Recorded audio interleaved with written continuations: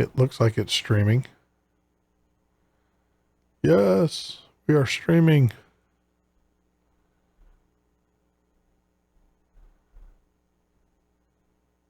Let me kick that back over.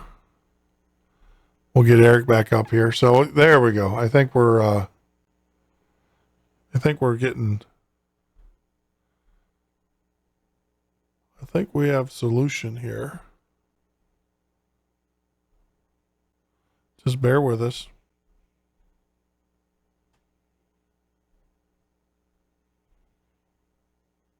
And I think it's doing so much better. We are back on YouTube. Let us know how we are sounding out there in the YouTube land. And then while we do that, I will try to bring Eric back on. And then we'll get this Zabala rolling. Yay. All right. There we go. Sounds good. Sounds good. I appreciate we're 5x5. All right. So we'll bring Eric back on and we will have a powwow with Mr. Eric. Eric, go ahead and get back on, man.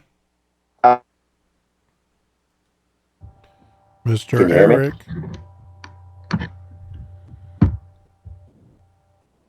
How's that? That sounds great. Okay. All right, guys. All right. Like I said, I'm not going to, I will call out what it is my laptop, my Dell laptop, which does the stream out to YouTube. I unplugged it from its power supply and all the noise went away. All the noise went away.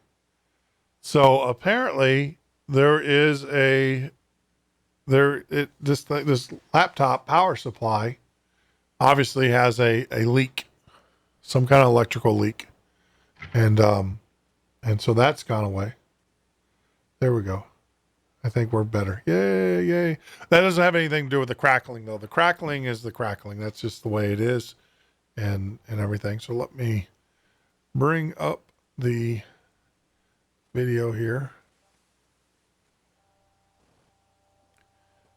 And we are working through as we were so rudely interrupted. Yeah, just in case it is the NSA, I always like to give them a little shout out. Yeah. Oh yeah, you got to thank them. If you ever need a drink, pick me up, just pick my ball. Suck on my chocolate salty balls. Put 'em in your mouth. See, and you wonder why you get banned. That's the. I won't tell you. I'm not gonna help YouTube. You know what I found out? I found out the rule. Yeah. What's the unofficial rule? Official rule? 30-second up to a 30-second clip. Well, 30 seconds. You get nailed. Up to a 30-second click, and as long as you use it as a critique or criticism. So we're using that as a criticism of the NSA. That's right. It's all in fun. It's all in fun. We're using that as a critique of the NSA and everything. So that's why, yeah. So we can do that. That's fun. That, I mean, my God, what right do they have to freaking spy on us? Well, you know, we talk about this as a business owner. They cost. I'm waiting for the class action lawsuit, and you know, there's enough evidence. I mean, I had enough evidence that when I first started my show, when I started back, like I said, I own the switches, I own the phone service that we get the phones from. And it's not like I lease it. So I'm at the switch level. So I have servers sitting in the same servers, sitting next to the same servers as AT&T, Verizon, and Sprint, and all those guys. And I'm watching an attack on my phone system where they're trying to get access to the switch. And you can see that clearly. And then so you trace it back, and it goes back to a company in Israel. Now, the company in Israel is a contractor for the NSA. So what happens, a lot of people don't realize this. The charters, I mean, the government's become pretty emboldened of late. But before, what they used to do is the way the laws are written is that the government can't spy on you, but that doesn't mean that the government can't hire another agency to spy on you. And so that's what they do. And this company has a long history. Well, I'm gonna drop a bombshell. This is inside baseball. This is probably going to get me in trouble, but I don't care. Because for those that don't know, I am in the telecommunications business. That's what I do for a living. I have patents in the business. I consult some of the major players. Used to, as of tonight, I used to consult some of the major players in telecom. And I'll tell you this, there's a company, when you have a cell phone, so you have Sprint, AT&T, all of those things, when you're using your Sprint cell phone, you're actually sometimes you might be using an AT&T tower or a Verizon. So they have what they call interconnect agreements. And so what the agreement is basically, hey, look, you allow us to use your tower. We're going to allow, and you're going to pay us a penny or a fraction of the cost to use that. Well, there's a company in Israel, and this company in Israel, their job is to take all of that interconnect data from all these cell phone companies in the United States, and then they figure out what company owns who or owes who, and then it's basically it's basically a wash at the end of the month, because AT&T, you use 10 million minutes or whatever it is, Sprint, you use 10 million minutes, so we're going to call it even. But there's a company in Israel that takes all of that data of all the phone calls, where they're placed, where they go, everything, and they combine that together. Well, let me say this. They have all the metadata, because they have even more so. They have all the billing information. They know whose phone it is, where the phone is. So this company in Israel has been the single source for all of the cellular data. Now, we complain in the States about collecting metadata. Jeff called this number, right? We don't know what he talked about and everything. So the metadata, this company and everything, they have the option. Not only do they reconcile all of the transactions, but they also have the ability to listen in on the conversation, because their switching software that they use sits there. And it's kind of like what I told you about Skype. With Skype, when you get the double echo on Skype, that means that another channel's been opened up. And that came from Skype. That actually came from a Skype tech support guy saying that it's another channel. Sometimes they say they use it as a quality to monitor the quality of the connection. There's a thing called jitter in the phone business. I don't want to get too technical, but it's called jitter. So they open up the channel to measure jitter. Same with cell phone companies, stuff like that. So, like I said, long before the NSA was doing metadata, there was a company in Israel that's all they do. And now they've progressed into they offer other services to government agencies, in which they do hacking. They do not only hacking, a big one is trolls. When we put out information, we're going to drop a bomb on the show tonight, I'm sure. When we put that information out there, the trolls are going to be coming out. And you got to understand, there are two types of trolls. They're the ones of the kids, there's the basement dwellers that have nothing to do in their life, sit, eat pizza, drink Mountain Dew or whatever it is, and write things, and they get a kick out of it, and they all joke around with their buddies. And then there's the government trolls. There's actual misinformation agents that are paid for by the United States government, different governments, and they put misinformation out there. And that works for about 90% of the population. They oh yeah, they believe that. I've always said, if there's anything that's said about me, come and ask me. I will set you straight. I've done some pretty shitty things in my life, and I learned from it, and I grew. It's part of my ministry, part of my testimony, and I'll be the first one to tell you, yeah, I did this or did that. I'm not proud of it and stuff, but if it didn't come from me, don't believe it. And that's just the way it should be. But yeah, the trolls, when you're in this business, that's the other thing too. When you're in this business, you got to have a real thick skin, because they say some horrible things about you. And then when they find out that it's not affecting you, then they go after your kids, and then they go after your family members and stuff. So it's, and that's what pisses me off, is when they start going after innocent people. I made the choice to be a public figure and stuff. So, all right, I'm off my high horse. I'm off my soapbox there. Yeah, I wanna. they're going to freaking start. Nope, went away. Yeah. Then it says there's a new lawsuit against troll on your cell phone and media from credit card. These are some interesting documents here. And What was it? Jeff will be calling. What was that? Document. You're actually breaking up, Eric. Gosh, and I know it's not me because I have a fiber optic line that runs here to the studio. What was that? Buddy of mine, Jeff Lehman, he just, let me bring it back up, and he'll be calling in at some point.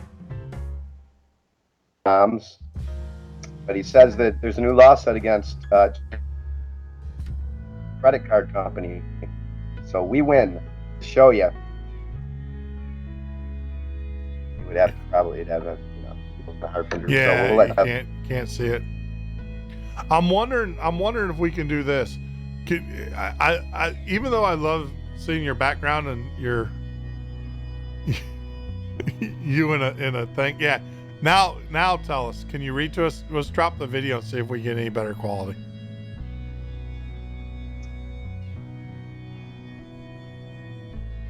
Yes. Yeah, see, you're breaking up pretty bad, my friend. All right. Something here. Maybe I should drop off and call back in. What do you think? No, see, now you're perfect. I Now am? you're perfect. Yep, the audio sounds great.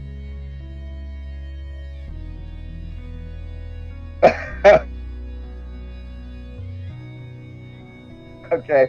He'll be calling in. He sent me something. There's new.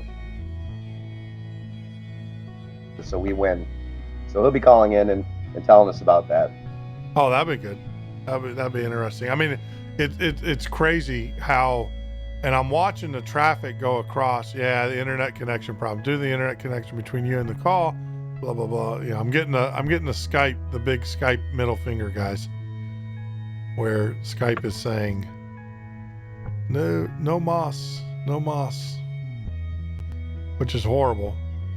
So Salty Ball song again. Yeah. Make me do it. I'll do it. And this is why people loved. And you just gave them. And speaking of Israel, ISIS never seems to make their way to Israel. Yeah, imagine that. You know, yeah. Israel's like the big limits. Satan, right? And ISIS never shows its face in Israel. Nothing strange about that.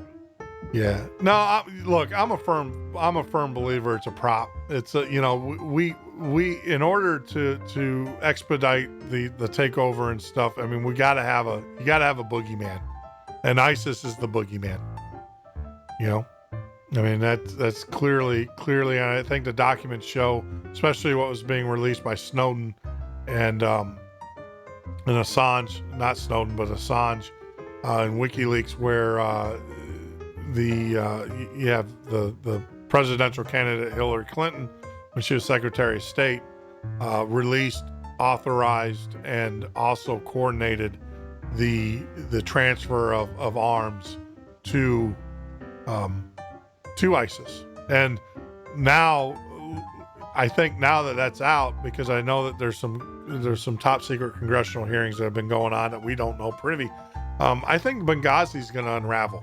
I really do. I really, a lot of people don't realize, those that are in the know have a hunch that there's a reason why the ambassador was there where he was, and it had everything to do with the transfer of weapons and technologies over to ISIS. And that's how ISIS knew that he was there, or Al-Qaeda knew that he was there at that location, because he was there to actually broker the arms deal. And I think you're going to see that come out now. Now that they have the emails. I mean, the government hides a lot of stuff, but now that it's in the email, they're going to have to answer for it. Why are we negotiating? Why are we giving these known terrorist organizations these weapons? And by the way, who brokered them? It just happened to be a dead ambassador in a small Egyptian town called Benghazi, right? Or Libyan town called Benghazi. So. Curious next, and how El Chapo got a hold of all these weapons too. Yeah. Kill the background music. Hold on. Yeah, it's. I kind of liked it in the background. Did you? It was peaceful, wasn't it? Yeah, let me drop all this stuff. Yeah, I'm not running anything through the board anymore. So so we'll just talk. This is just you and I. Mood music. There you go. Yeah, it's setting the mood. So oh my goodness. Oh my goodness. Yeah, I got the next round of funding here for the Midnight Ocean. There's a couple pieces of equipment that we will be purchasing that will eliminate a lot of those faux pas. But it takes a while. It takes a while. So we talked about censorship. We talked about a little bit about Benghazi. We talked about before we bring on some other guests, I did want to talk to you. What is your relationship? This is going to be a hard one. What is your relationship with what was going on in Oregon, my friend, and the BLM? Please explain that to me, and because we got a lot of new listeners. How are you involved in all of that, and what is your ongoing relationship? I heard this rumor you got fired. It's the first time I've ever not got paid for firing. I was helping out. Yeah. Let's do this. Eric, this is important stuff that we're talking about, and the government, I will have to say, this is crazy that we're having these internet problems. Let's kick you over to the call-in line. They can't mess with that. They can try, but they can't. Do you happen to have that number? Do you know that number? I'll write it down right now.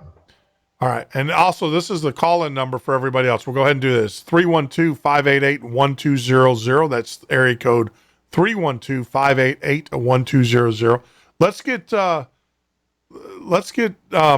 guys, I asked that we allow Eric to answer a few more questions and stuff, and then we'll open it up for you guys to ask Eric some questions and talk to him and everything. But give me about 10, 20 minutes, because I think it's very important, especially for our new listeners, those that don't know Eric and stuff.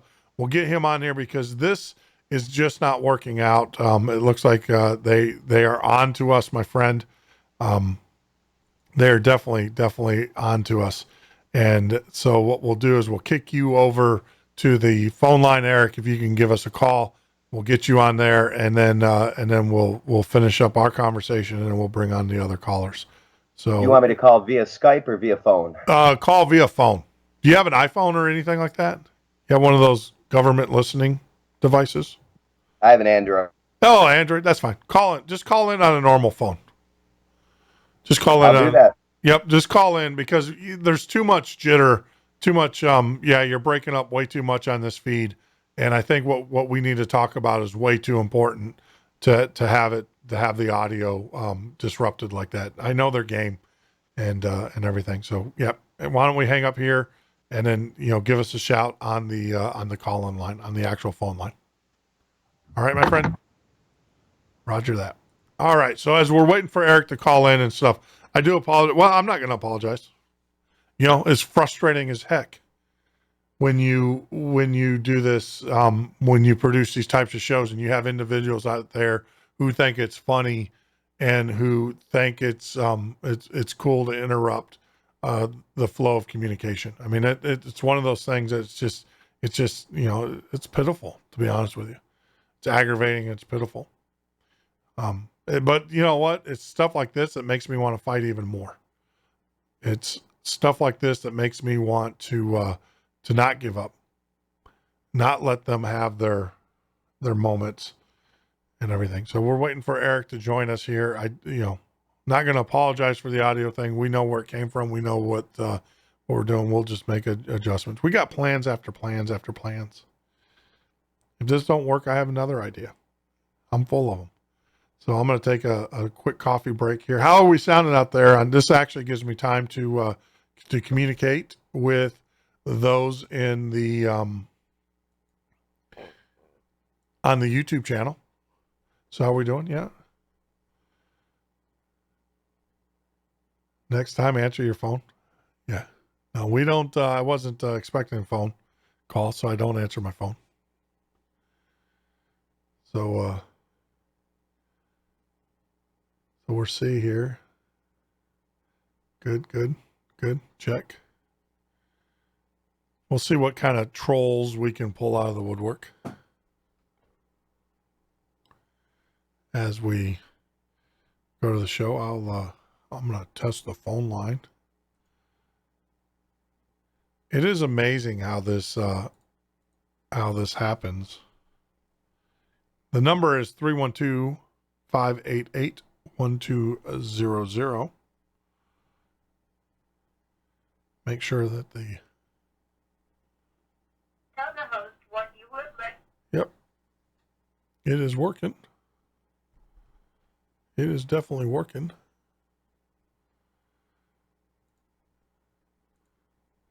There we go.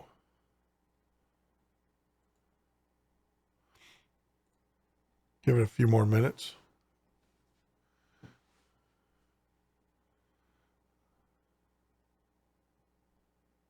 So that is hopefully we can get Eric back here. But on the other note, you know, I'll tell you some stories here. When I had my other podcast and we would get these types of controversial shows into the other podcasts, we literally would see denial of service attacks. And that's what happens. So what happens, so you guys know how this works. Everybody who has a connection to the internet has an IP address.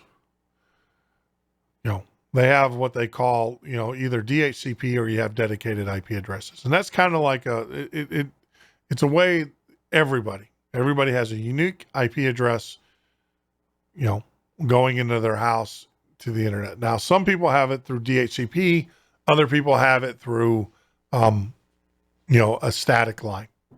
And so what happens is what a denial of service attack is so basically you have X amount of bandwidth, right? You pay for that bandwidth. So what they do is to attack you is that they'll eat up your bandwidth. They'll issue a bunch of commands that eat up your bandwidth. And what that does is it creates these latencies or these lags. Because think about it, you only have so much bandwidth, and if so much of it is being chewed up by other things, that will chew it up. And so that's what a denial of service attack is. It's really easy to do a denial of service attack, especially against an individual at their house. If they don't have a firewall, if they don't have a Barracuda, or if they don't, you know, some kind of device that handles that, detects it and stuff. Most computers don't have those. Most routers, you would think that your service provider would provide that. They don't. They don't provide that level of service. They don't know the difference between the traffic. Now, I will tell you this: if there is a traffic upstream to their servers that was doing it, they would definitely stop it. But to us and everything, they can care less. So what happens, and it's very easy to do, and as you just saw it there firsthand, and everything. So that's how that goes. That's how that works. Yes, Eric, where are you? Yep, we're waiting. Yeah, so what if you use a VPN? The VPNs, actually, we do use VPN. I use it in my business. The problem with the VPN, to answer the Underground Resistance Network, what happens even with a VPN, it looks like someone's calling in now, is that the VPN is still connected through an IP address. You know, you have the front end of the VPN, which is connected. And what happens is, and here we go, we got Eric now. So what happens is that even though you're on a VPN, you still have a tunnel or an IP address that's publicly accessible to the outside world, and they'll just attack that. Now, you need a switch, or you need a firewall, or you need a device that detects that, and what it will do is it will actually block, because all traffic comes in through an IP as well, or is initiated. So our computers know, like when you call our phone system, I know everything that comes in. Right, Eric? Are you there? I am here. Yeah, that's so much better, my friend. They can't screw with us now. We own them. My mom always said I had a face for radio anyway. You had a face for radio anyways. I do too. Good old mom. Yeah, I do too. So I'm the same way. My big problem is that when I'm on this is so much better and they can't mess with us here. But like I said, I have 6 screens running at the same time. So I'm looking like I'm on drugs and I'm looking everywhere, but I'm actually looking at different screens and everything. But I got a nice little No, I picture. get it. I used to have 3 running myself when I did the show. Yeah. So I get it. So much better. The audio here is so much better. You guys agree out there? Yeah. So there we go. And they can't screw with us. They start messing. Well, they are the government. Let's tempt them a little bit. But now you're getting into felonies when you start messing with telecommunication line. There's some pretty strict laws there. Internet's wide open, but you're on a phone line. So before we were going back, go back and tell me what you got a feed from a friend. What was that talking about trolls? Oh yeah, well that's now. Are you able to take multiple? Oh, I can. While I'm on here. Yeah, I can take up to 20 calls. Yeah, when Jeff's gonna drop a bomb. Jeff Lehman, good friend and a fellow sentinel on the station, and he's going to tell us a little bit about that because his typing wasn't super clear, but something about lawsuits coming against people being able to do what they're doing to us right now. Oh, awesome. I can't wait to hear that. Yeah. So if Jeff, actually, let me kick this over. I'm going to put this on our YouTube page. If you guys want to join in, feel free to. Look at there.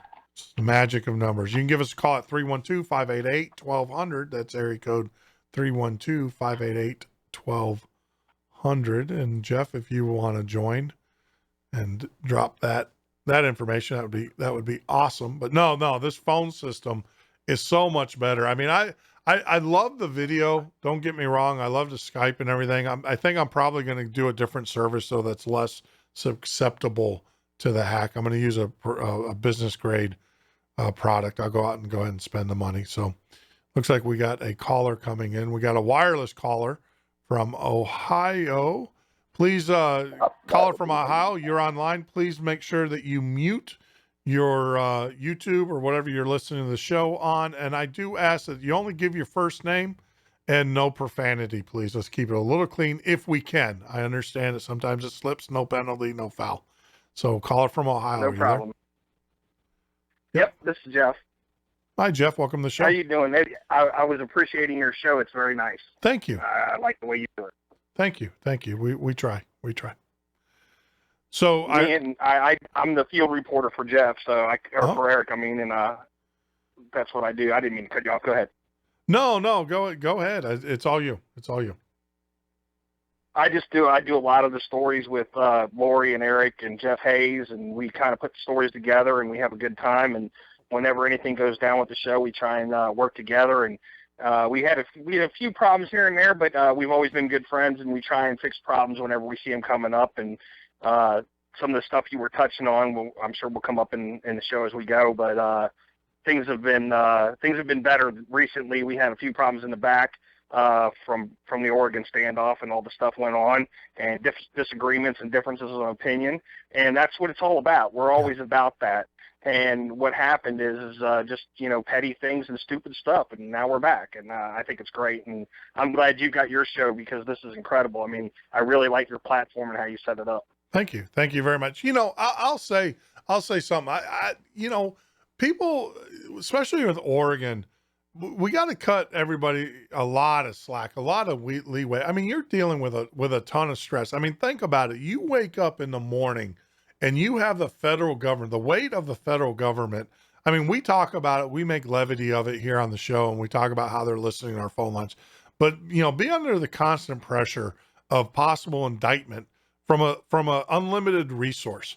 I mean, these guys, it's like my attorney told me a long time ago. It's like, Jeff, everybody, if you're in the eyes of the government, the eyes of Cyrus, go back to some of the old books, but if you're in the eyes of Cyrus or the eyes of the government and stuff, they can put a weight and a pressure on you that will destroy you. And most good people do get destroyed. So when I hear about infighting amongst especially the freedom movement and everything, I just count that off as government psychology. You know, they're it's part of the weapon. It's part of the pressure that they deploy and everything. They get you. It's amazing. I mean, it's utterly amazing. So, but people need to realize that innocent people who are just trying to expose the truth and what's out there, they're caught in the crosshairs. I mean, I've heard family members, I've heard spouses, I've heard children have been approached at schools and been pulled out of schools and out of class, I mean, and questioned by federal authorities. And it's just, it's gut wrenching to know that our government participates in those tactics, On that note too, my question always was, why didn't the Oregon governors, Kate Brown, there's something called Title 32 in the United States Code. Why didn't she call the National Guard to assist the local police in response to what happened at the Malheur Refuge? Probably because Kate Brown was appointed to her position, not elected by the people of her state, as was the sheriff also. So that's part of it. Yeah. I mean, I like to break it down to this thing is, especially in business, I learned a long time ago, he who has the money makes all the rules. So when you're beholden to a huge economic powerhouse as a federal, a lot of Americans don't realize well, they do, you pay the taxes, but less than 9% of the money that you pay in taxes actually comes back to the state. And you hear all the times where the states are threatened. If you don't do this, we're going to cut your funding. I mean, look at the legislature in North Carolina, where the federal government's telling them that they're no longer going to fund their universities or give funding to their universities because they don't want to put in transgender bathrooms and stuff like that. I mean, that happens all the time. So yeah, I mean, it's,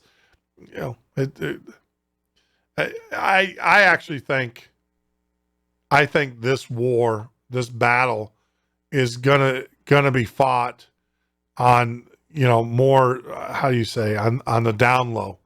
I don't think you're going to be able to get in one-on-one conflict with them. You're just going to, we're going to have to win the hearts and minds.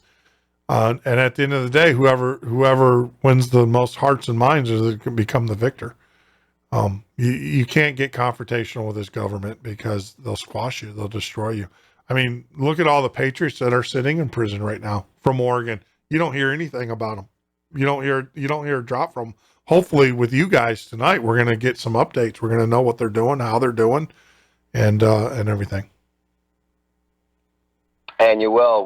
What we're trying to do right now is separate the wheat from the chaff and figure out who the real patriots are and who the ones that went there to just cause problems are. There was a huge mismatch of people there. You had people that really had nothing whatsoever in common with each other, uniting. And I think that was a big problem too. These people would not be hanging out otherwise if not for this cause. And that's where we're having trouble right now. And the Patriot community really divided right now because we're just trying to figure out who the good guys are and who the bad guys are. Now we've witnessed some stolen valor from one of the personal bodyguards to the Bundys, named Buddha, who's also turning state's evidence and going to go ahead and testify against the Patriots. We've also had 10 of these guys take pleas already. So by them taking pleas, and this is my opinion, my take on it, but I have talked to several lawyers about it, by 10 of them already taking guilty pleas and admitting that they've committed multiple felonies, they have pretty much thrown anybody who's going to try to take this to trial straight up under the bus. Because the prosecution is already, the burden of proof's already been proven because these guys have already, so if these lower level guys are admitting to these felonies, how can these other guys be innocent now? So it's kind of a catch-22, and it's really sad that it's going down that way. But as we're uncovering more facts about this case, now we're finding out that there was explosives there, and we're trying to figure out, okay, are they just saying that as propaganda, or is there really somebody who brought explosives in there? Well, if you dig deep enough, this Blaine Cooper character, he is a character. He's got a rap sheet longer than my whole body, and it's well known that he wanted an armed revolution.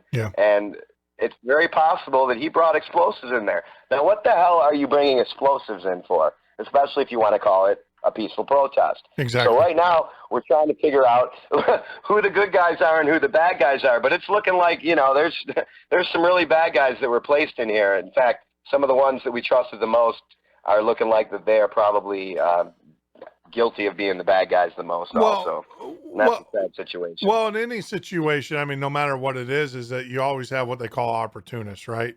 Yeah, people with the agenda. Right. I mean, let's look at Ferguson. Let's look at some of the places. You had people that were there that were protesting the government, protesting the brutality on, with the police force and stuff, that were doing it peacefully. Then you had the anarchists that come in from out of state, the opportunists that would come in from out of state, and they would, they did a lot of the civil disobedience that was going on because they don't live in that community. They don't have to deal with the aftermath. To them, it's just one big party. I mean, I saw it in Chicago. We would have, when the trade organizations were there in Chicago, I'm anti, New World Order trade. But you saw a lot of anarchists, people that weren't, that's what they do. And it's amazing because none of them have jobs. None of them get up and work 9 to 5 and do anything. And they're all carrying like Apple MacBooks. And, and I'm sitting there going, it's like, what? How does that work? You noticed that, huh? No, yeah, they're all blogging on their Apple Macs, the most expensive laptop there is. And it's just, look, and like I said, and I look at it this way, the government uses those individuals to say, see, these people are radical. These people are crazy. These people are they. And you're absolutely right. You have to, especially now in this time, you have to be very careful on who you associate with. I'm a firm believer, God, if you did jail time and you did your time, I'm all for it and stuff. But if you're carrying a firearm, and I've seen it a lot, especially in the truth movement, where individuals who are convicted felons, are carrying a firearm. I'm not down with that. Do I agree with the laws? I don't know. That's a different topic for a different day. But my thing is that if you're a felon or you're breaking the law, and then you're going and you're breaking the law again, especially with a firearm, I got to question your number one, I got to question your intelligence. And number two, I don't want to be around you. You're dangerous. And like I said, the whole idea with a felon and a firearm deal, that's a different topic. I mean, we can argue that all day long, but it sounds like a lot of these individuals, a lot of these actors, like you said, they had rap sheets a mile long. What the heck are they even doing there? Right. Well, and Eric, I got a little bit to throw in on that too. I know you do, Jeff. Go for it. Go, Jeff. One of the things that we don't really realize is that our government puts out crisis acting. I'm getting a whole lot of piano music. You're getting a whole lot of what? Piano music. Oh, once again, I'm just gonna shut this down.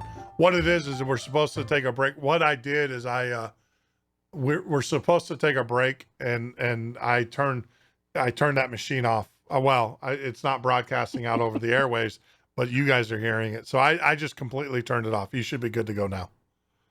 I'm good now. Thanks. All right. Yep. What I was going to say is we found this company called, I found it, I was doing some research and came across this company in the UK, and it's called crisiscast.com. Yep. And if you go look at CrisisCast, it lays out up to 400 actors that can be called at any time. Well, if you can get 400 actors to show up and literally produce with movie studio quality, with psychologists on hand to vet the actors and make them do what they want them to do. Yeah. To put earpieces in them, control and handle, they call them wranglers, wrangle and handle up to 12 people at a time per handler, and produce this, then you can create any situation you want. And so if you need patriots to go down to the Patriot movement, and we had a ton of patriots calling us, talking to us on our show. We had the Ohio Militia on our show. We had plenty of stuff to put out there. And when it came time for a call to arms, everybody stood down because they didn't believe what they were seeing. And what they were seeing was partially the truth and partially made up acting. Yeah. And we saw it, and we were all freaked out by it. Everybody started getting tripped out by it and didn't understand what was going on, because at the time, crisis actor was still something that was coming about in your head. You had heard about it. You had seen calls out for it. But how far does it go? I mean, when you really read the crisis actor page, it says in the crisis actor page, we can infiltrate governments, media, we can infiltrate police, we can infiltrate any sectors and be a part of it and be like, it's almost like the third party that has zero deniability, zero credibility, but zero deniability. You can give him any position and say, this guy's a captain and he's an actor. Yeah. And so this is the thing that worries me about stuff like this, because what happens when you put people into play that aren't really supposed to be there, that went to lie, went to create a situation? Yep. We don't know. This is the problem that we have as a group. We don't know. Yeah. Yeah. Well, I mean, and do you have, so our listeners, can you go out to YouTube or go out and actually put that website on? Because one of the things I want to make sure that we're doing here is that when we make a statement like, hey, there's this, that we post that out there so people can go out there and see. I mean, I believe you 100% because I mean, I've seen it firsthand. I know people that work in law enforcement who at the federal level, I know people that work at different levels, and their sole job is undercover work. And it's amazing. These are people that I've known for years. I've known know them for very intimately. And I can tell you that they're very good at what they do. They can become, a stripper. They can become a biker. They can become and it's amazing their ability to morph into this individual. It's it's not as hard. They can do drugs. If you're doing drugs in the scene, they can do drugs to fit in. There is no limit now. They have been cleared by every court in the nation now to be able to infiltrate you and be a part of it. And I mean, it was mind-blowing to me, some of the stuff that I saw that was exactly like what you're saying, where they infiltrated places and then admitted to having sex with hookers, drugs, everything under the sun, and you're going like, wow, we pay people to go infiltrate and do stuff, but they're just as bad as the people that are doing the stuff. Yeah, because they're instigated. That's the problem too that I have is that they instigate. A lot of times they catch people, and when you got people that are under an emotional state or any kind of emotional trauma and stuff, they're pliable. People are pliable, and in that regard, and they can say, hey, I think we need to bomb them. And someone says yes, and then boom, you're automatically hooked because you agreed. At the time of the matter, you agreed with them, and now they got you. And it's just, that's what I said is that we're not gonna win this fight on a front to front because they're gonna manipulate us, they're gonna divide us. There's whole units. There's not a company, but out of England called the Trans Stock Institute. They do a lot of the social media stuff. They do a lot of the social organizational stuff. And I mean, these guys come out of the Nazis and they know exactly what you're thinking before you're thinking it, and they know how to manipulate you. So my thing is that, you almost got to get like a small group, it seems, and I don't want to use the playbook of a terrorist organization, but it sounds like that's the playbook, is you need to find 5 or 6 people that you truly trust, that you can put your life, your hands of your life, your family in, and then you need to go with them. And then when it hits the fan, unfortunately you just need to take care of each other. I stay away from these mass groups. I mean, do I support what was going on, with the Bundy Ranch in Oregon and everything? Oregon, I didn't know enough about. Bundy Ranch, I did know enough about because I educated myself on that one. The Oregon standoff, I didn't know enough about. There was some conflicting stories, and everything. So I kind of stayed out of it. But one of the things I will tell you this is, I don't want to be in a group of a bunch of patriots, not with this government, not with this, not with this drone flying president. I mean, they can, and if it hits the fan, it's only a matter of time, right? Before, a group of patriots get together and next thing you know, they're smoked like Al Qaeda is over with a drone, And I know a lot of my listeners are hearing a side of me that they've never heard before, but that's why it's only a matter of time. Who would ever think that we would be blowing up terrorists with drones, 5 years ago? Well, even besides the terrorists, look what they did to the guy in Orlando, or well, not Orlando. You know what? There's so many freaking false flag shootings. Yeah. Now it's Yeah. tough to keep track of them all, but they took out the shooter that was in that took out the cops. Well, what city was that in? He shot a bunch of cops, and he was hiding In Dallas. in Dallas. Dallas. That was it. Yeah. In Dallas, he was hiding in a parking garage, and they smoked him with a drone, and nobody said a word. Yeah. And they used a drone. Yeah.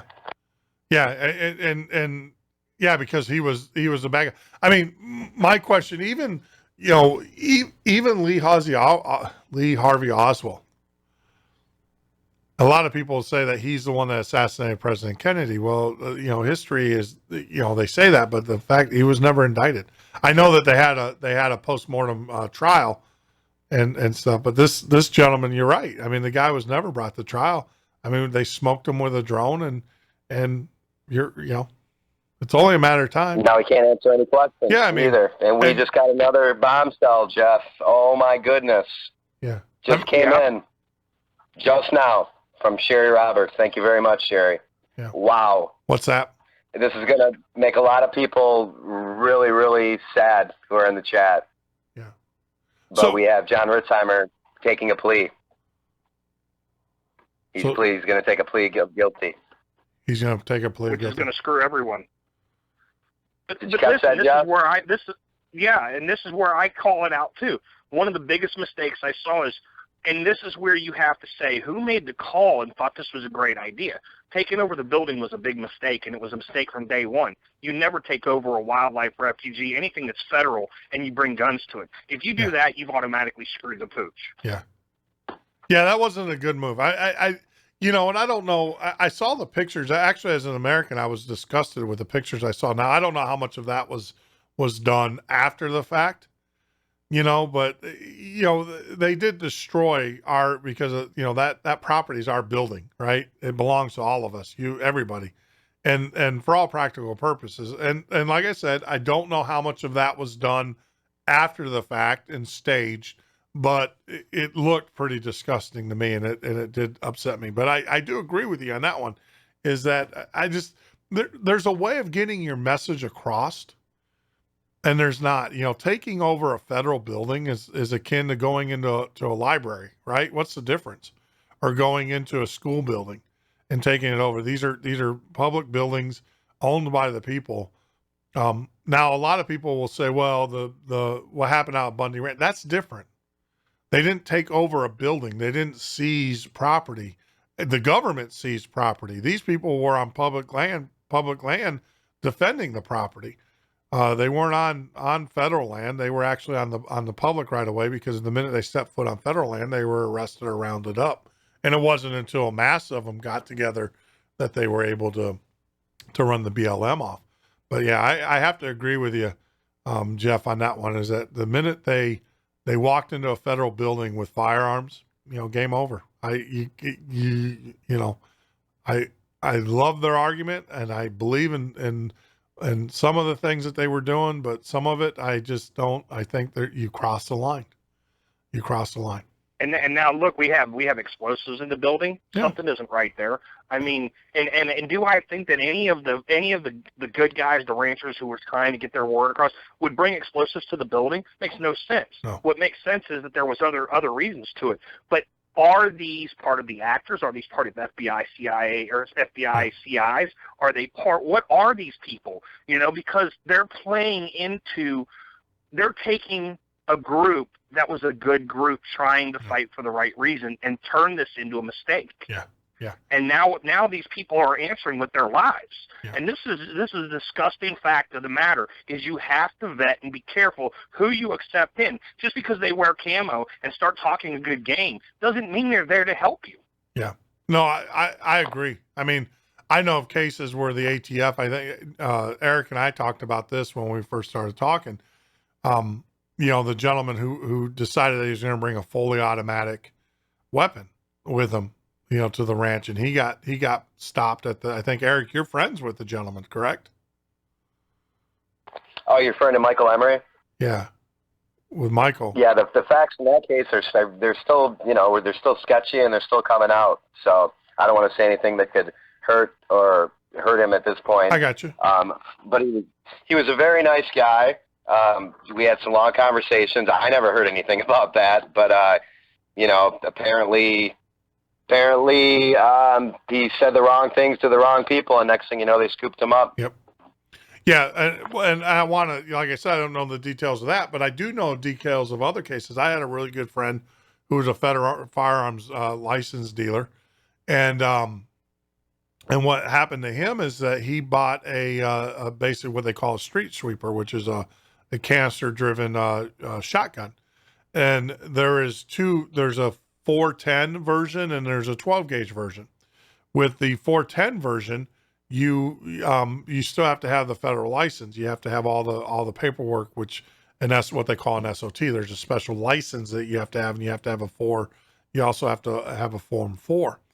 But there were some, and I can tell you this, when you call the ATF, you don't ever get a straight answer. As a firearms dealer or whatever, you can call them and ask them, and you really, really need to seek out the advice of an attorney, because some of the ATF people just don't know, and they'll give you wrong advice. So what happened with this gentleman is that he got a 410 version thinking that it was okay to have, because the 12 gauge, you definitely have to have what they call an SOT license, and you definitely have to have a Form 4 for that one. And so he received this. We'll come to find out it was from an undercover ATF agent. They will go in the shop. So the undercover ATF sold this to him, knowing that it was illegal to sell, right? They sold it to him. This guy, and I believe him because I know him well enough to know that he, when he looked at the law and when he interpreted the law, he thought that he was in the right and everything. And so he didn't think he committed a felony in essence. And then, once they dogged him, once they got him, they went back to him, and immediately what they said is, look, we're looking at doing a bigger gun sting here. And we want to go after your distributor. There's a distributor that they specifically wanted to nail. And this is a big, big distributor. I know the distributor very well. And there were some shady things going on out there or not. I don't know the whole story behind that. So the distributor, they said, we want you to help us with the distributor. And my buddy was like, no, I'm not going to do it. I'm not going to be part of that. And he ended up spending 5 years, 5 years. In prison for this charge. I mean, they threw the book at him. And if he would have played ball with them, they probably would have let him go, and he would have lost the FFL. They would have let him go, but he would have 5 years of his life back. But, to tell you what kind of guy he is, he was like, no, I'm not going to do that. I'm not going to help you, in your case. And they do that. The ATF is notorious for doing that. Hold on 1 second, guys. I have to, unfortunately, plug my power cable back in, so it might introduce some noise back into the thing. But my laptop, which feeds our YouTube page, is barking at me that it needs to be plugged in.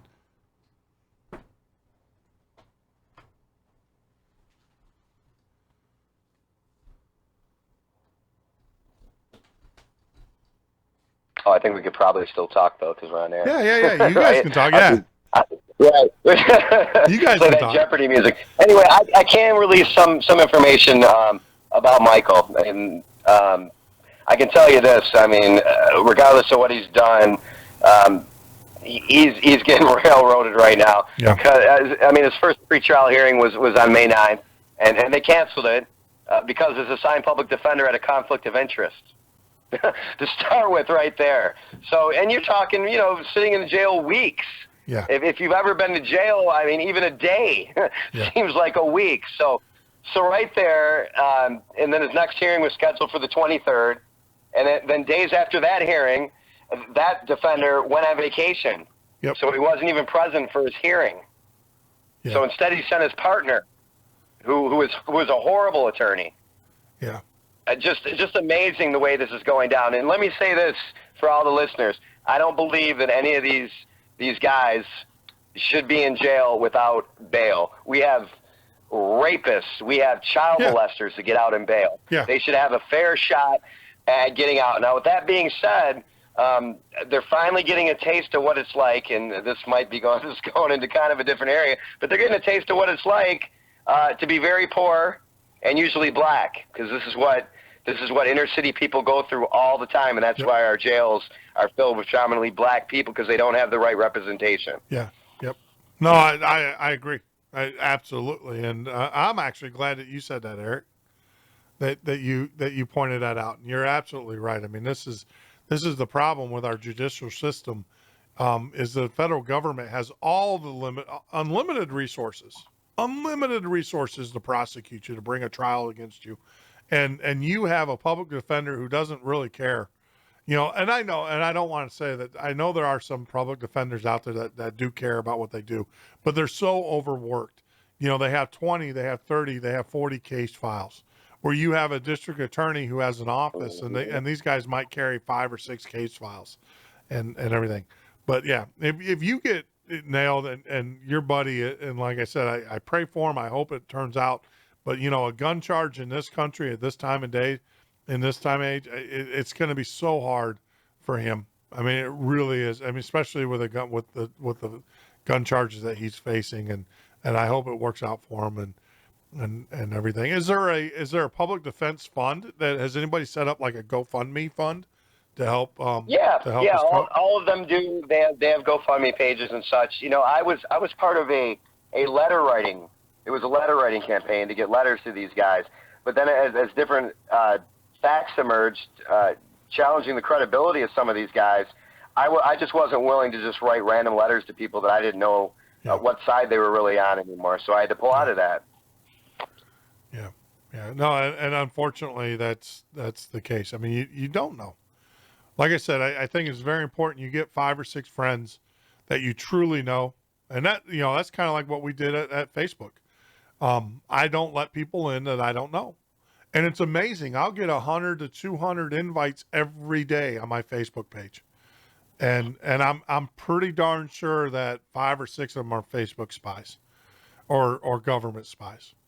And I just we've uncovered them a dozen times. Yeah, I just deny them. It's like, if I don't know you, you're not getting in. I have to, everybody that's a friend in my Facebook page is truly a friend, is someone that I would consider a friend, that I would give. My litmus test is, would I give you the keys to my house?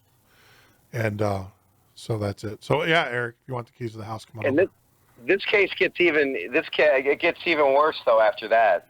There's more to this, because then he had another pretrial release hearing. It was scheduled for July 11th, and just before that hearing, it got postponed again to July 15th.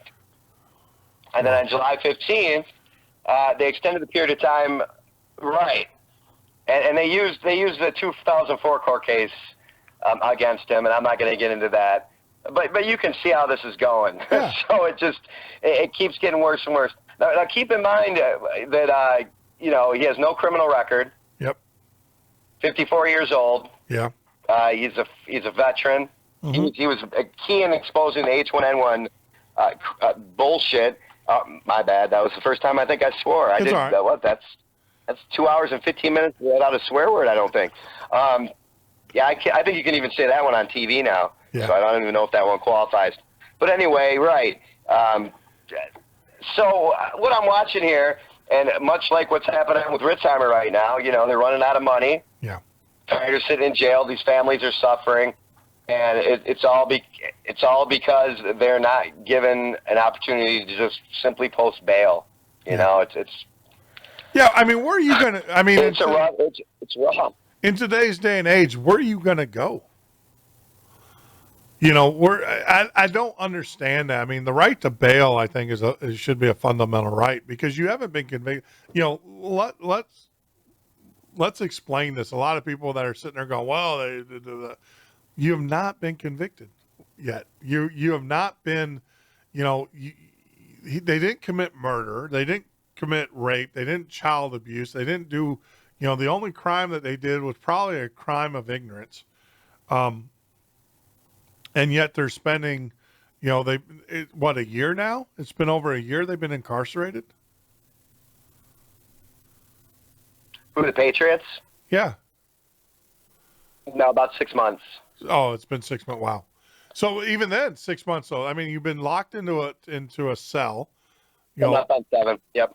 yeah, with people that want to hurt you. I mean, jail is not a pretty place. Period. And I don't care who you think you are. It's my understanding you can be the biggest, baddest badass, and there's always going to be 2 or 3 others in there that are bigger than you. And, jail is not this the psychological drain that it must be playing on these guys is just phenomenal. I pray for them. I mean, I really do. And all my listeners, I ask that you guys pray for them. But more importantly, I think that we, this is something that we can do. We can write the public defender's office and complain about the fact that, the fact that his trial has been delayed. How many times so far? I think I counted 5 because of the public defender not showing up or not showing interest in this case. They're pushing due process too. Yeah. Right, and let's not forget these were victimless crimes. On top of it all. Yeah, these are. This is trespassing, for the most part. Well, like I said, you're the one guy they're going to get him for the gun, and whenever gun's involved, it's never a good deal. I mean, it's just never, it's never a good deal because the DA is always going to argue the fact that because you got these left-leaning idiots out there who are they hear gun and they took a gun off the street and they're automatically going, oh, that's good. Even the shootings, that happened in Louisiana and the other one that happened up in Missouri or wherever, both those guys had license to carry guns. And they, they still played it up as, well, they had guns. Well, of course they had guns. They had license to carry. I'm not going to give a carry license and not carry my gun, So I don't know. It's just, oh, man. The fact that you have to register and get a carry license to carry a gun that was already part of the Constitution, and the fact is free carry should be open, and the fact that they have your number, that the feds can know exactly who you are, where you are, and as soon as you get that permit, you're put on the watch list, and as soon as you get that watch list, as soon as a cop pulls you over, they know what's going on. Yeah. So you put a marker on yourself for something that was already a right. Yeah. You're absolutely right. I mean, yes, you are in their database. The other thing too is you also got to be very careful when you read, when you go out and apply for your concealed carry license in your state. It depends on your state. You are actually giving up some of your rights, and if you read that, you're agreeing to that. Where before you have the constitutional right to carry, you could always make that argument. Look, I have the constitutional right to carry. It's kind of like a driver's license. When you get a driver's license, you're going to agree to certain things, and you're giving up your, whenever you go to the government and you ask their permission, you're giving up your right to whatever you're asking them to give you permission for. I mean, I agree with you. I'm a firm believer that if I want to open carry, I should be able to open carry. I do get frustrated though when you have these guys, and I've got a real good friend, and Mac is on here and stuff. When you see these guys, it's one thing to make awareness and stuff, and maybe I'm wrong here, and I'm gonna get blasted, but I do get frustrated with the guys that are taking high powered, like the ARs. ARs not high powered, but taking an AR and stuff and walking down the street with it. I understand your desire to protect yourself, but you'd be better served with a handgun at that, at that point. I know it's a statement, and you have the right to do it, and I'm not gonna, diminish that right. Don't get me there, but I wish, if you wanna open carry and stuff, a handgun, just from a practical standpoint, a handgun is actually more practical than a rifle, because you got to account for every round. I mean, let's just put it in a practical sense. If you're carrying a rifle and someone is stupid enough to attack you or to come after you, and you do fire that weapon, I mean, that round is going to go many, miles past your target if you miss, where a handgun is just more practical in that regard. So that's one of the issues I have. It's just, it's overkill. So it's just, one of the things with that you really have to look at is look at some of these foreign countries. I mean, nobody, it's a shock factor that somebody's carrying around an AR out in the street. The problem that you have is you go to any of these foreign countries, and I mean, they backswing them while they're riding motorcycles down the middle of the street. It's crazy. So when you look at it, what most of these guys are doing is trying to show that the right is there and the shock factor is there. But the problem is go somewhere else and see how bad it is. I went down to Peru to look at a gold mine, and he called me flipping like, dude, there's guns everywhere. Everywhere they walk is guns. And the taxi cab in front of him got shot up. You know, like in the middle of the day.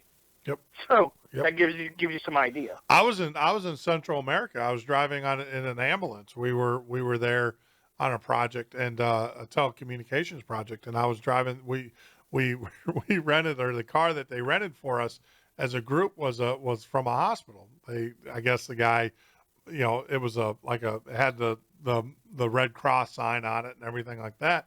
And we're driving through Central America, and we got pulled over, and the guys are standing on top of the actual van, and he's pointing his guns down in the van and stuff. I mean, you talk about being scared.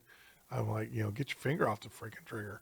I mean, he didn't have trigger control. So it was just one of those things where you're absolutely right. I mean, you go to any other country, and I understand that part of that is the billboard, right? Hey, look at me, and, you know, come and ask me a question, and I'll educate you. I know Mac is very good at doing that. You know, when people approach him, Mac, and I'll give his name out because he's got a show, but he does a show. And if you go and Google on YouTube, AR-15 Mac and stuff, I don't want to give his last name out, but you'll see he had a very well-known case where he was arrested carrying an AR in Vancouver, and took that all the way through trial. He lost, I believe, in the first trial, but then he won in the appellate. When the emotions and all that stuff was taken out of the picture and the actual law was applied to the case, he actually won. He won it, and now he's suing the state or the city of Vancouver and everything. And I know Mac well enough to know that he had no intention of intimidating or scaring anybody. What it was a, hey, look, this is your right. You have the right to do this, and you should do it. But I guess that's what you get, though, when you remove education from the school system. I don't know how old, Eric, I don't know how old you are, Jeff, I don't know how old you are, but you know, we had hunter safety. We knew what what constitutional rights were. That was taught to us. So we didn't need to have these displays. I mean, I remember you used to take your guns to school for hunter safety. Well, we had BB gun. We had competitions in the gym. They let us bring our BB guns and stuff in as kids, and we did. I won second in state on one of the national shooting competitions for the BB gun. Yeah. See, so yeah, it's just, I don't know. Well, you know, let's get back to our to kids, though. You know. Well, yeah, they don't, and the problem is they look at you now. Especially, I know I saw someone talk about Common Core.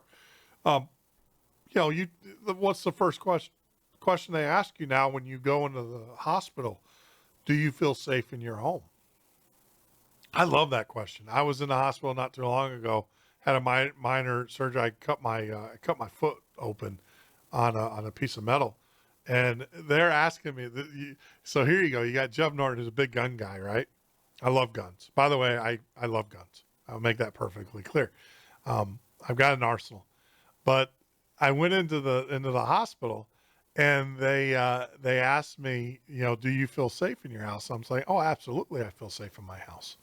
And they're like, you're not intimidated. You know, they go through the things, and they're like, you know, the nurse that was asking me the questionnaire, she asked me, she said, she goes, well, you know, I'm glad you feel safe, but it came about where she opened up the question to me, and I told her, I said, well, between the 100 ARs that I've got and the and the handguns that I got and stuff, I mean, I feel pretty damn safe. I don't think anybody, I can outfit a small army. And you should have seen her turn white. You know, she went completely white. And so she goes, well, that's nice, you know, and then you can see I'm in the file now. It's like, I'm already in the file, though. I mean, the federal government knows who I am and stuff. But, yeah, I feel safe. I don't have a problem. When I started doing the show, people were asking me, if they're going to run me off the air like Art Bell. And I'm like, heck no. They're going to run me off the air. I got the sheriff that parks his car at the end of the street, and I got every neighbor around me is well equipped. You come in this neighborhood, you're gonna get smoked, and then the sheriff will come and remove your body. So yeah, we are gun people. Yeah, that's one thing they tell us. If you shoot, make sure that you get them all the way. Oh, yeah. Because once there's no one to testify. Don't make a mistake and shoot them and injure them. They'll sue you. No. If you're going to shoot them and make sure they're dead. Yeah. I tell you, I'm going to call the coroner. I flat out, I'll make that statement right here on the air. I'm not calling the ambulance for you. I'm going to call the coroner. Sorry. And when I used to teach gun safety courses and stuff, I used to instruct. The first thing I tell people, if you are the type of person who would have any problems with taking a life of a person who is going to do you harm or kill you or whatever, if you have that small little possibility, this is not a handgun is not something that you should be carry, because things happen so quick. Look at the videos. If a perpetrator is within 20 feet of you, they can be on you within 2 seconds. 2 seconds is not enough time. And a lot of times they're at an advantage if you're not trained properly. And the perpetrator's at the advantage. So if you're not ready to pull that weapon and use it, because you're talking split seconds, it could possibly be used on you. And so, I always said that, and I'm using it until it's done. I watch these videos and I watch the criticism that, the law enforcement, where they say, well, they shot him 9 times. Well, when an officer shoots you, they're not trained to shoot to wound you. They're trained to shoot to kill you. That's and the threat until the threat is immobilized, and that usually ends in death. And everything, and that's the way I've been trained. Is that you ever want to see an amazing video? It's a friend of mine. He owns a drive-through in Cincinnati, Ohio, and it's called C&D Drive-Through. You go on YouTube and look up the video. It's called C&D Drive-Through Shooting, Cincinnati, Ohio, North Bend Road. Okay, and if you go watch this is a trained guy. He was trained in martial arts, trained in all kinds of stuff, and 2 guys came in at it was around 11 o'clock at night, and they went to rob him. And this is the sad part is he knew one of the guys. And the guy come in and tried to cover up and come in. Yeah. They came in on him. He drew his weapon. They shot 16 rounds all around the cooler cases. It looked like there was a halo around him of things breaking, bottles exploding. He stood his ground, stood still. The one guy left with 7 bullet holes in him, and the other guy left with 2. Yeah. And so this man stood face to face. Himself, he backed into a corner, had nowhere to go. If you watch the video, it's absolutely amazing. Yeah. They couldn't hit the broadside of a barn, and he hit the one guy 7 times. Yeah. That's training. Yeah, no, well, the first thing I do, like I said, when I instructed, and I am an NRA certified instructor, I get out on the gun range with people, and I'll put them at 3 feet from the target. And you get the guys that are macho and everything are like, oh, it's a dart, and there are guys that do, right? So then we move them out to 7 feet, and then we move them out to 25. And believe it or not, I, shoot at 50. I have people, shooting at 50 because it's just at that point, it's a precision.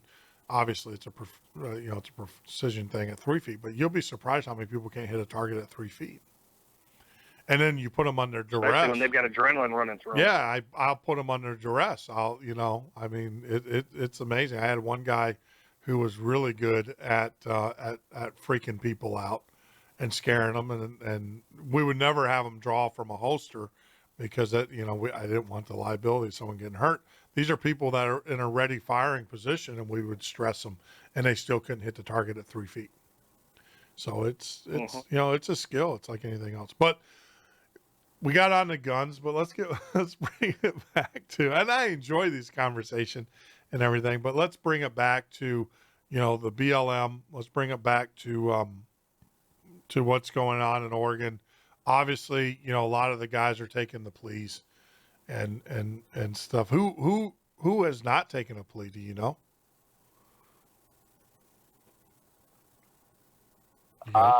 We have 11 now that have taken pleas. So we have, what does that leave? 15 that are taking this to trial. And I want to put there's the elephant in the room that a lot of us that got emotionally involved in this did not sit back and look at. And that was the fact that none of the militias, none of the constitutional sheriffs, very, very few, there was 2 or 3, I think maybe, nobody was supporting this. Nobody came. Yeah. And they were giving you good reasons why, and once I had a chance to remove myself emotionally from everything that was going on, I support the takeover, and nobody did I support that. I thought that was just nuts. But did I support people showing up outside there, to peacefully protest? Sure, but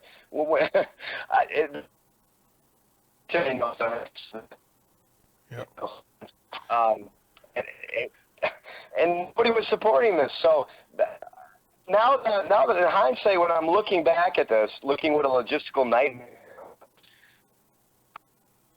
anyway, but the way it did, and we're just lucky that only one man, and I'm not saying lucky because Lloyd Finicum in my mind is a freaking hero, that only one man died. Yeah. Oh, so I watched that video and I was just, I was outraged. I was completely outraged. And by the way, Eric, they're onto your cell phone. They're breaking your cell phone up now. But yep. I was burning his house up. Yeah, they are. I mean, well, I'm giving them props now. I'm surprised you're picking it up. Yeah. You're supporting them. No, you're not. And no, I watched the video and I was outraged in the sense that the fact that all right, so Finnegan came out. There's clearly shots as he comes out of the car. I mean, you can watch the videos. Clearly shots. He had his hand up. He had his hands up. Regardless if the man had a gun on him or not, he come out of the car. He had his hands up. And you can see the shots being taken as he's standing by the door. So at what point do you as an individual defend yourself? And I think it's the first shot that rings out in my directions when my hands are up. I'm going to defend myself. At that point, game on. Shots were being fired as he exited the truck. That's right. He exited. That's right. And he had, and a lot of the officers said, a lot of people that saw the critique said, well, he tried to ram them. No, he didn't try to ram anybody. He tried to go around them. And if you ever driven in the snow, that's what happens, unfortunately, is that you get sucked in and then get spit out wherever the snow wants to spit you out. Yeah, one of the federal officers tried to ram the truck with his body. They did. From the video. They did. And the other part of it, too, is that, this notion of the officers, they knew where he was going. This whole macho, it's just gonna, it frustrates me. They knew where they were going. They were going to a town hall. They were meeting with people. And, there's ways that they could have done that. But the other smoking gun for me is that if the government didn't intend to have this happen, why in the heck are they bringing in snipers? Why are they escalating it? And it's very well known. Why are they allowing people to come and go for weeks on end? Yeah. Really? Yeah. Why were they using drones? Yeah. It's just honeypot. It's questionable to me too. I think it was a setup. And on top of that, you got to watch this man. And one thing about he did that shows he's a hero is he saw once the gunfire started on the truck. Yes. He pulled the gunfire away from him. Yes, he did. He removed himself immediately.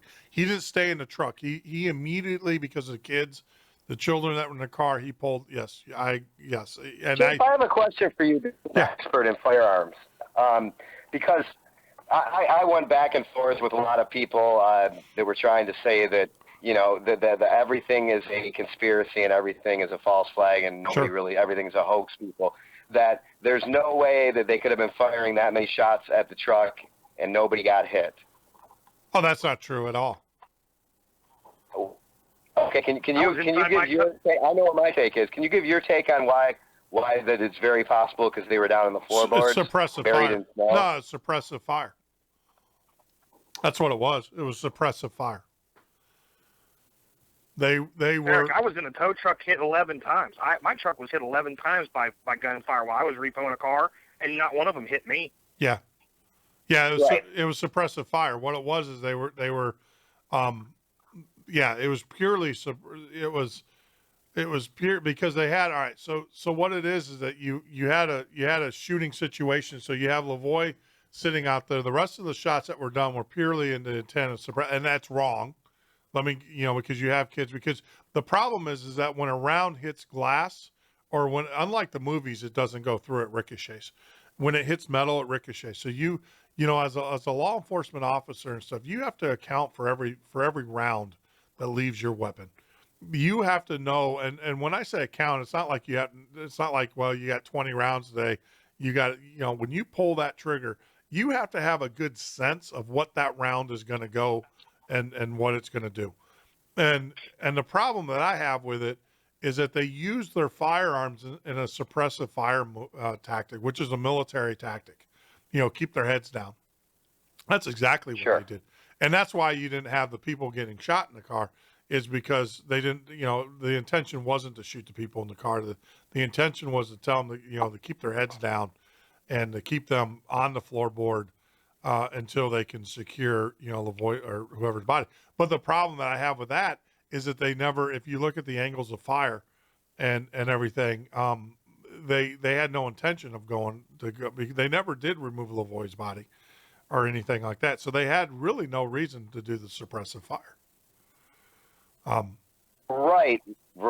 Then so I spoke with some special forces guys. Yep. And I've been laughed at severely for this theory, but they backed that up somewhat because there has been tests done that truck was buried above the floorboards in the snow. Yes, it was. And that you're talking about the side. You're not talking about fresh snow we plowed into. No. We plowed into thick, icy snow, and that some of those bullets could have been slowed easily by all that thick ice and snow, so as to not penetrate all the way through the truck. What's your take on that? Well, yeah, I mean, you when it hits the snow, it obviously is going to slow the velocity down and stuff. But yeah, thank you freaking scumbags! They made like videos about me saying everything snow can stop. Oh no, it wasn't like they were. It was fresh snow. It's snow that's been piled up on the side of a freaking mountain or on the side of a long road for weeks and weeks. This is ice. This is But anyway, thank you. That's great, Jeff. I'm so glad you said that. Yeah, I mean, even fabric will deflect around. I mean, not a whole lot, but you also got to remember more so. And I haven't looked at it. I have to go out there and look at it. But you would probably get it would disrupt its aerodynamic. It would disrupt its flight. So it's like that was one of my arguments too. Thank you very much. Yeah, as you're going from guys, didn't you guys recall the Orlando shooting? Angel Cologne's hand deflected one, and he never got a scratch on it. Yeah, there you go. Yeah, I don't. And again, I'm making a joke, but you talk about deflection. Yeah. Well, no. You talk about deflection, but I mean, you look at the Orlando shooting, and that's what happened there. The guy said he deflected a AR-15 round or a long rifle round, a .223 round, with his hand. And then he's on the news the next day showing his hand. So, I mean, just use narratives for what they're playing. Yeah. If they're going to say your hand can deflect around, anything can deflect around. Yeah, anything can deflect around. Anything. I mean, air. When you shoot loud, the range in which they were shooting and stuff, that you didn't have drift or anything, but your wind drift, and I mean, air will deflect around. I mean, there's a lot of things that go into factor when you pull that trigger. So looking at the video is excessive. I mean, it's clear that the federal government shot first, and I know. Yes. Excuse me as I cough here. I don't have a cough button, but I know that they were talking about doing an indictment of those federal officers. I haven't heard anything about it though. Do you guys know anything on that? They're still looking into it. We'll see. From what came out at the beginning, it was they did themselves and find themselves innocent. But There's too many people that were outraging and crying for a deeper investigation than that. So Yeah. we'll see how that pans out. Yeah. I hate to admit to this, but I was the first one in the state of Ohio to get charged with fleeing and eluding on a motorcycle. I ran from the Chesapeake Police Department when I was 17 and a half.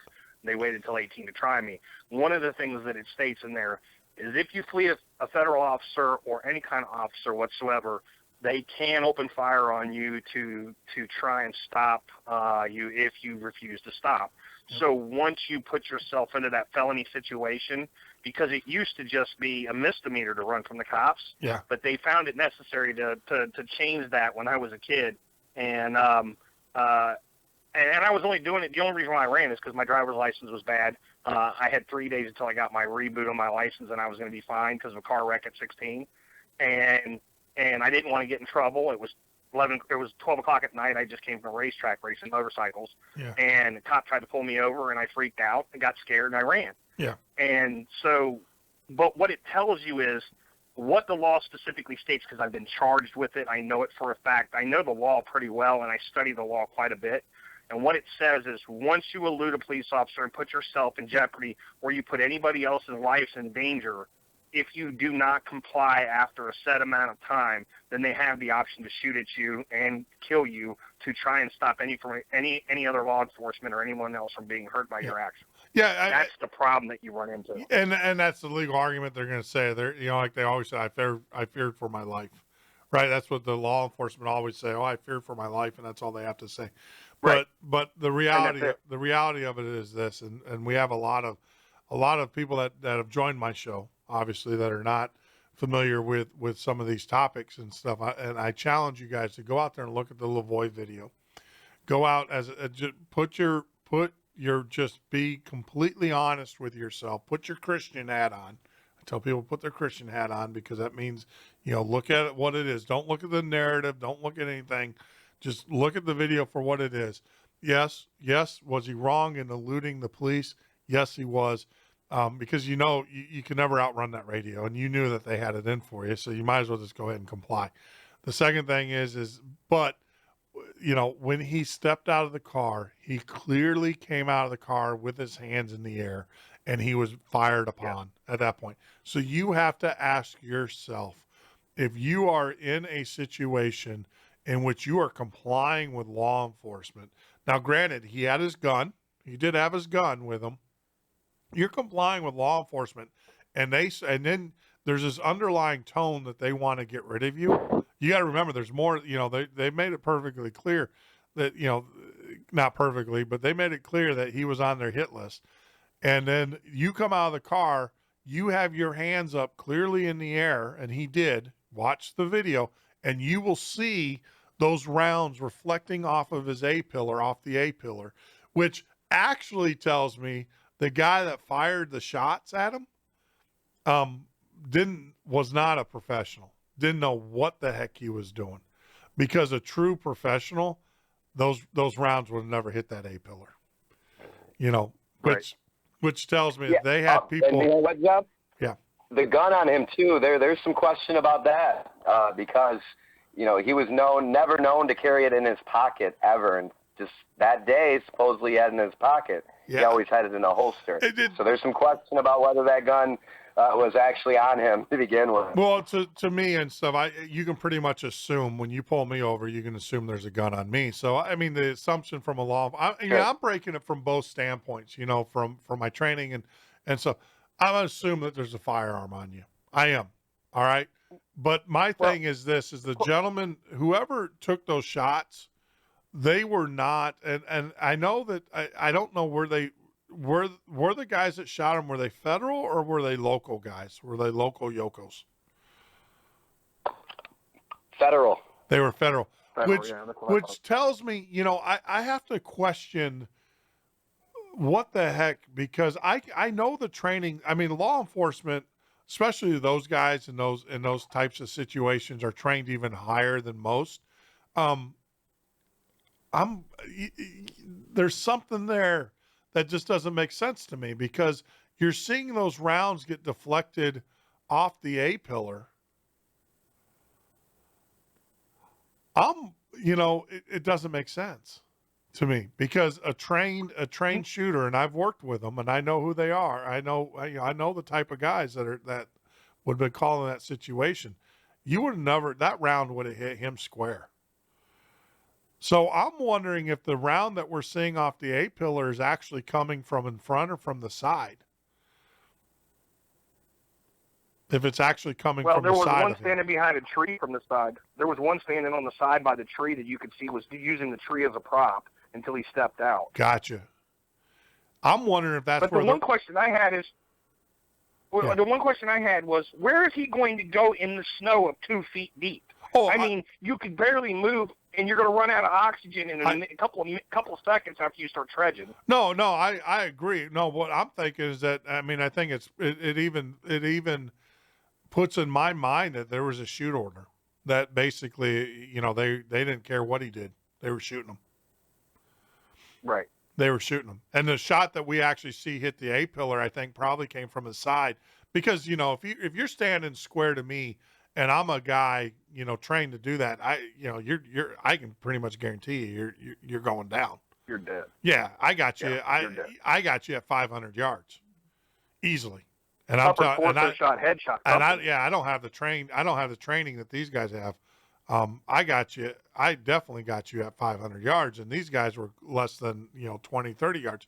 So I think the shot that actually we see coming off the A-pillar, when I say the A-pillar, that's the bar that runs between the center of the back seat and the front seat. The shot that we see that comes off the A-pillar there, I think came from the side shooter. Because that's a smaller target. You're shooting at an angle, which, that's a hard shot, especially with clothes and different things of that nature.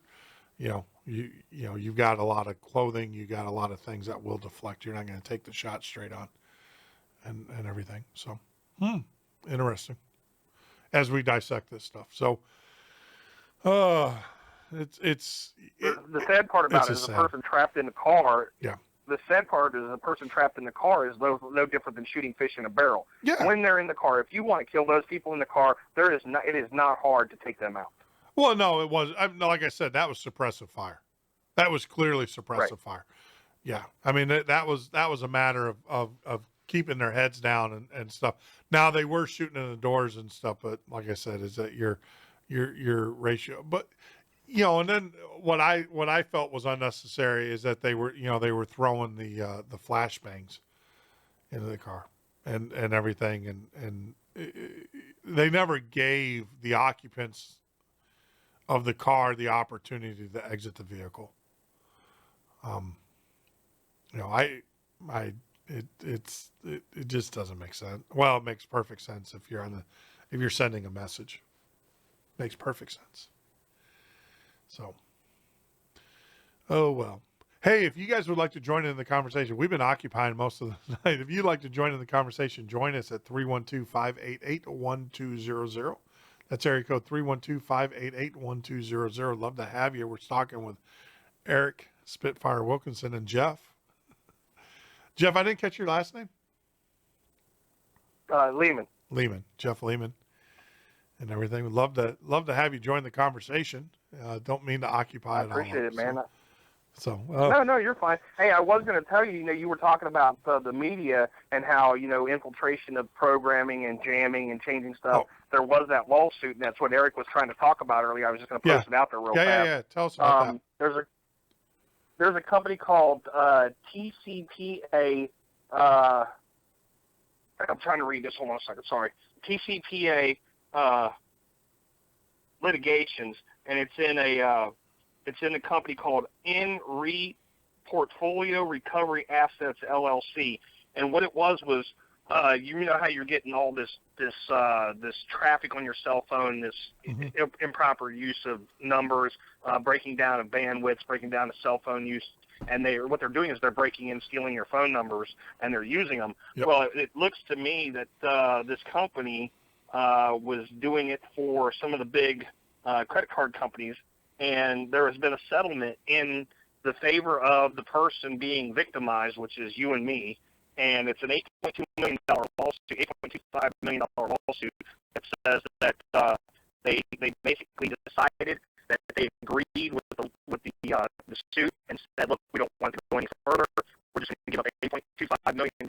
And if you were affected by this from 2006, December 23rd, 2006 to July 1st, 2013, and your phone was used for, what's the name of the company here? What was it?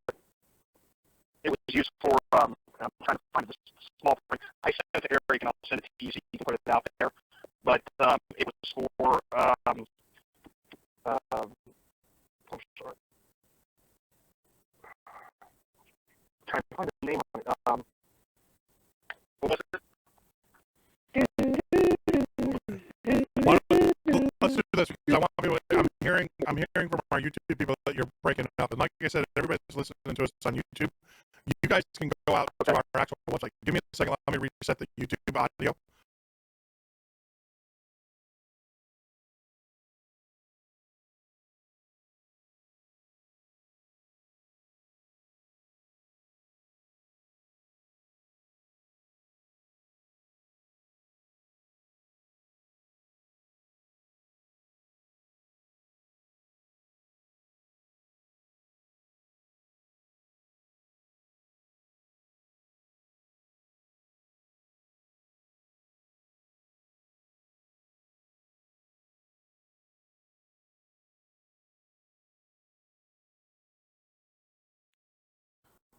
Better, anybody. All right, guys. So we rebooted the audio on the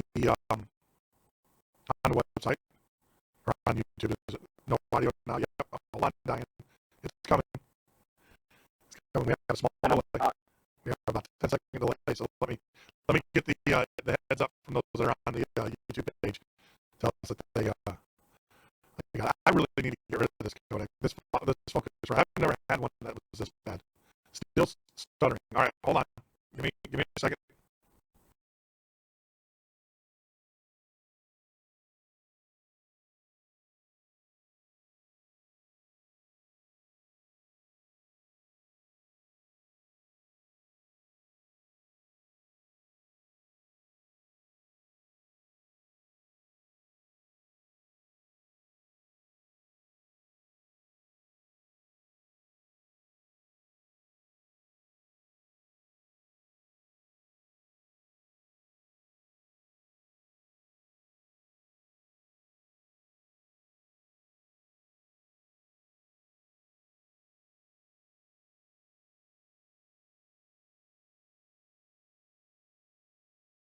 Back up and see how that works. All right, guys, let me know.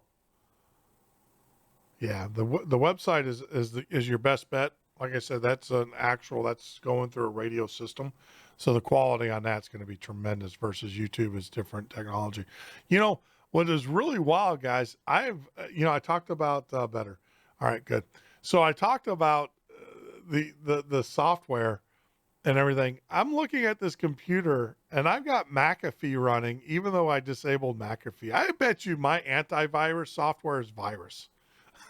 I think I think it's actually contributing to the problem. So there we go. So we're back on YouTube. So go back as you were saying, Jeff. You're talking about the settlement. Well, what this is the second one that I've received. So the first one was from 2009, or actually 2005 to 2016. This one is from 2006 to 2013. So everybody needs to go look.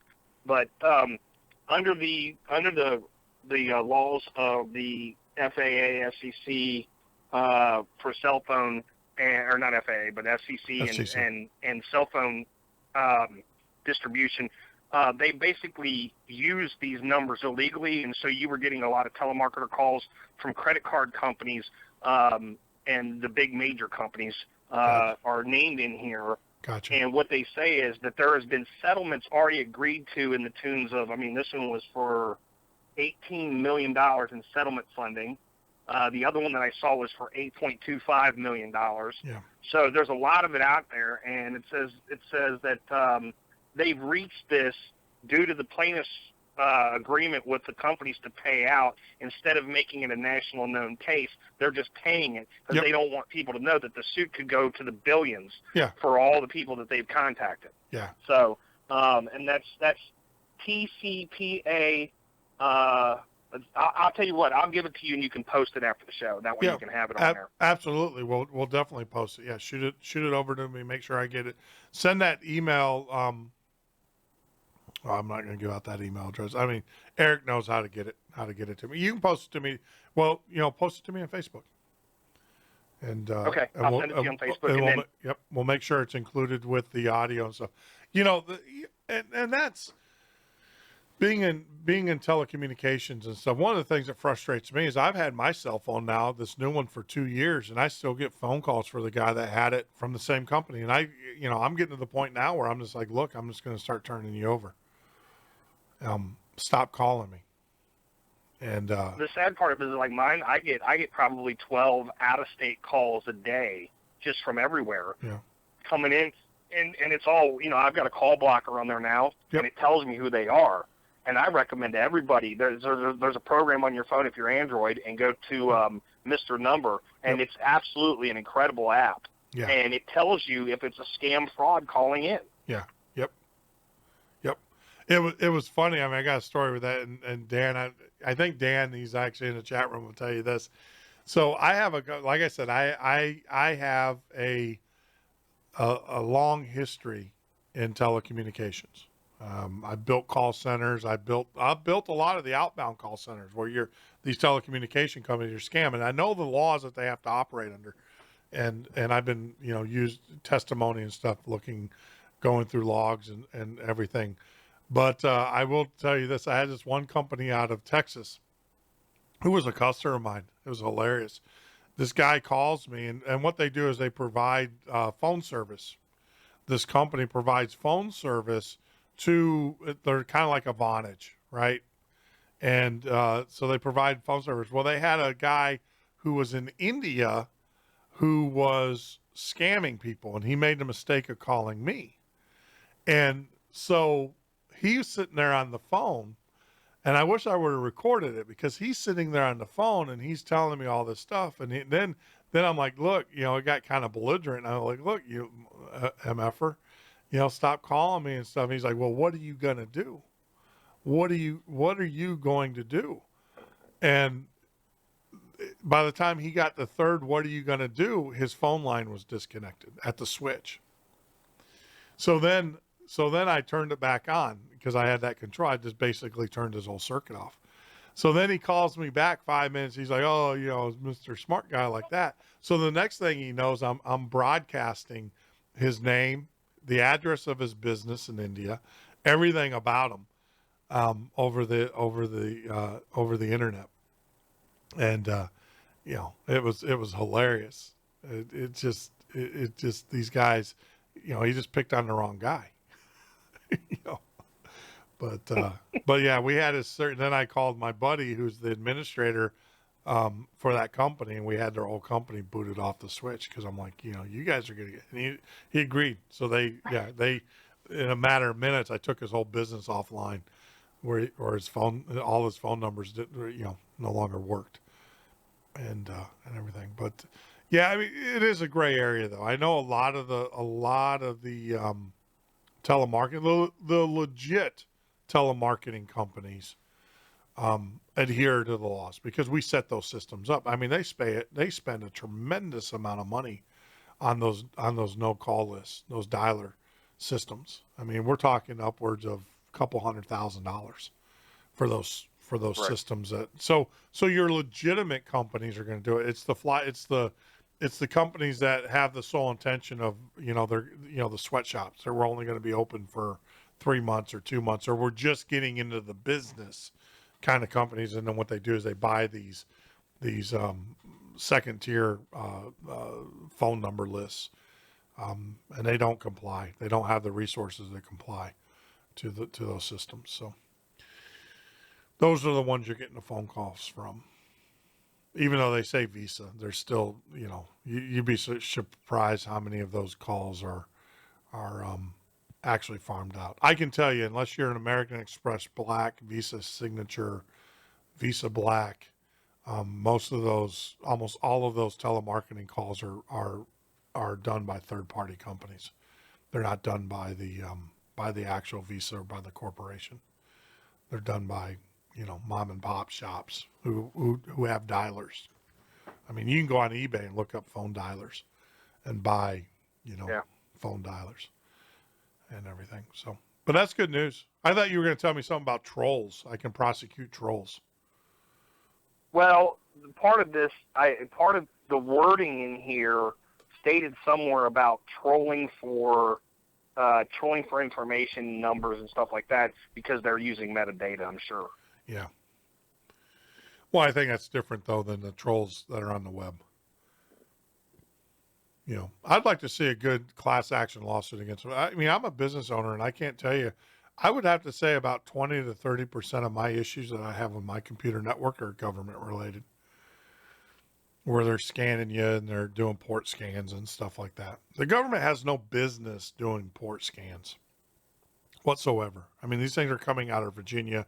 These port scans are coming out of, known government contract agencies, and they have no business doing that. It's none of their business what products. And the reason why they do port scans is because from that they can determine what you're running on your system, what you're using your systems for. Right. But a guy who's knowledgeable like myself, I'm never going to use a port like you think I'm going to, I'm not going to use a standard port to do that, but I don't know. It's just crazy. It's a crazy world we live in. Eric, you still with us?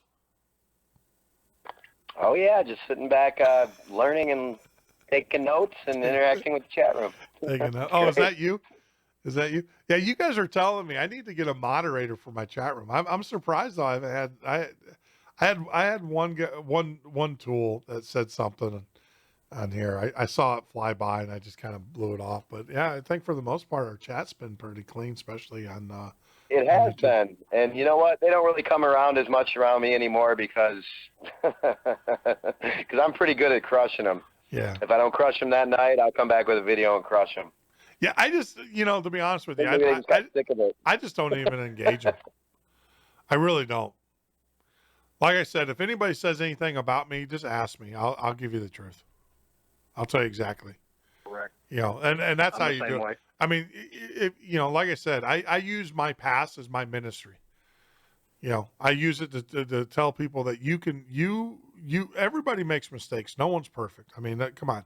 It's life. We're supposed to live it. And part of living life is that you make mistakes and you learn from them.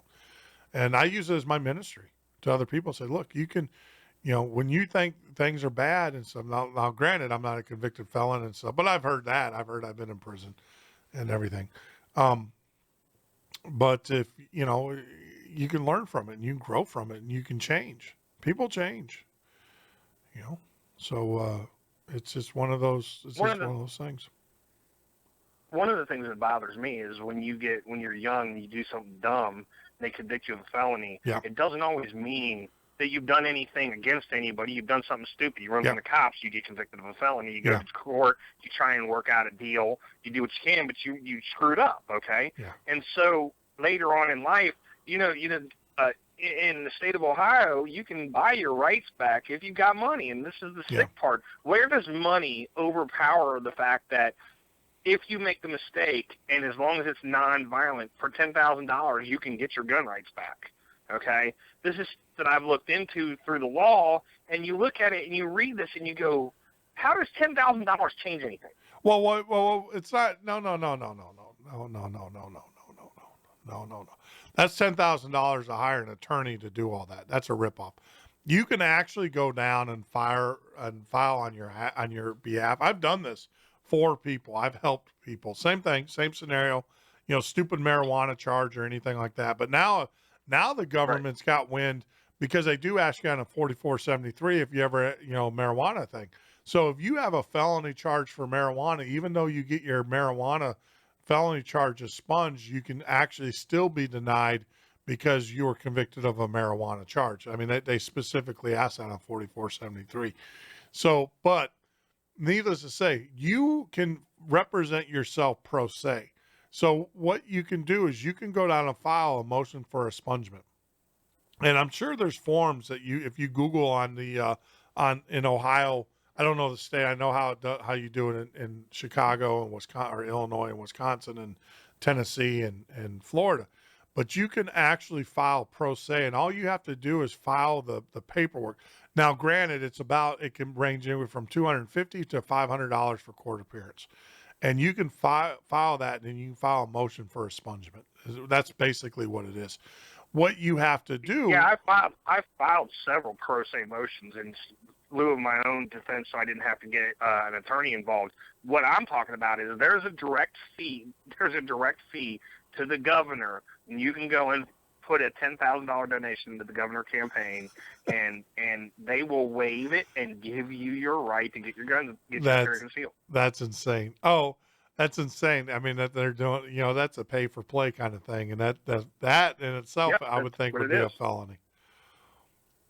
Yeah, I agree with you. It sounds like bribery to me. It is. But that's exactly what they do. That's and then, insane. And then me and Eric were talking about this under your Social Security number in the Constitution. Your Social Security number basically has put you into slavery. Yep. And one of the things it says is you can buy your sovereignty for $600,000.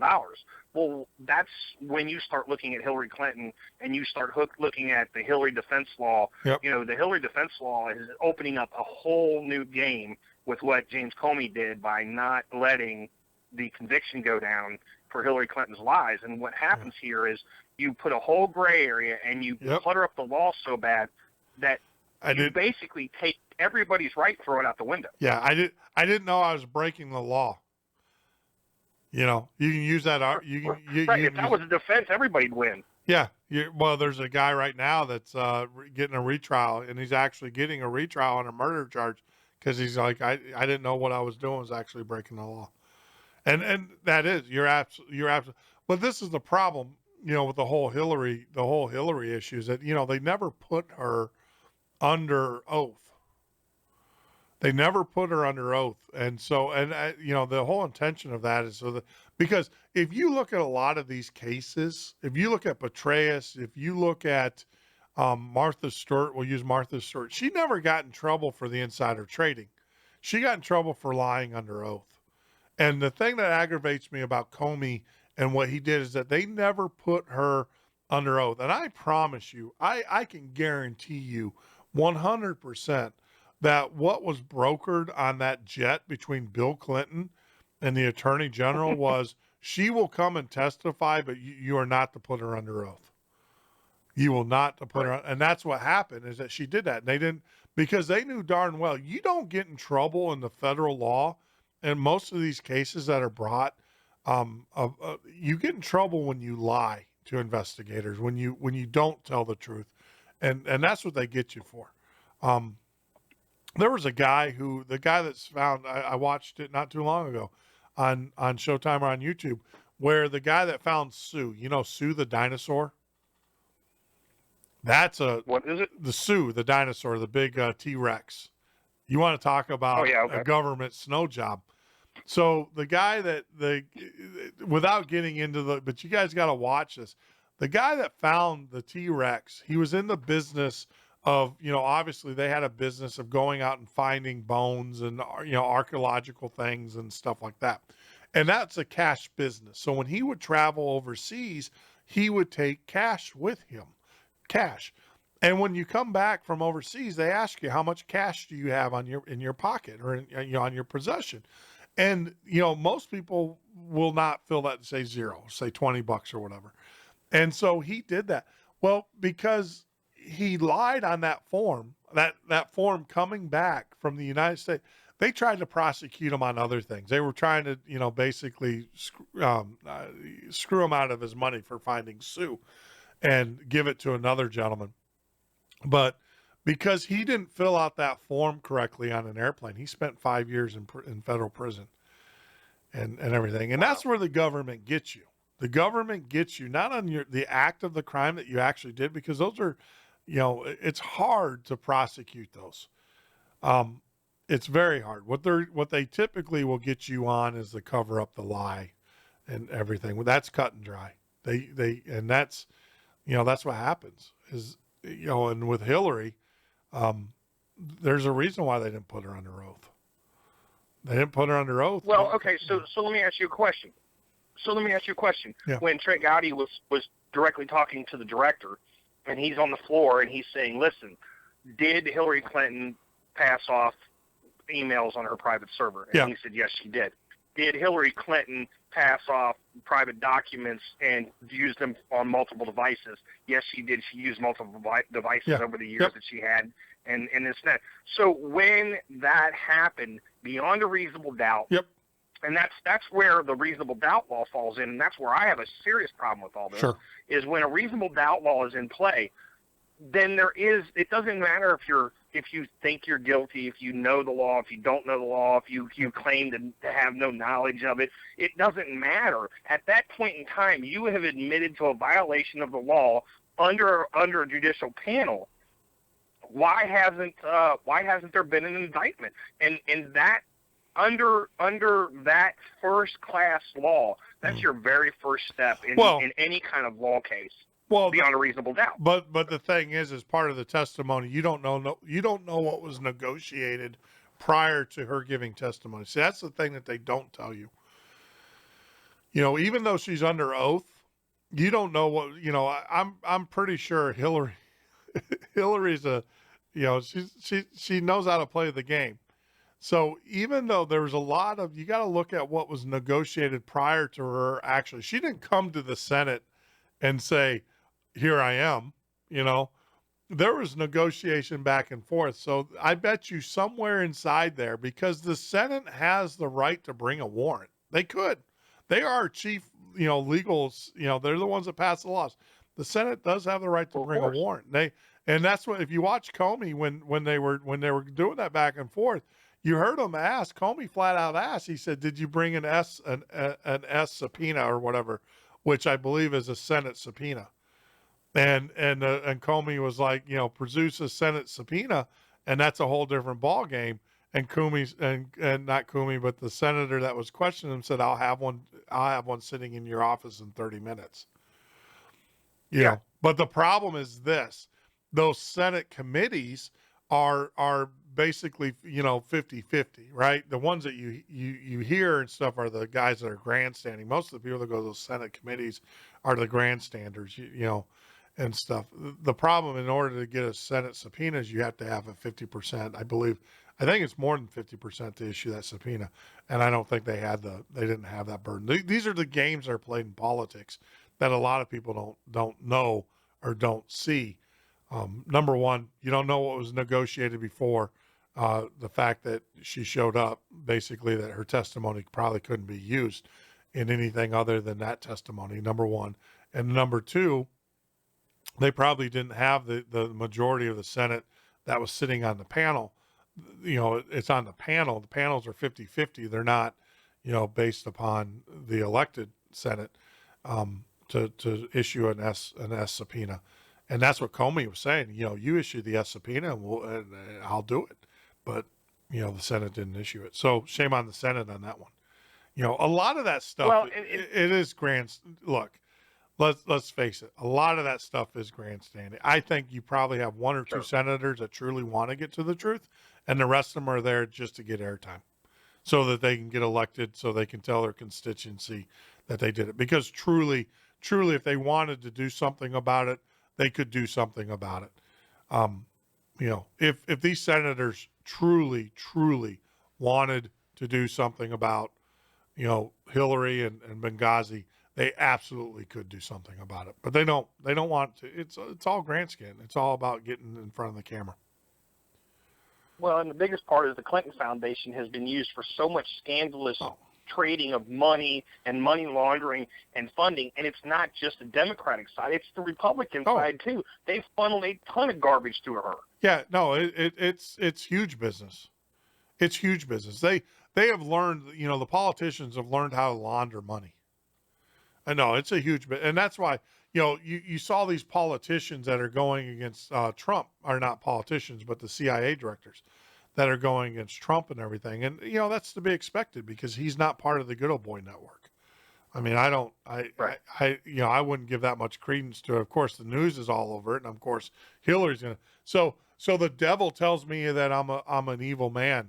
It's like, where's your credibility, Satan? Right. Actually, thank you. You just gave me the best. If I was Trump, I would use the 25 guys from the Bush that signed the letter, or the 50 or the 100, or how many it is, and say, I got them scared. Let's keep it up. Keep it rolling. Keep it rolling, America, because they are now scared. They are afraid of what I'm going to do.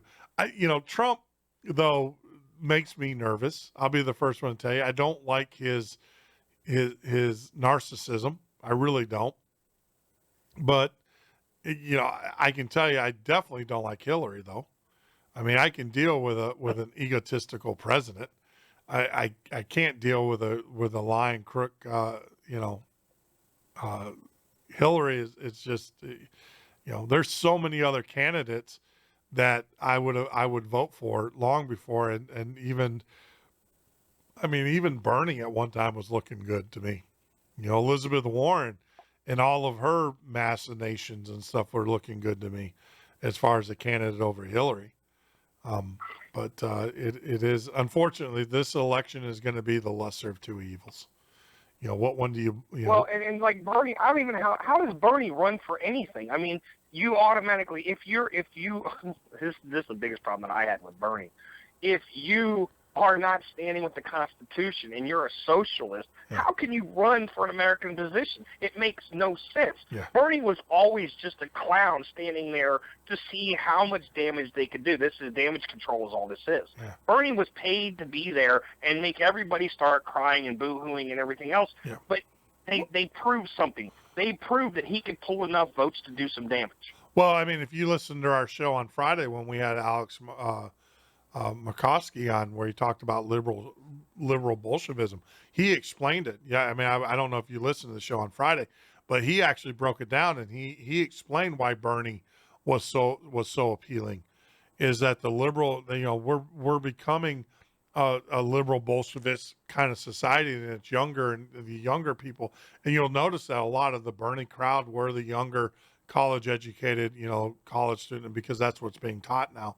And, has a great book out, and it cleared up my mind, because I was like you. How could, Bernie in the United States run on a socialist platform and have the following that he had? Well, because of the liberal Bolshevism that's going on in this country. And great book, though. Alex Markovsky wrote it. You can actually get it on our website if you go to his guest page, Alex Markovsky. He was on Friday, and if you haven't watched it, listen to the show. It's a really, listen to it. I mean, listen to it on the radio side. Go download the podcast and listen to it, because we had a bunch, like we did tonight. We had a bunch of audio that we actually cut the show short on YouTube and went long on the other. So, but. Guys, gentlemen, we covered a lot. It's got about 40 minutes. So, Eric, when's your show coming back? What day? We're thinking next week. The only problem we're having, my friend, is that we do our show about the same time you do, but yours is twice as long, so we can listen to the second half. Or we're just gonna have to take your show over. We got a couple options there. No, we're thinking we're going to start out next week on Monday at 10 p.m. and possibly add a second day as we go forward. We'll see how it goes. We definitely want to get the message of Jeff's book out there. That's for sure. Why is the New World Order? The new one, The Awakening, as he comes out with his new book. Oh, go ahead. Well, no, I was going to say, I mean, don't worry about it. It was funny today. I shot Heather Wade a message the other day, because I know that, she took over Art Bell slot from Art when he dropped out, and I shot her a message, and people were like, what? Because they saw it on Twitter, and they're like, Jeff, what? No, come on. I mean, I don't view other broadcasters as competition. I mean, you have your niche and I have mine. I mean, obviously I'm growing the base on the fact of my experience with the New World Order, you know, with the political stuff. But I mean, we're going into the paranormal. I mean, we're going to be talking about dogmen and demons here I in the next know, and I couple of might have days. to miss some of it live. That's why I'm bummed. But that's the only time we can really do it. No, that's fine. You know, I work all day, and so does he. And Yeah. by the time it's 9 o'clock, by the time I even get home from work. So, you know, unless I want to do a show in the middle of the night. Yeah. But that's what we're looking at. And you know how much we freaking love what you're doing. We both think you're the new Art Bell, as much as you don't want us to say that. Thank you. Yeah, I don't. We do.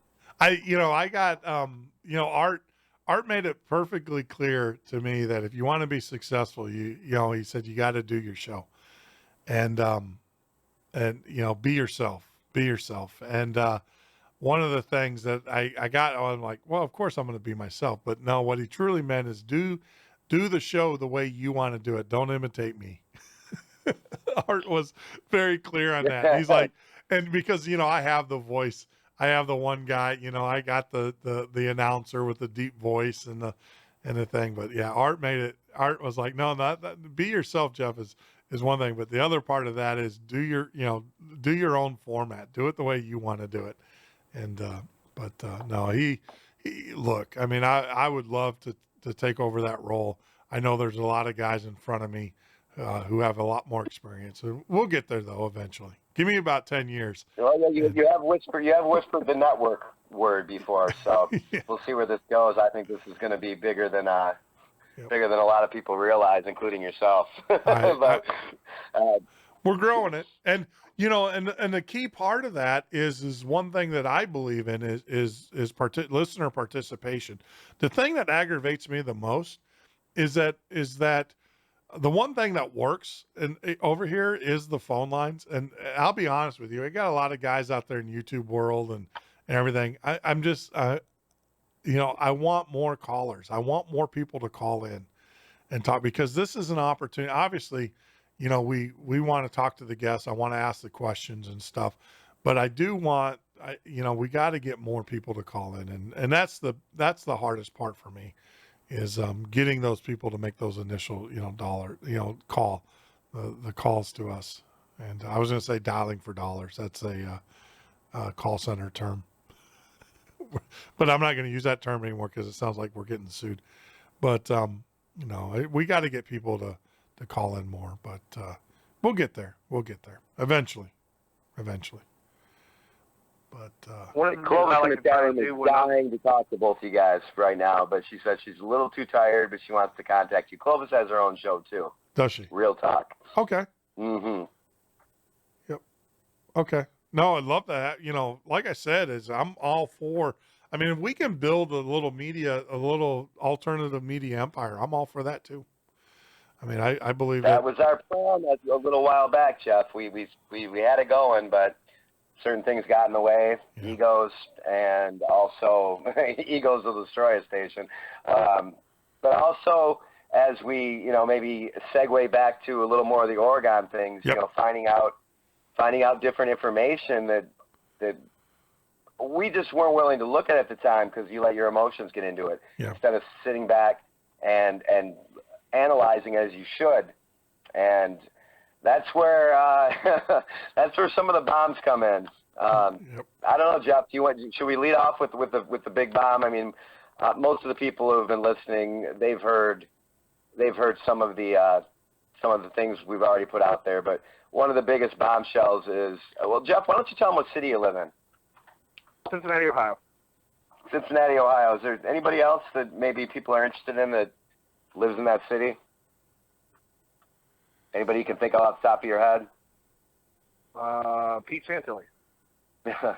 Right, and you used to do towing and used to do repos, so you have a very good relationship with the police in that city. Yes, would sir. you say that?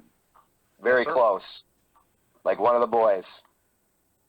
So yep, I've been in auto accidents, fatalities. I've been everything. I've been a repo agent for 35 years, so I do a lot of investigative work, and I get down and into it, and I've been everywhere from the paperwork to driving the trucks, doing that being repos, said, so. if you had spoken with a police officer or two from the same city, and they told you some information. Of course, we cannot release the name unless they allow us to, and maybe they will.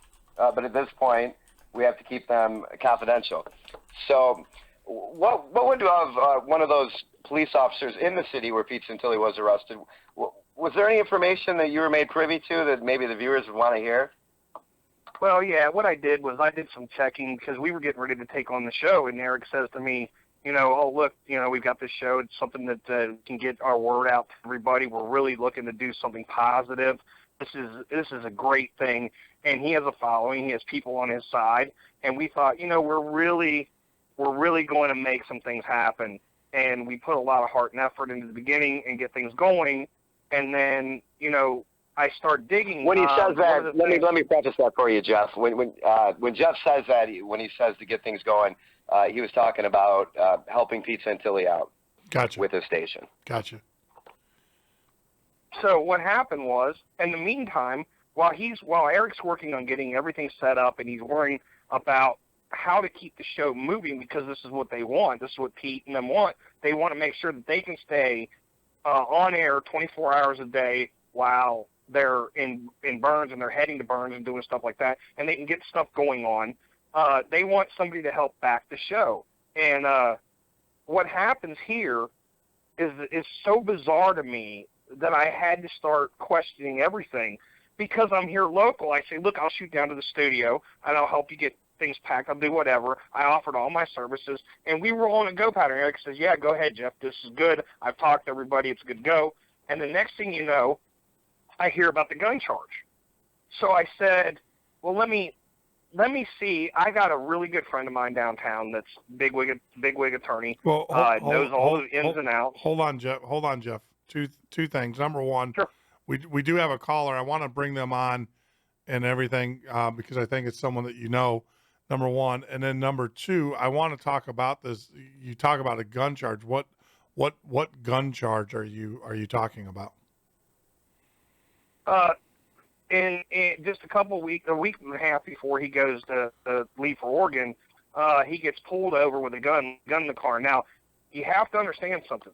For 5 years in the military, one of the things that he did was handle military weapons off of airplanes, onto trucking companies, and onto local transport.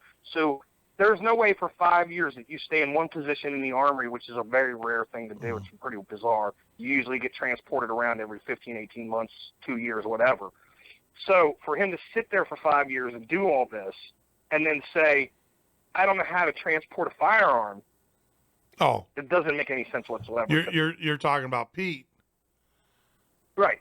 Pete, so all right. So he gets a gun spec on him. Okay. Gotcha. And it's going to go to the grand jury for indictment, and he's been telling everybody it's up for indictment. It's going to be indicted. He's going to go to jail, or he's going to get in trouble on this. He's out on bond. Yeah. He's got lawyers. Goes on the show, and the very first thing that comes out of his mouth is to shoot Hillary Clinton in the twat, which you know as well as I do. When you carry conceal and you have permits and you're doing everything, you make an inflammatory statement like shooting the Secretary of State in the twat, you're automatically going to see. Well, you do anybody. I mean, come on. Let's face it. It's inappropriate, and I would actually question your mental capacity to carry a firearm when you talk like that. I mean, right. I mean, come on. Let's be honest here. I mean, there's certain things. I mean, I look at, the ability to carry a firearm. That's a huge responsibility, and if you're going to act immature about it, you're going to act like a little 8-year-old, in the schoolyard and stuff. I mean, I'm not saying that they take your gun away because I'm gonna have all the NRA people after me and all the gun people. Oh, it's your second constitutional right, and you have the right to say whatever you want. Come on, let's be sensible. I mean, where does sensibility fly out the window? I just want to let the caller from Missouri to let them know that they are on the air, and you are talking with Jeff Norton. You got Jeff and Eric as well. So I wanted to bring you on to think that I didn't love you, didn't want you to be part of the conversation. After I did that long diatribe about please call in, you call in, and I keep you on hold. So you are on the air. Can you say your first name? Yeah, my name is Clovis. I'm from Clovis, Real Talk. There you go. Hey, Eric. Hi, Jeff. See, I knew it was you. What's up? I knew it was you. That's why I brought you on and stuff. So, all right. So Pete, I did not know this. I did not know that Pete got popped for a gun charge. So here you are. You got a guy that's got popped for a gun charge. You know, he's on the air making derogatory comments right before, before his case. And then, all right, so let's continue. Extreme derogatory Oh, comments. absolutely. Just so it was inappropriate. extreme. Inappropriate. Completely inappropriate. Let me add to that. And I did make a. Let me add I to made that, Jeff. a typo. Hold on, I wanted to add a typo in there. I'm sorry. He was Marine. I said Army, and I meant military. He was Marine, and that's the difference. I'm sorry. I did make that mistake. Go ahead. Let me add to that too. You might have got to this, but supposedly on a terrorist watch list, but then it changed that he wasn't on a terrorist watch list. Yeah. And obviously, very anti-establishment. Yeah. So, in my opinion, anybody else that was in that position, the gun charge isn't going to just disappear after how long? A day? And he was on his way out to do what? Film Oregon. So suddenly there's a backroom deal made, and then Jeff, why don't you pick it up from there? Well, so what happens is all this is going on. The gun charge gets brought in, and I say, let me make a phone call, and let me see if I can find any information about it, because I have one of the best attorneys in Cincinnati. Okay? Yeah. So I make the phone call. I talk to him. He says, hey, man, give me a little bit of time. I'll call you back. I'll do some checking. So he calls me back, and he says, hey, man, he said, they're not indicting. All charges to be dropped. It's not going through. The local constable, the local head of the police, the chief of police, whatever you want to call him, is not going to follow through with pressing the charges, so the grand jury can't indict. Okay? There are 2 minor misdemeanor charges that could come up, but for the most part, as long as he just takes care of this, it's all going to get thrown out. There's nothing to it.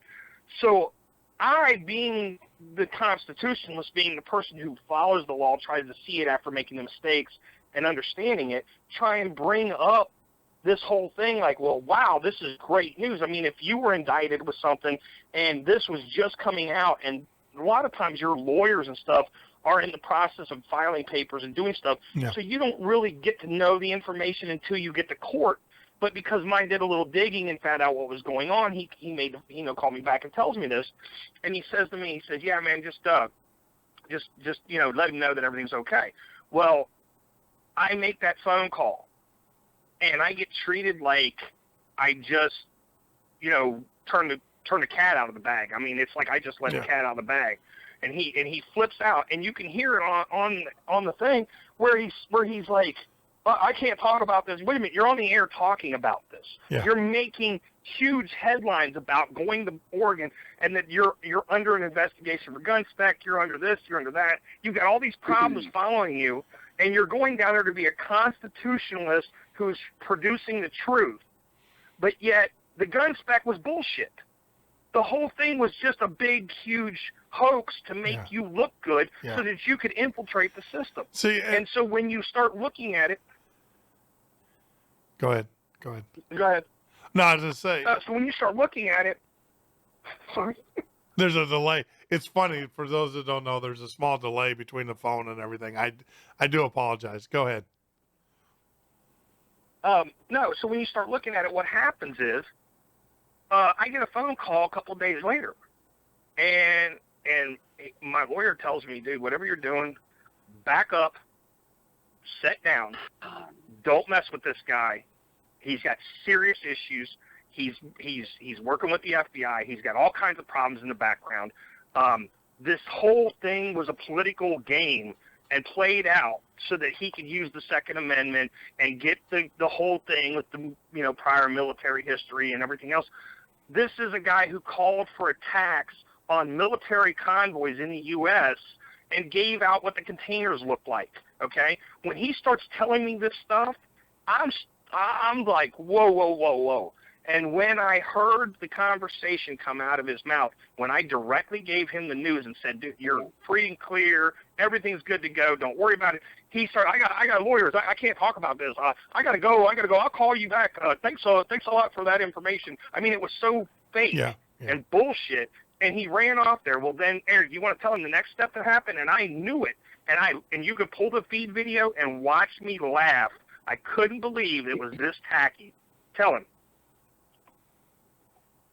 Well, yeah, I mean, and again, I see Becky in the room, and she says, you know, it's still just speculation and opinion right now, and that's where we get to the point about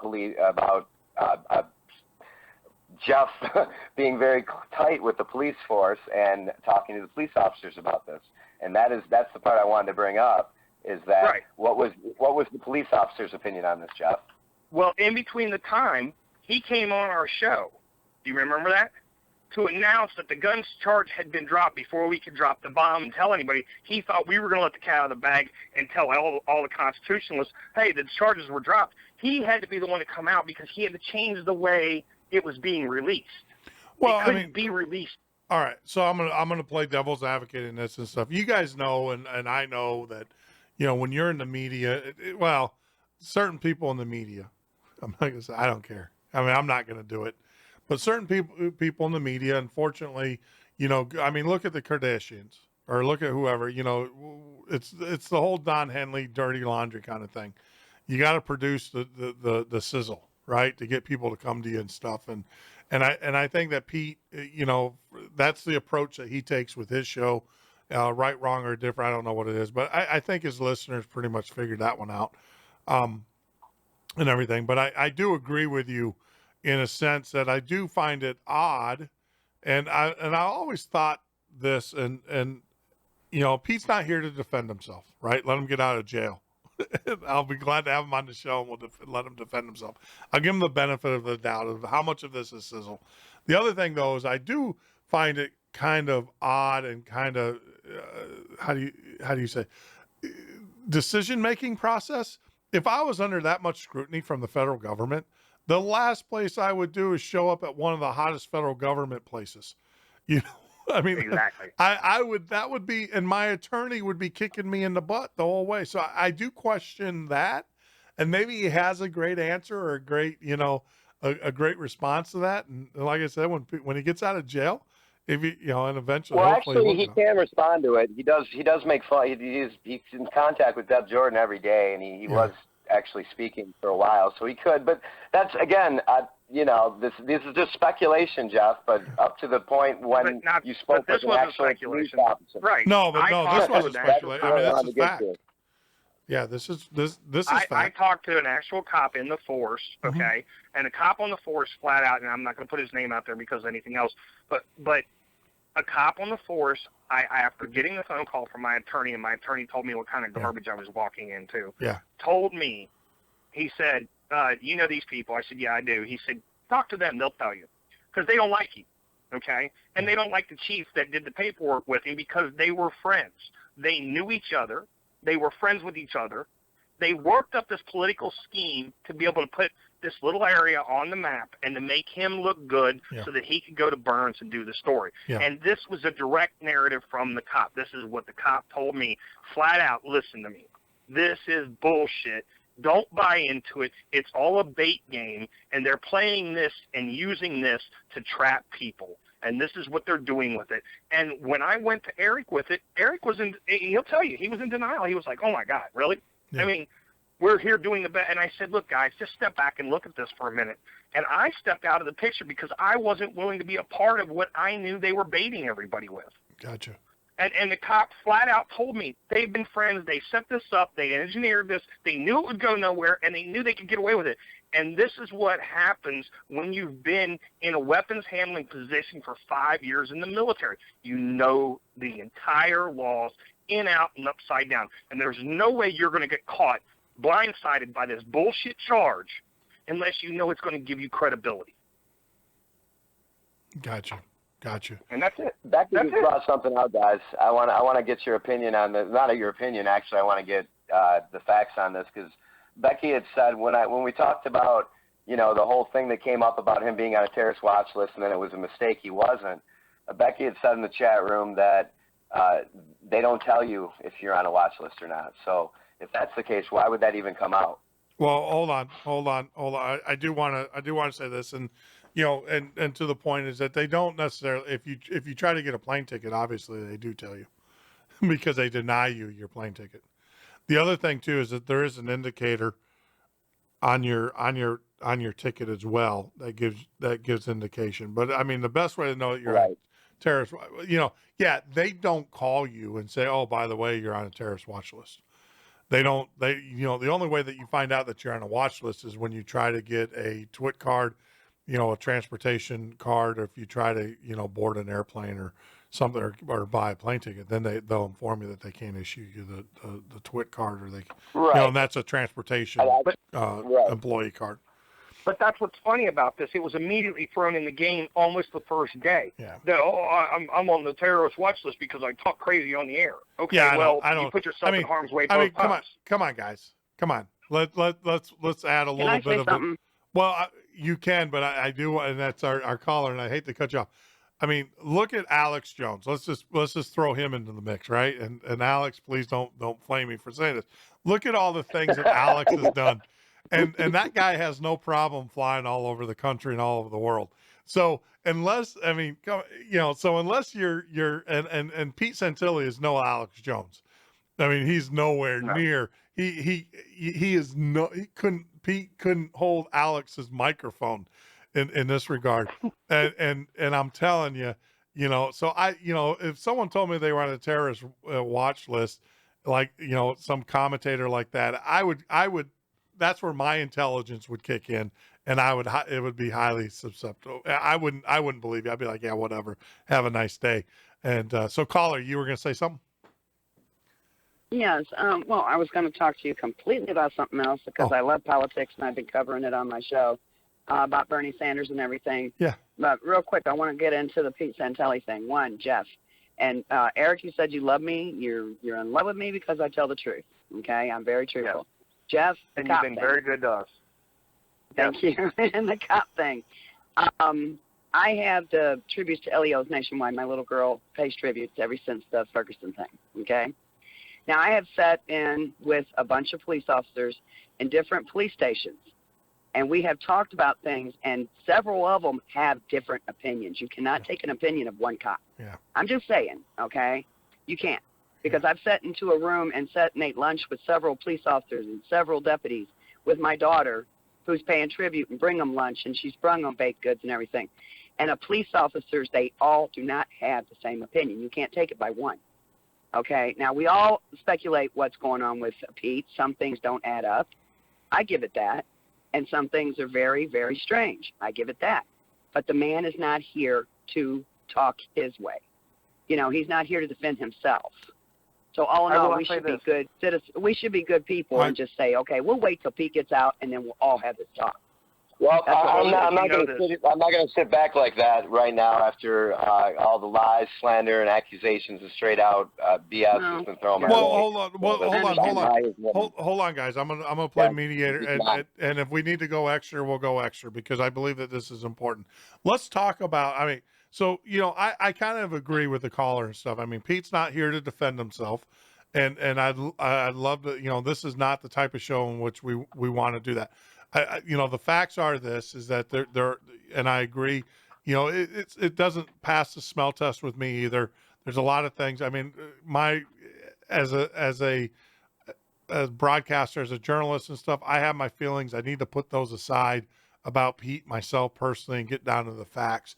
And part of that though, Eric, and I do want to talk to you this, is that regardless of, opinions and speculation and stuff, what exactly, I mean, what's going, let's talk about facts, things that have happened to you that, that you can talk, that are factual in the sense that, I know what's going on. I heard the voicemail message. I heard that. And, let's talk about that. And then, I'd love to have Pete on the show later to defend himself, but I have some questions. I do. I mean, it doesn't pass the sniff test either, but yeah, I'm not going to use this forum to let the guy get out of jail, and then if he so wants to call in, we can ask him these questions. But yeah, there are some things, like I said, it just doesn't, like the big one is, I just got off a gun charge. Why the heck am I getting in the car and going across the country and putting myself right back into that fire? But Eric, what? Well, Jeff, also, go ahead. sorry to interrupt you. No, go ahead. So sorry, but Also, we have to understand, and I do have some the way he did Eric was wrong. You don't do it on his live show. That's why I won't allow people to come in my chat and get my narrative going. But also, I'm the reason. So everybody wants to know it. Here it goes, Eric. Eric's the only one that knew this. I'm the reason Ammon Bundy stopped doing interviews with Pete. I called LaVoy. I was trying to get LaVoy on for an interview for Watchman News. I was the one that was supposed to get interviews, and I moderated the room. Okay. I talked to LaVoy twice. Wow, Clovis, I did not. Wow. I told you this in a box, okay? I told you. I know. You bring it out in the air. You got freaking gigantic I don't care. balls, They need woman. to know. I don't care. I am a woman who's going to tell the truth. I was talking to LaVoy twice. I talked to LaVoy in Twitter. When that man from the UK said his stuff, I didn't know who Pete was. I didn't give a damn if he had 5,000 listeners. I didn't care. I didn't know who he was. All I wanted to do is keep them safe up there. That was my main agenda. Not no views for Pete or anything else. Or Deb. Sure. To go there. I don't even know Deb and Pete. Sure. Okay? But right after I gave that information and sent him all the information I was coming up with, Ammon Bundy turned him away. You can watch the show where he went up there to get interviewed, and they turned him away. I'm the reason. All right. So sorry, but that's true. So because we have we have a lot of people. Hold on. I want to kind of backtrack. Paint the picture. So Pete Santilli reached out to you on your show, or no? You were talking. Because I'm trying to paint the picture because I don't know all the players, and I got to assume most of my listeners don't know because this is, kind of new stuff to a lot of our listeners. So LaVoy, I mean, obviously we know who LaVoy is and the LaVoy family. Right. So you were in communication with the LaVoy family at the beginning of the whole Oregon stand. No. Okay. No, let's get this right. I wasn't in contact with the LaVoy family. I was in contact with LaVoy himself, trying to get an interview out of him. And he was talking to me about what the ranchers were going through, what Hammond went through. He did promise me that he would give us an interview after all said and done, and I said that'd be fine. Okay. But then when I came up with this information, I sent it to him in Twitter, and I have the proof. I sent it to him in Twitter. And what information is that? What information is that? The information that Pete was mixed up in a big deal with the Gorilla website and everything else, and how he did these things and did that thing. And I didn't accuse him. I just said, this is what's circulating around the internet. You guys need to be careful. Please just be careful. That was what I told LaVoy. As I say, Pete Santilli's show was it Guerrilla Media or something like that? Yeah, it used to be. Yeah.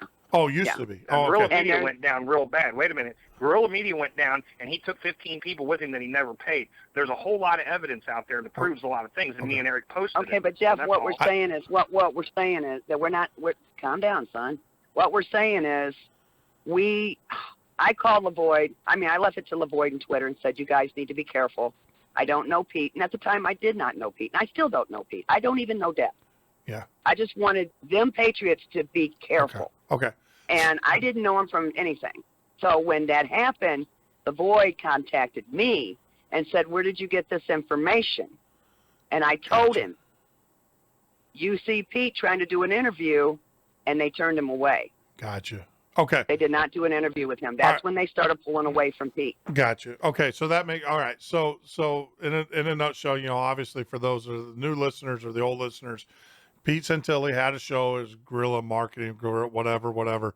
I remember listening to it. I got turned off by it years ago, and that's each their own, right? There's a lot of great shows out there I'll never listen to. There's a lot of bad shows, unfortunately, I do listen to, and so I get that. So he had that. So it's my understanding. Okay, so now I get it. Is that you informed LaVoy, who was there in Oregon, hey, there's a guy, his name's Pete, kind of questionable past. Take a look, and you make your own, big boy decisions on what you want to do. And you're, from that, obviously Pete was not successful in gaining his interviews that he thought he was. Okay. Now I understand. And that, hey, that happens. Right? That happens. I just wanted to keep the Patriots safe. You know, I didn't know who Pete was from Adam. I didn't really give a damn, you know, what he was or how big he was growing. It was the fact that this was coming out, and I wanted them to be careful. Well, and that's when they pulled away and stopped giving Pete. My problem is. Go ahead. Oh, sorry. Well, no, my problem is. I would have. Even though they stopped giving him interviews, and I'm not taking up for Eric and them because I'll shoot Eric and Jeff down in a second, and they know it. But when they stopped giving interviews, Pete still followed wherever he went. Why didn't he go to Grant? Yeah, wasn't he like when they picked him up? I remember watching the live feed when it all went down, and I remember seeing Pete, and I'm like, oh crap, I got to follow this guy. But I wanted to know what was going on. He was shoved up in a hotel somewhere. He wasn't even anywhere near these guys. Yeah, he would go get interviews with them. They would have a certain time when Ammon would give him an interview. Then they stopped giving interviews and started giving them to Trent Loss, which I keep in touch with Trent Loss. We talk a lot. So Trent Loss would do video interviews with Now, him. did Trent get arrested as well? Nope. Okay. Because that was the thing, too, is I can't figure out why Pete Santilli got picked up. Trent Loss was up there several times giving a video interview. You could see it. They're on YouTube. They're on his radio blog. And he also has a Facebook. And he was up there several times, and he was not arrested. See, something doesn't. Why wasn't he arrested if Pete got arrested? Yeah, Pete's, Hey, Eric and Jeff, why did Pete get arrested? What was the reasoning for that?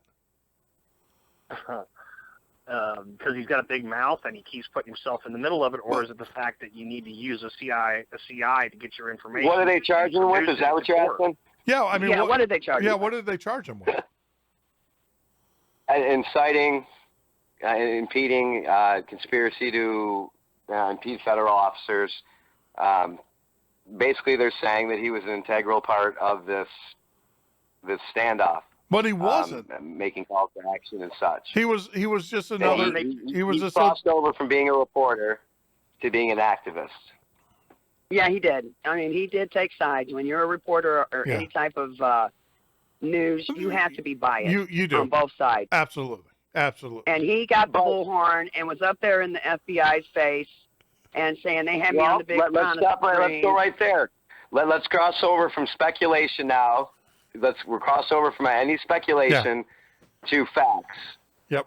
That Pete got in some guy's face, called him out as FBI, and the guy wasn't. Yep, he did. Up at That's a fact. Well, yeah. Gotcha. I don't know. Well, I mean, he wasn't the guy who Pete had a picture of this guy on his computer and thought it was the same guy, and it wasn't at that instance. Well, I mean, you get beat up for stupid. You don't get arrested for that. I mean, right, but that in itself, that puts that person in danger if you're calling out an FBI with people protesting against the FBI there.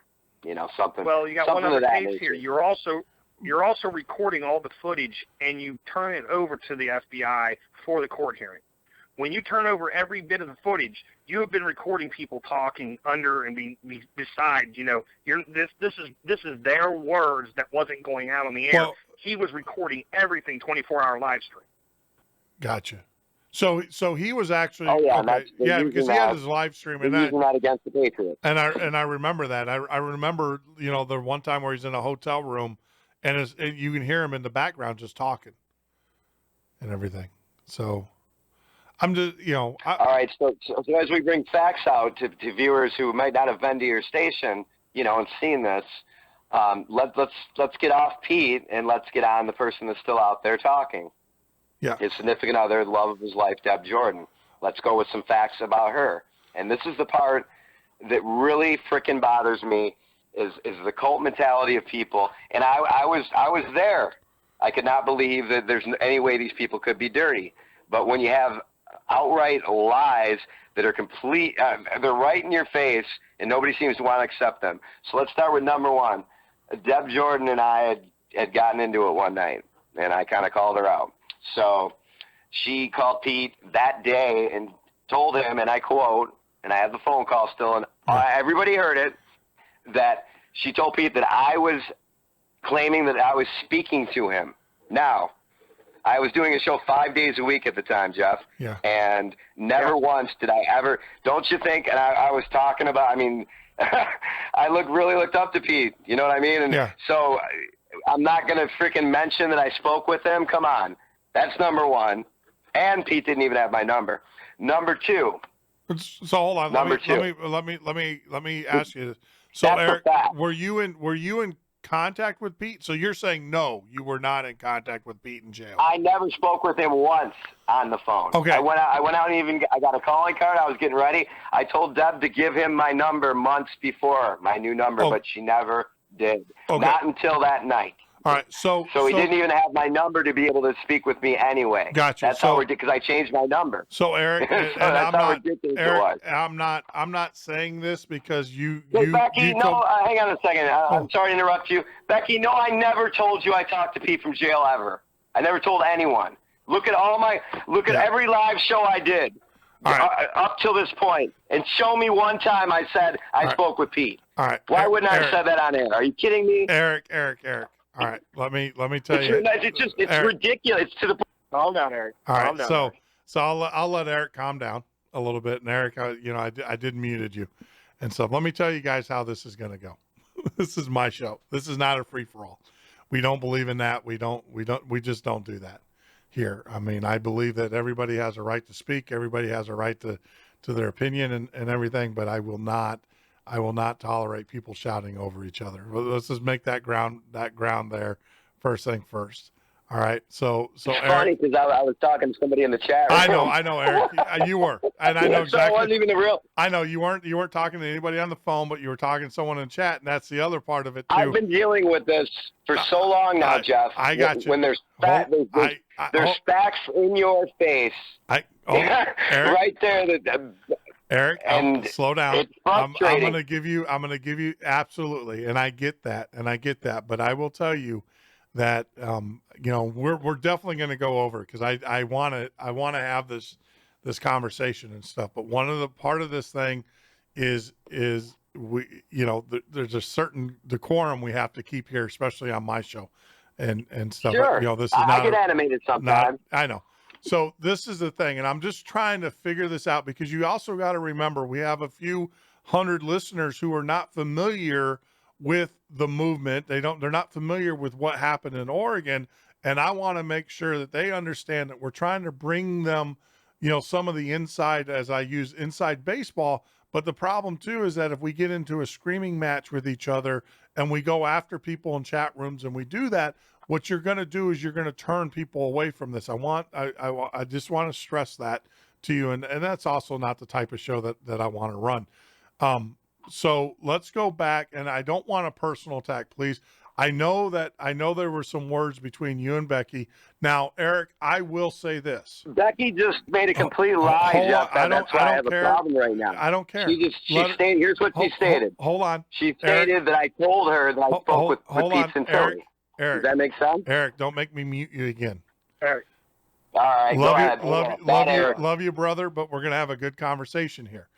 Now, let me tell you this. Putting the leash on. You and I have you've never told me that you have spoken. You have never told me that you have spoken with, and I go back and I look at my notes. So I agree with you. I never heard that from you whatsoever.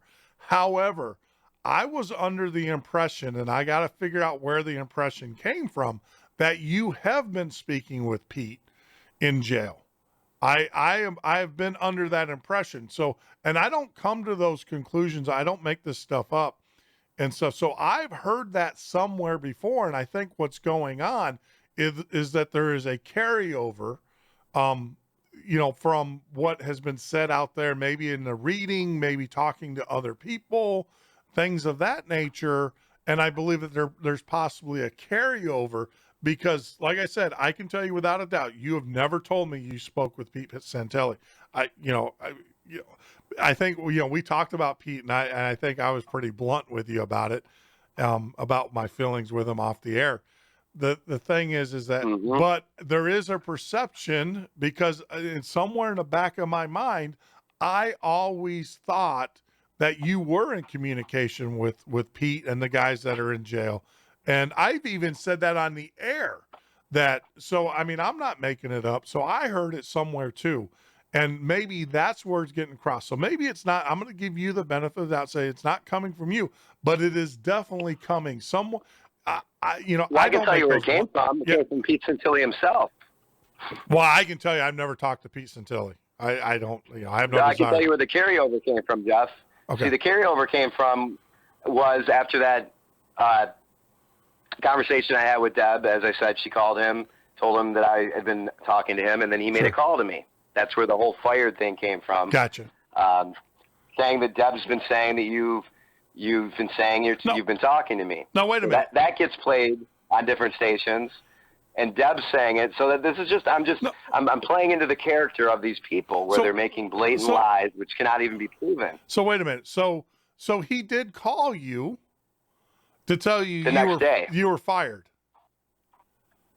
He called me the next day as Deb finally gave him my number. And to tell he you finally that got in touch with me the next day. So that's a fair, I mean, that's probably, all right. So if someone calls me, right, I play an audio of some guy calling me saying, you're fired. You guys got to listen to this audio. The natural assumption is that you guys are talking to each other. That would be a logical conclusion that I would make. I mean, President Obama calls me, Donald Trump calls me out of the blue and says, Jeff Norton, you are fired. The natural assumption is, well, Jeff worked for Trump, right? Okay, now I see where it came from, because my natural assumption is shame on me by hearing that video and I heard that audio like 2 weeks ago of Pete firing you. And I think I called you and I said, what the hell's going on? I think we were texting back and forth. It was like 2:00 in the morning or whatever. And I was like, what the heck was this about? And so the natural. Keep in mind, I had been locked out of the station for months before that. All right. So you get a phone call from a guy who you never talked to, who fires you. All right. So I get it. Okay. I get it. So without the personal attack against Deb, she's not here to defend herself. What else? Who cares? Except, to be honest with you, who really cares what this third party has to? Obviously, because she's her boy or girlfriend, or they're a couple, right? Yeah, but Deb is might as well be Pete talking. Right. Well, hold on. Pretty much. Is anything that Deb's saying, is it furthering the movement? No, and that was the next point I wanted to get to, is that what's happening right now is that there's a lot of people within the Patriot movement that are standing up for these guys that are making all the wrong moves. They're going on the air and they're saying and doing all the wrong things to discredit it even more. Well, last time, all right. So let me just say this as an outsider looking into the Patriot movement, right? Obviously we know it's filled. We talk about the government being the disinformation, the group, the experts at it, right? We have that within the movement as well. You have competing interests. This is an outsider look. I'm an insider, but I'm also an outsider in this regard. You have competing interests for whatever reason, be it popularity, be it whatever, you have competing interests here and stuff. My thing is that I would just say, if it doesn't further the cause, if it doesn't further what we are doing here, then why give it any, why listen? Listening to someone who's going to tear your cause down is no different than listening to a politician who's tearing it down. You don't give them the time of day. So why would you give someone else? My thing is just, it's kind of like an atheist. How can you not believe in God when you don't believe in God? If you don't believe in it, you don't believe in it. Just move on. So my suggestion, Eric, to you as a little brother, because you're bigger than me. I don't know about that, but as a little brother, just move on, man. Don't get caught up in it. We know the Pete, and we know what the Pete Santilli, and I hate to say it, we know what that looks like out there in the community. And I think a lot of people, intelligent people, see it for what it is. I can tell you, we've had this conversation. I got turned off Pete Santilli from the Million Mile, the trucker march or whatever it was.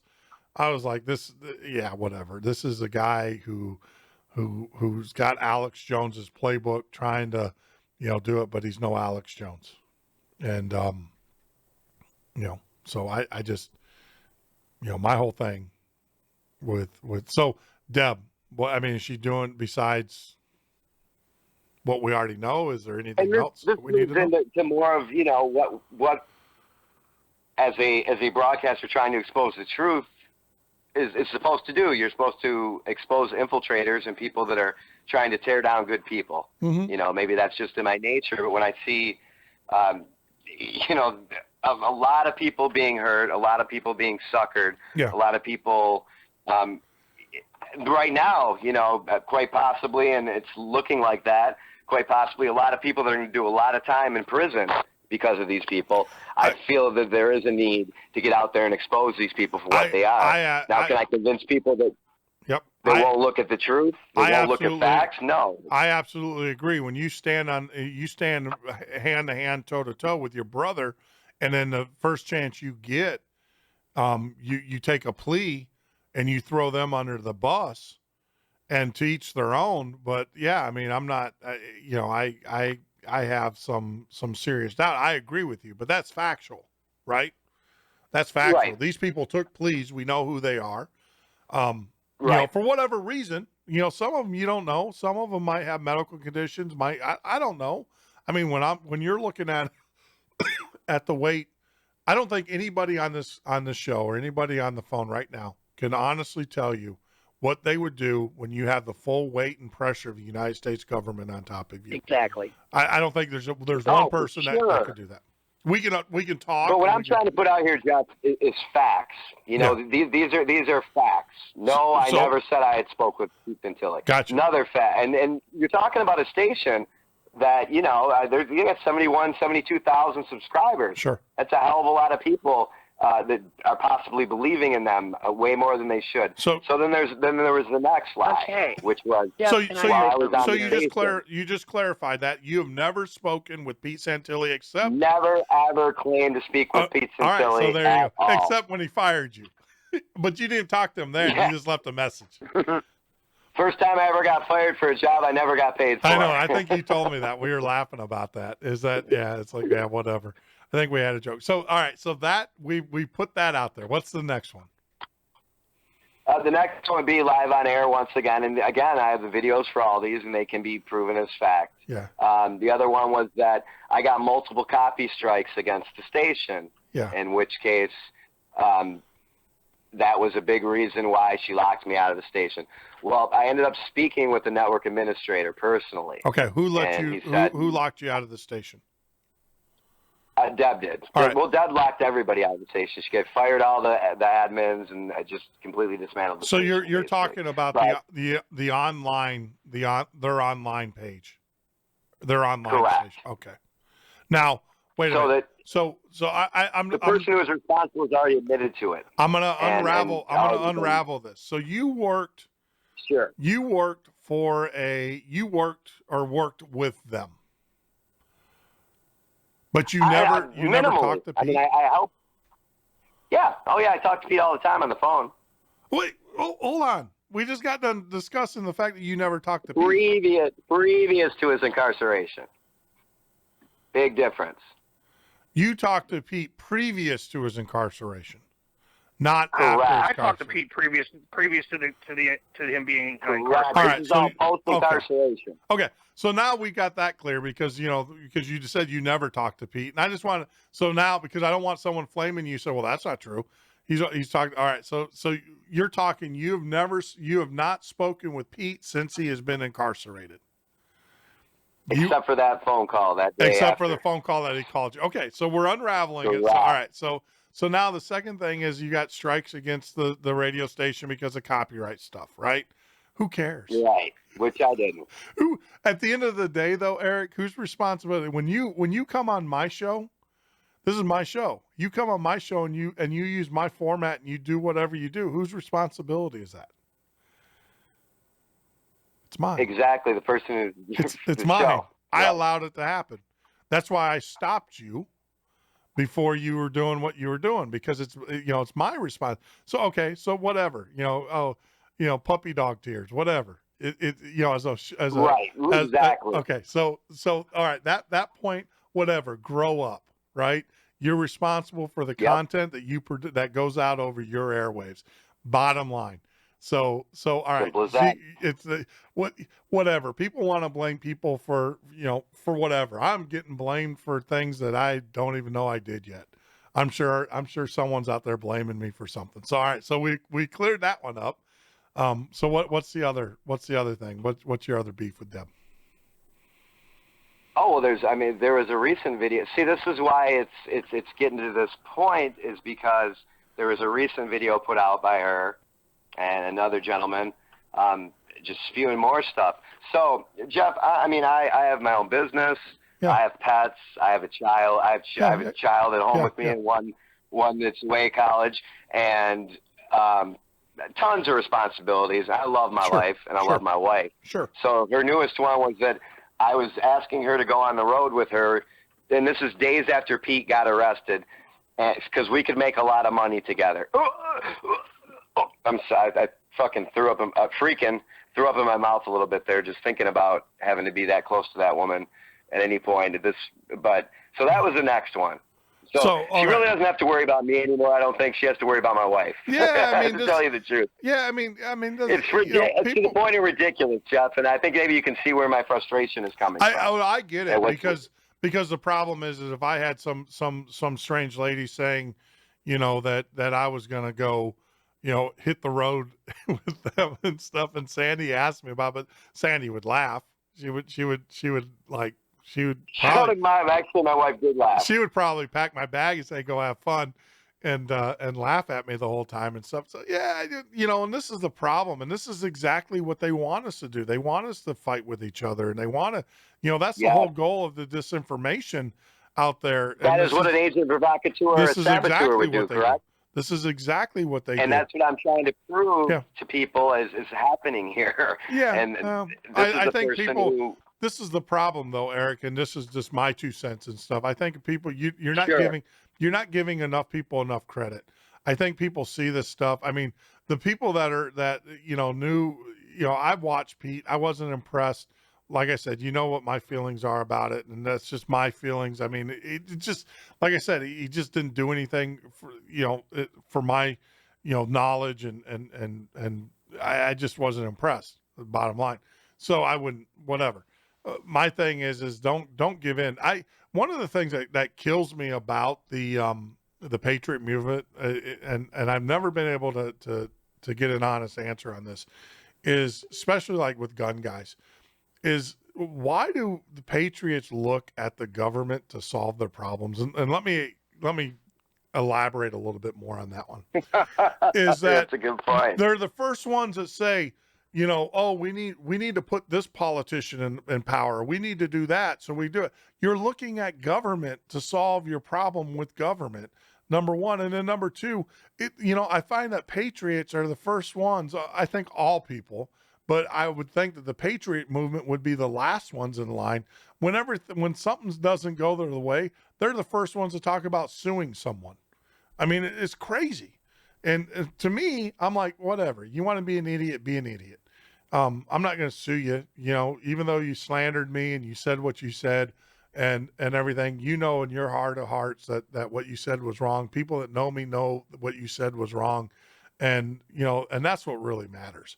And I'm not going to look for the government to litigate your stupidity or your ignorance or whatever. I'm just not going to do it. I'm definitely not going to look at the government to legislate your stupidity or your ignorance.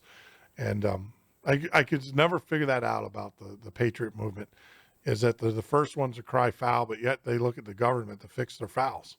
It's like, well, cake, eat it too, kind of thing. How does that work out? So, but yeah, and I think what happened here is because I am checking out the chat room, and the chat room is predominantly people who have been involved. Yeah, and there are quite a lot of people out there that are still buying into a lot of things that are going to get them hurt. And again, I think that's probably where my mind comes from, and not wanting to see people get hurt anymore. Yeah, I agree. I mean, you gotta call them out, and if you know an FBI agent, if you know an informant, if there's some things that are highly questionable. I agree I with got you. a thick skin. I can take a lot. But, Yeah. but a lot of people, there's people who have freaking ended it, ended Yeah. their lives over less. So, I can take it, but Yeah. I just don't want to see more people get hurt. And this goes right back to why we do this on air to begin with. Well, I It's because think, I really think we're really trying to help people, not hurt them, yeah, right? I get you. You got to get the information out there. But like I said early on, Sure. for me, I got to find a core group of like five or six people that I can trust, and I know they have my back, and I have theirs. Once you start getting outside, and that seems to be the number. There's a reason why certain military groups and stuff have certain amount of people in there, and there's a reason for that. And once you start expanding and getting outside of that core group, you do start introducing different things, and you can have different scenarios. My suggestion is keep your core five close to you, your core six, and everything. As far as your shows go, and do this and stuff, just keep it. It's your show. You can choose what you want to talk about, what you don't want to talk about, and listeners can choose to listen to you or they don't. The thing is, if they don't want to take your heed and listen to your warnings and stuff, that's their business, and you can't cram it down their throats. But don't let it tear you up, man. You're too good for that. As I look into the Sure, camera, and and say, it really is, and I just kind of got animated. Yeah. Just seeing a complete lie being told in the chat room again as I'm sitting here, Yeah, don't. presenting facts about lies. But you are correct, and you know what's funny is most of the time when I do shows, I don't look at my chat room. Yeah, you I should. stick to my show. I haven't looked over there. I haven't looked. I mean, people are going to say what they want to say. People are going to look at different opinions. My thing is that the truth. Like I said, I have questions too. I do have to defer back though and say, look, Pete's not here to defend himself. That's not the nature of this show. This show is to bring information and knowledge to people. One of the things that I was hoping that we would get out tonight is, kind of explain to the person that's not looking in or that's not part of the movement. Because I do have a lot of listeners that's not part of the movement. I wanted them to understand what was going on in Oregon and what the fight was Sure. about and stuff. And the problem is it turned into a free for all and this thing, Pete. So, let's kind of back up a little bit. I mean, we know, for those that don't know, we're way past our time, but I'm going to leave the show going because I think this is important. For those that don't know, the whole deal with Oregon sprung up. You had two farmers who were burning off the grass on their grazing land. It got onto federal land, burned that, but that was a typical practice. No one ever thought anything about it. They were charged with arson. They did their time. They came out. The prosecutor the judge that prosecuted them basically did a double jeopardy move where she said that they didn't spend enough time in jail, called them back to jail, which there's a huge constitutional thing there, but called them back to jail. They were willing to go freely, pressure, no pressure, whatever. They went back to jail. That caused a movement within the Patriot community or within the community to defend them, saying that this is another BLM land grab. That's why you had the Bundys involved and everything. And then, so in the protest, you had individuals who took over federal land or federal building. Then you had provocateurs. I think we've established that there were certain people that went there to push their agenda. I don't think that's in play. We don't know. We have certain individuals who have some questionable dealings prior to that. We're questioning: are they part of that provocateur group? Were they government plants? Because some of the disinformation that's being sent out there and everything, we don't know until they defend. But what we do know is out of the 20 or 30 we do know that 11 have taken plea deals for whatever reason. We don't know. Do we know what those plea deals are yet? Do we know the terms of the plea? They range anywhere from 6 months to 6 years at this point. Okay. Clovis had something to add. I just wanted to tell you, Clovis has been holding. Yeah, go ahead, and her Clovis. mic is muted, so I just wanted to mention. No. Okay, She can talk. first off, I want to let you guys know something. You wanted to know about what went down up there. Okay, the Hammonds, they did not start the fire. They did a backdrop fire to stop the fire that the BLM started. Oh. Okay, to keep it from getting to their ranch. Now, when you dig deeper, you'll find out this all started here because of one raggedy-ass I'm sorry. No, that's fine. This woman that's running for president sold the mineral rights right out from under the Hammonds to Russia. That was where I wanted to go with it, so I'm glad you put that No, out there. That was no, wait a Okay, minute. so they tried to stop a fire getting to their ranch by doing a backdrop fire. And I live in the country, I got you. and we do these fires all the time. Oh, yeah, we do them here. So I understand what the Hammonds were doing. They were trying to stop the fire that the BLM started and keeping it from getting to their ranch. But see, Gotcha. they didn't want to tell that. They don't want to tell how Hillary sold the uranium right out from under the Hammonds' land there. This all goes to the very top. Okay. Okay, so Millions that's of why dollars. the Hammonds, yeah. Well, I know that. exactly. Yeah, I know that Hillary, and so those that don't know the story behind that one, let me explain. So what happened is that Hillary, through her trust, through the Clinton Foundation, accepted a lot of money from a company or from an organization that actually was part of the Russian government, had things for that, and at the same time, the Russian government was trying to. They were trying to purchase or get approval, or the company was trying to get approval to purchase the land through the State Department. So obviously the State Department had to approve it because it had uranium, it had mineral rights to it. And, come to find out, that was given, donations were given to the Clinton Foundation, approval was given to the company. The President of the United States, I honestly believe Barack on this one, President Obama, he did earn it. He was elected, so we still need to call him president out of respect for the office, not for the man. I just want to make that clear. But the President Obama even came out and said he didn't know about it, and I actually believe him on this one because I think Clintons are pretty underhanded. So they approved it, and so gotcha.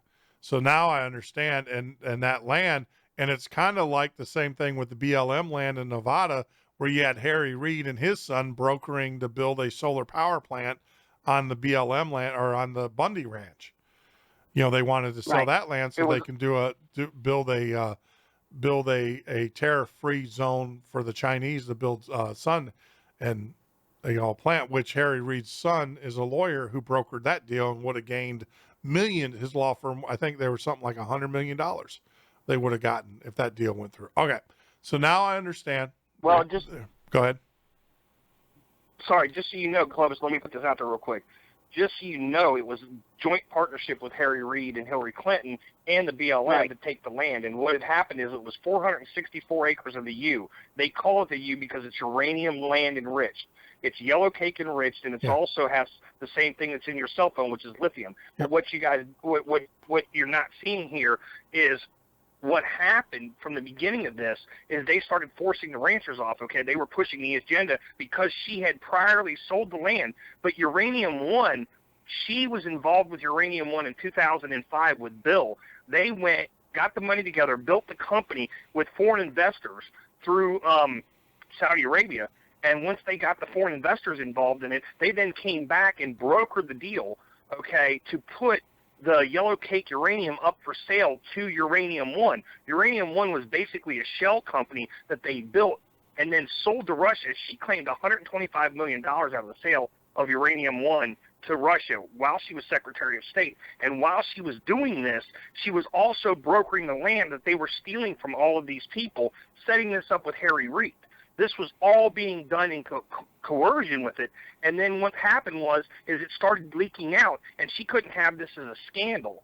So what happened was they pulled it back and started using the BLM and trying to make this look like a militia problem, when all it really came down to is it was all a front being used to sell the land to Russia. And if this story would ever break and go national and really be pushed, you can see the connections. And Hillary Clinton was part of Uranium One from the get-go. They designed the company, they built the company, and then they sold it to Rose, whatever it is. I got the name of it, but they sold the company to Russia for a ton of money, and she received it through the Clinton Foundation. But this was designed and engineered intentionally by the Clintons. Gotcha. See, Exactly. that's Exactly. what I love to hear on, especially on the show. I hope we're not garbled. We started to get garbled there, so I hope we're not garbled on the YouTube. All right. So we have the But what I'm trying to say, Jeff, Go ahead. what I'm trying to say is, as far as Obama not knowing, I gotta have to disagree with you there for a minute. Well, And I'm not he trying had to to sign. No, he had to sign off on it, but I don't think he knew. I don't think he knew how deep the tentacles He went. knows more than you think he knows. I mean, this is a man that is selling off our national parks. China wants to buy Grand Canyon. He says he wants $100 million for it. China says, no, I think I can get it for $20 million. Yeah. Okay, what China wants to do is come in and build these big skyscrapers there looking over the canyons, and it's going to be nothing but like condos. Okay, they want Yellowstone Park. Obama wants to sell this to them, auction it to them, to bring down our deficit. Oh yeah. But what he don't understand is, the American people don't want this.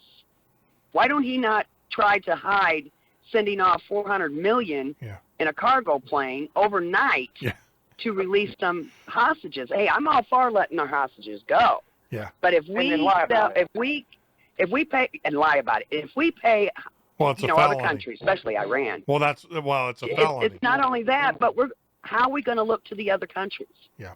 No, Obama has made us look weak. Well, yeah. The other thing is that you got snatch and grabs now. You got Boko Haram. You got ISIS. All they have to do is snatch and grab it.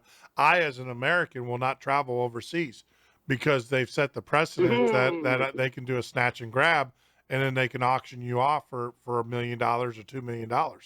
The president has done a huge disservice to every American that's overseas right now, because they are now a target. They are now a price. You're now put a price tag on your head because he just set the price. What Harry Reid, exactly. What they said as precedence was this. You have to realize something. What they said as precedence was they knew that the BLM could come in and with some fines, with some pressure, with some attitude, and some bullshit, they could shove you off the land. They predetermined this and sold that land knowing that they could pre-sell the uranium. Yes. And Hillary got paid directly through the Clinton Foundation for pre-selling the uranium before the land was even sold. She was getting donations and she was guaranteed $25 million up front and $100 million as soon as the deal went through. But that was just prepay money while she was Secretary of State, which is totally illegal. And she should be under the RICO Act and fined under every constitutional law in the book thrown at her. Yeah. But just think about it. Everybody wants to put the blame on the BLM and make that when they talk. And if you listen to yourself, everyone always separates the BLM from the government. It is a government office. It is a government owned. It is government, workers. That's right. And it's the government. Sure. What do you think the federal wildlife was? The federal wildlife was a preserve run by them. Yeah. They were in control of everything. No, I actually, see, but that's a very good point. Is that it's so easy for us to say the BLM, and the reality of it is it's a federal government. It's the government, because the BLM. It's kind of like they put this, these bureaucrats in front of the true beast, and the true beast is the government. You got the Harry Reids and and I always wondered, Harry Reid supposedly fell and busted his face. I'm wondering if he got roughed up because the deal didn't go through the way it should have. I've always wondered. He got beat up. Yeah, I think he got smacked around. He almost got put in prison. Yeah. Well, I thought that was a lot of money. He got beat up. Yeah, I think he got smacked around because the deal didn't happen. And the only reason. Let me ask you something. Yeah. Oh, I'm sorry for cutting you off at your show. I'm sorry. Yeah, no, that's fine. But let me ask you something, Jeff Norton. With the Bernie Sanders doing what he did, okay? Because I'm a politic idiot. Yeah. When the Bernie Sanders, that didn't sound good. But with the Bernie Sanders doing what he did, do you think? Now this is just a thought, okay? One, was he paid off? Now this is just our opinion, okay? This is not fact, people. Yeah. One, was he paid off? Or two, did he get scared to death that he would be on the kill list? Because look how many people are dying, they're dropping like flies around the Clintons. Oh yeah, those people. No, I don't. Number one, I don't think Bernie, with all of his faults, I think he's too stubborn. to be afraid of being that. Do I think he was paid off? Absolutely. And let me tell you how that happens. When these campaigns amass the debt that they amass, what happens is that when the Democratic National Party decides that you're no longer valid, they come in and say, look, we'll pay your debt off. And then what they do is they go to these donors that you got your services from and then negotiate that debt on your behalf. And then they knock it down and everything. And then that allows him. You think that might have been it? Yeah, I think that's what it happens. It's very common in politics. And then what happens is the politician is allowed to keep the coffers, those donations. So indirectly, directly, he got paid off. You know, I think the Democrat, if you look at who probably paid his, flipped his bill and everything for the outstanding debt on the campaigns, but he ran a pretty light campaign to begin with. But I think that was absorbed, and then whatever's left in his coffer, he gets to keep. That's his money. I actually, believe it or not, I don't like what Bernie stood for, but I liked Bernie in a sense that I actually believed he believed in what he was saying. Unlike these other politicians, you got to give the man credit. Like I said, I don't believe in socialism. I don't believe in liberal Bolshevism either. Which we talked about on Friday's show. But I actually believe that he believed what he was saying, and you got hats off, because most politicians will look you straight in the eye and lie to you. I mean, it depends. Okay, but Jeff, I agree with what you're saying. I agree. He had some good points, and he said some things, and it was believable. Yeah. But any man, and this is what I'm going to say, a woman that is going to let Black Lives Matter, 2 little black girls come up, and then I love all people. Yeah. But 2 people come up and take his podium and him stand back and let them have it. Do you think that was a political move, or do you think he actually was like, oh, crap? Because he had CIA around him. They could have removed them girls. Yeah, I think part of it was a political move in the sense that he didn't want to you're absolutely right. Those people could have been removed, right? And I don't know why they weren't removed, to be honest with you. They should have been tackled, handcuffed, and dragged off.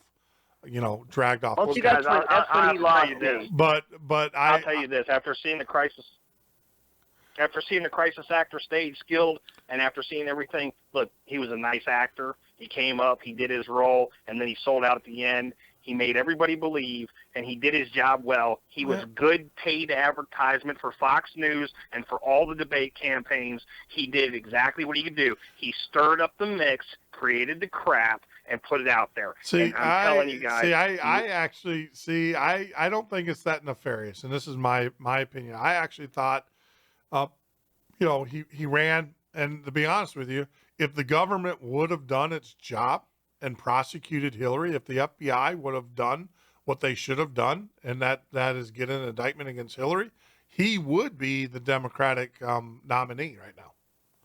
And I think that was his bet. Well, have you ever seen a campaign run like it's been running? I mean, look at everything that's going on. You got the protesters beating up the Trump, supporters who they're trying to force their opinion and their words on them other people, and that's not fair. This is democracy. Hold on. That, if you watched our show and you read obviously you haven't read the book because it just came out, by Alex Markovsky, called Liberal Bolshevism. That's exactly what the Bolsheviks did in Soviet China or Soviet Russia. Same tactic. And it was scary. What we were talking about, it was the same exact tactic. What the Bolsheviks, you had the communists and the socialists, and what the Bolsheviks said is that the socialists are not moving quick enough. So we're going to use intimidation. We're going to use physical violence. We're going to use, all sorts of things. And that book, when I'm still reading it, but when I had him on, Alex, on the show Friday, that opened up a world of insight into what Bernie Sanders and his organization was doing. Now, that's exactly what Hillary Clinton's doing too, but she's doing it with a little bit softer stick. She's doing it, the frog doesn't know it's being boiled, right? Yeah, right. So that's what she's doing. But it's the same thing. At the end of the day, you already heard her talk about she wants to increase taxes. She wants to, obviously she doesn't feel that the land belongs to the people. It belongs to the government. It can be sold at will. She's using corporations, and that's part of the Bolshevism thing, is that she's using the corporations to push an agenda. I mean, it's this book that Alex wrote, and it's a really deep, hard book, but it's kind of scary. And like I said, when we finished our show, we were at page 240 of 250, and we're talking about World War III. He's made a lot of predictions in this book that have come true. And he's a Russian historian, so he's seen what happened he studied the Bolshevik movement under the Russian extreme, and he's like, we're in the throngs of it. He saw it growing up as a kid in Russia, his father was part of the party. As a party member, he saw it, and he sees it here in the United States, and that's what he wrote about. He wrote about the comparisons and stuff. So no, what I saw Bernie do, I can explain it. That's exactly what that's their playbook. Every politician has a playbook. What's the name of the book again? It's called Liberal Bolshevism. You can we had a great talk. It was on Friday. Go back to Friday's show. Listen to it on the podcast. But the other part of that is that if you go to my guest page, you'll actually see Alex McCoskey, and you can click on Alex's page and you can link on. Great book. I just, I can't get through it quick enough. But it's not a book too. I'm going to tell you, it's a textbook kind of deal. I mean, there's a lot of learning, a lot of dates, a lot of figures, but it's. Well, can I ask you a real quick question? You seem like a very smart man. No. And that's not blowing smoke up your butt. No, seriously. No, if you were retarded, I'd tell you. Ask Eric. I'm very open. Go ahead. What is your thoughts on Trump? Let's say that we're just my gut feeling. I don't like him. Let me go. And I know a lot of. Your reason? I still believe that what makes America great is the Americans and not the politicians. So my thing is, and look, Trump is, everybody talks about how Trump is so calculated, and Trump knows, Trump is a great businessman. And so you can't leave that at the door with him, especially with his, there's some alternative. In my gut feeling, I think there's some alternative motive here with Trump. If it's, further his brand, whatever, if he wants to sit at the big boy table, which he'll never be able to do. I mean, he's not even at the Bilderberg level, let alone the big boys and stuff. And, if that's where he wants to go with this, there's just my feeling about him is twofold. Number one is that, America's great because of the Americans, not because of politicians, but yet he's saying that he's going to make America great, even though he is saying what most Americans wish would happen. I agree with him, but the second part is that he is a cunning businessman. And why would you run for a political office as a businessman? I mean, you got to ask yourself that, unless there was something at the end of it for you. I mean, he doesn't need the salary. He doesn't need. The situation is the only thing. What's that? The real estate situation kind of bugs me there. Because he's into real estate. Yeah. I mean, he builds and he sells, and what is going to be the agenda there is my thought. But there's you something got people voting for him because they're afraid of Hillary. Well, yeah, it's a lesser. Well, there's something for anybody that wants to be president. Yeah, it's lesser of the two evils.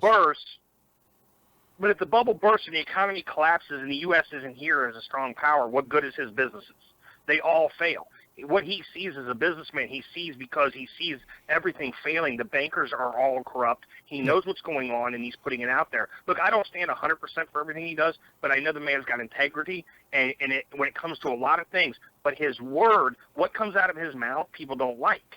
Why? Because he speaks the truth, and no one wants to listen to it. Jeff, that's why people don't like me, is because I speak the truth on my show. I'm not disagreeing. I'm very verbal. I'm not disagreeing with that at all.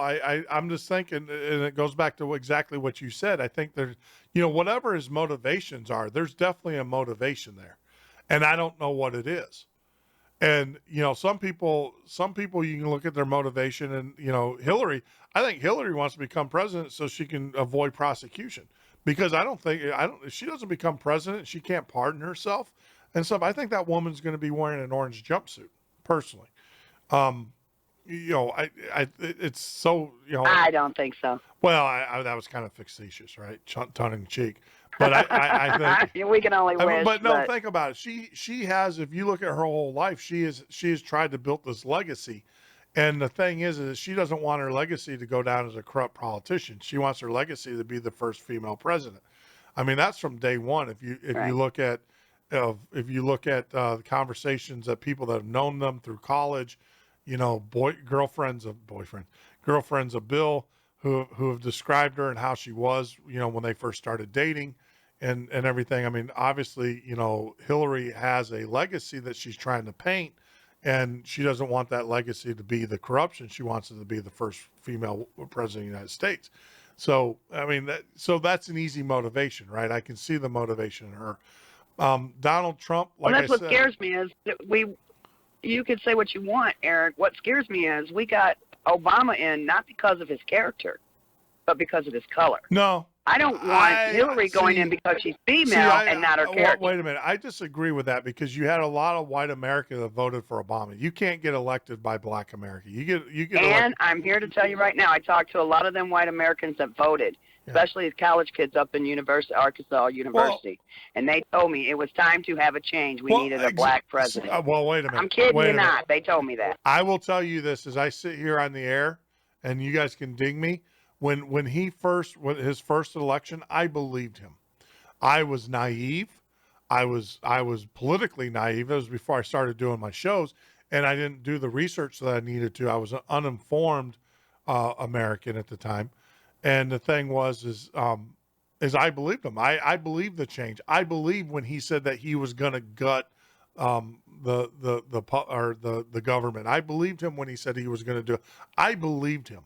Now, it was a matter of about 11 weeks in the office, I realized I was duped. And at that point, I made a decision that I would never support the man. I was done. You want to know what did it for me when he was running for office the first time, Jeff?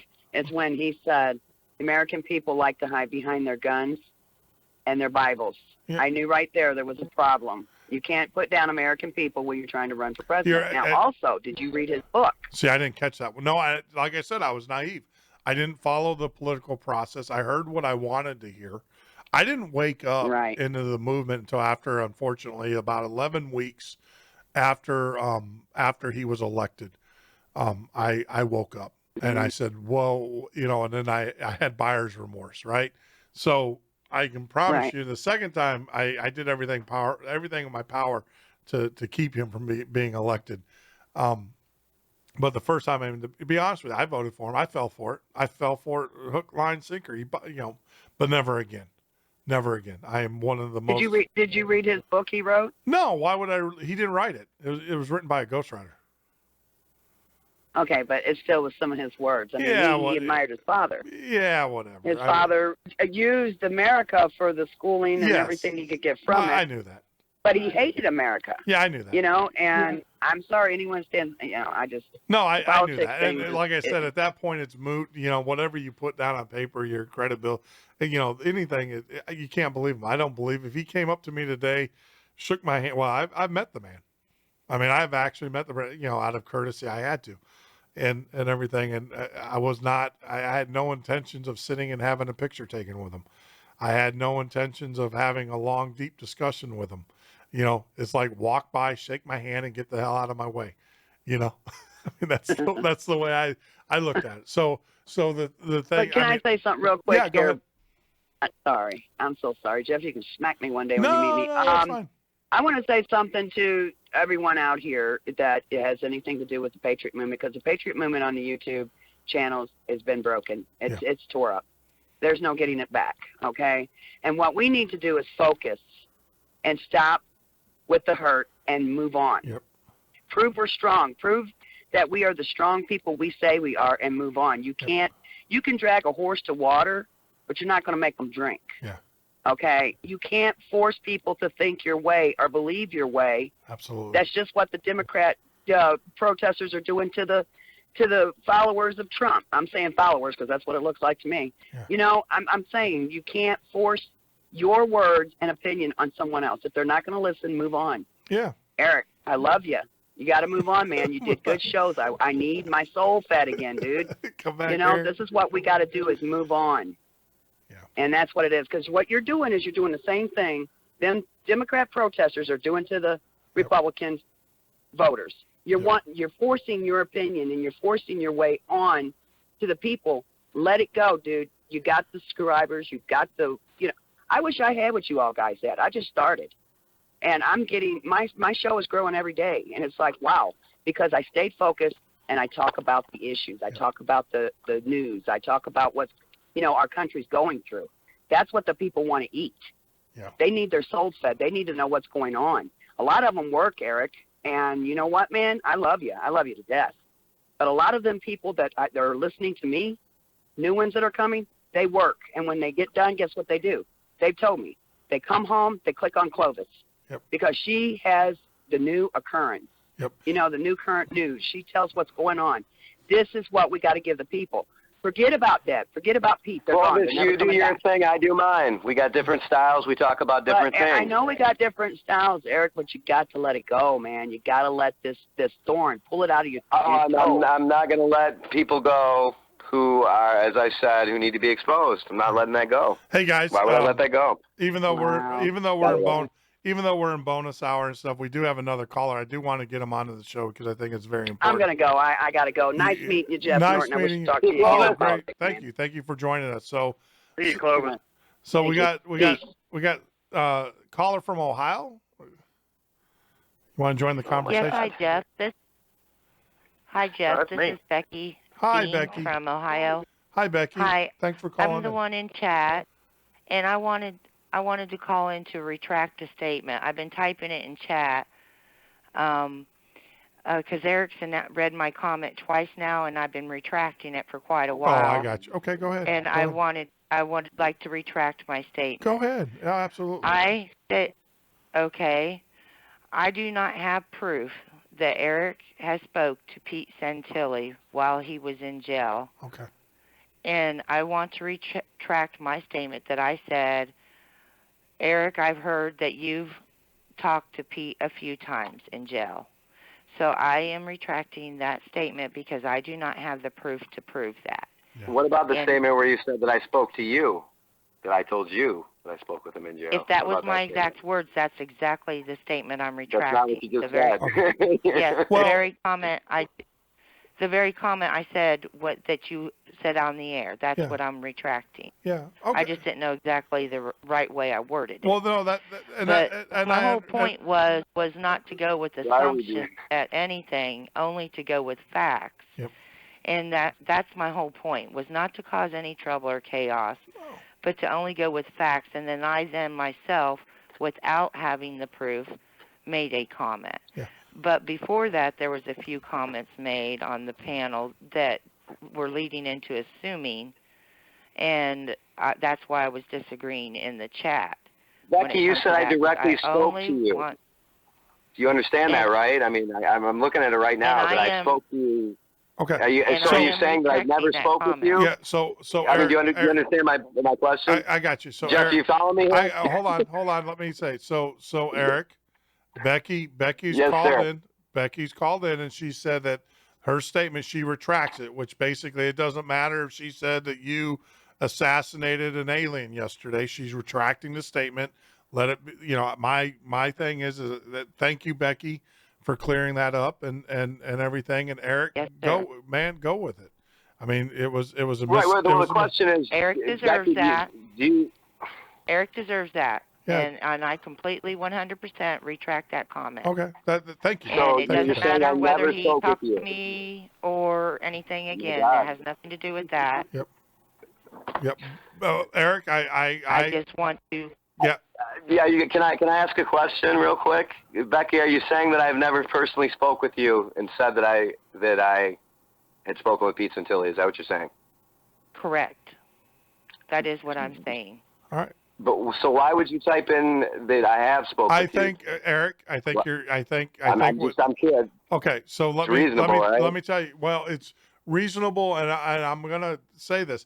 I even said, but I didn't say that I was under the impression, Eric, that you spoke with Pete Santilli. Where I got that, I could have easily said, oh, I talked to Eric and he said that he did, I could have made that statement as well. I could see where someone would make that mistake, because sometimes, you know, you get information and everything. I mean, I'm not the fact that the fact that Becky called in on this show and said, look, she retracts it, she was wrong and everything. I think we got it, because most people wouldn't do that. Come on, Eric, you know that. So, you know, take it for what it's for Becky what it is. absolutely would. And Jeff, you're smack dab in the middle of the crap that I've been dealing with for so long, dude, and why I'm getting so frustrated. I got you. I'm going to read you the statement. I don't care. Mr. Norton. It clearly states Eric, something. Eric, I don't. Let me say something, Becky, please. Let me say something, Eric.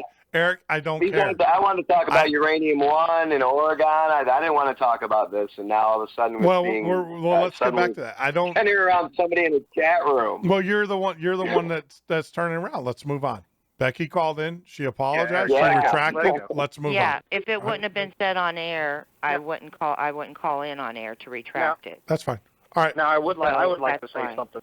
Yeah, go ahead, Jeff. I'd like to say something, Jeff, real quick. Yeah, go ahead. What I'd like to say is this: I can vet a story, and I can use a CI or a confidential informant. I can use a CI's words without having to put his name next to it. Sure. If I'm doing a story and I have a direct contact with somebody that has credibility, I don't just take anybody off the street.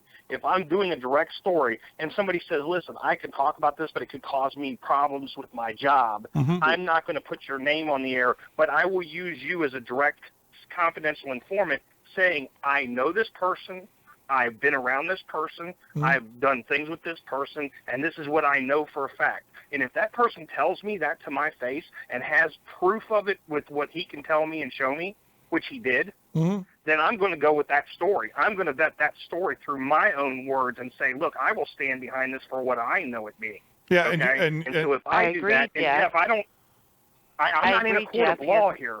Okay. Yeah. You are correctly right. So when he showed you that proof, you do not have to vet your source at all. Or you do not. Right. Excuse me. You do not have to expose your source at all, but you do need to show the facts. All right. That the source gave. And I have shown the facts. Hey, if you guys. watched our show I've shown the facts. Guys, let me hold on. Let me. I just want pure facts. Is all. A lot of fun, isn't it, Jeff? All right, guys, you're not gonna talk over me. Not on my show. All right, that's rule number one. Rule number two, I'm gonna tell you is that I think we've already established that there's issues that need to be resolved outside of this show, and you guys can go resolve them. Exchange phone numbers, do whatever you want to do. If you want to agree to that, stay on the line. If you don't want to agree with that, you can hang your phone up right now. And I'm just going to say that this is not the type of show that I want to have. What I want to do is get facts out there. Facts are, I want to go back and have a conversation about the uranium. We are now an hour over our normal production line. I'm keeping the show open because I still think there's valuable information that needs to be given out there to those people. And that's what I want to hear. This back and forth is not going to happen. I'm sorry to play the nanny here with this conversation, but please, let's keep it back online. It is what it is. You guys can take that conversation somewhere else and everything. What I want to do is I want to talk about the uranium. I think we were on a good track there. I want to talk about the uranium. I want to talk about the federal government, not necessarily the BLM and everything. And if you guys are willing to participate in that conversation, you're more than welcome to stay on. If you don't want to participate in that conversation, you can go, I'm not going to disconnect a caller because I think that's rude. I'm not one of those kind of hosts, but if you can't adhere to those rules, guys, hang up now.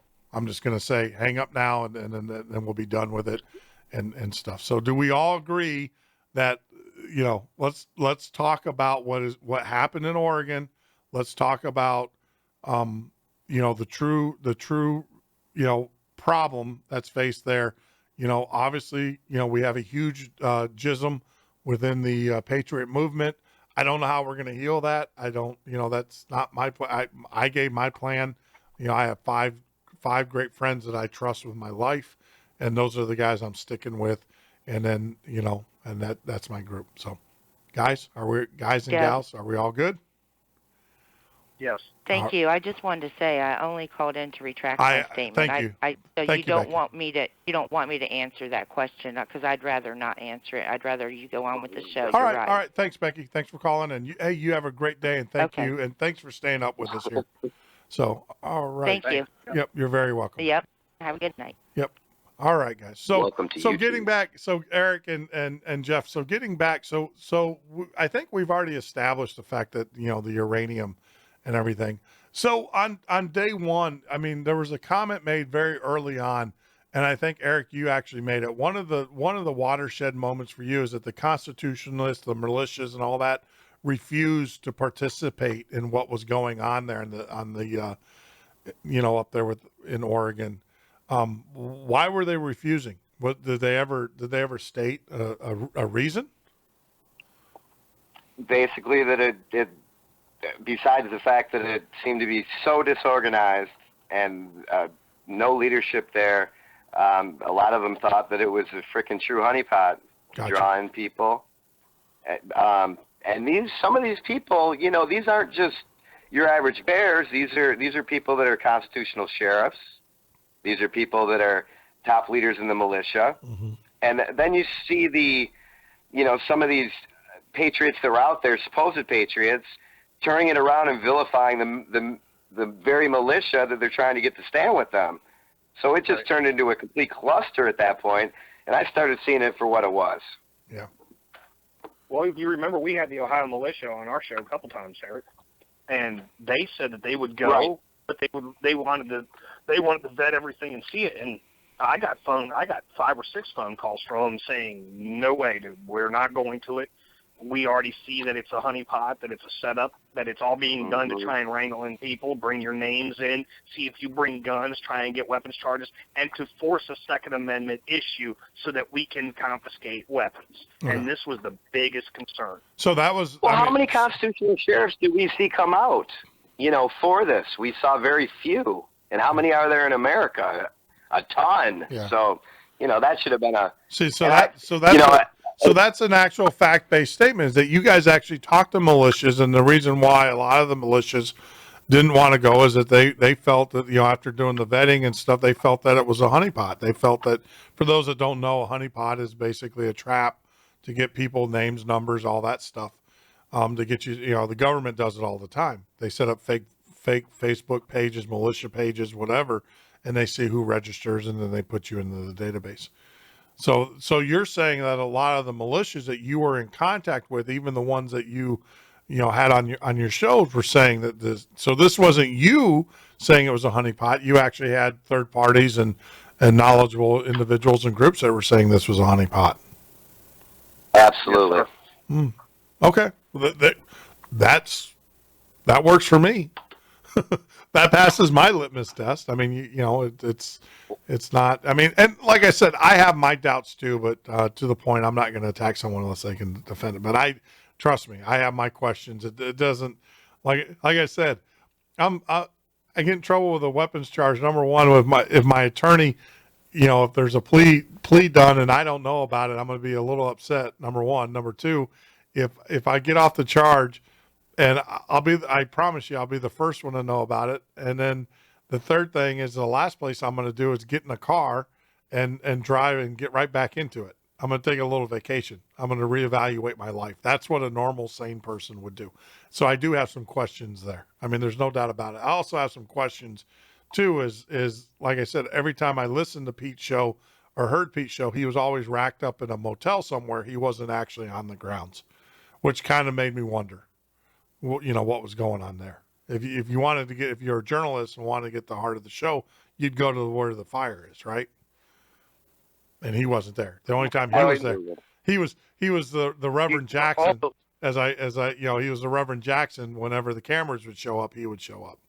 I mean, I'm just saying, that's my impression, right, wrong, or indifferent. It just happened that. Yeah, but you also have to look at when you're out on bond. When you're out on bond on this charge, okay? Yeah, you don't do that. And that you don't do anything to cause a problem. I agree. Much less go on air, talk about the entire case, and then talk about shooting somebody. Yes. I agree with that too. Is that his own comment? There's a lot of things that just don't add up. I can see where the assumptions are leading. I have those assumptions.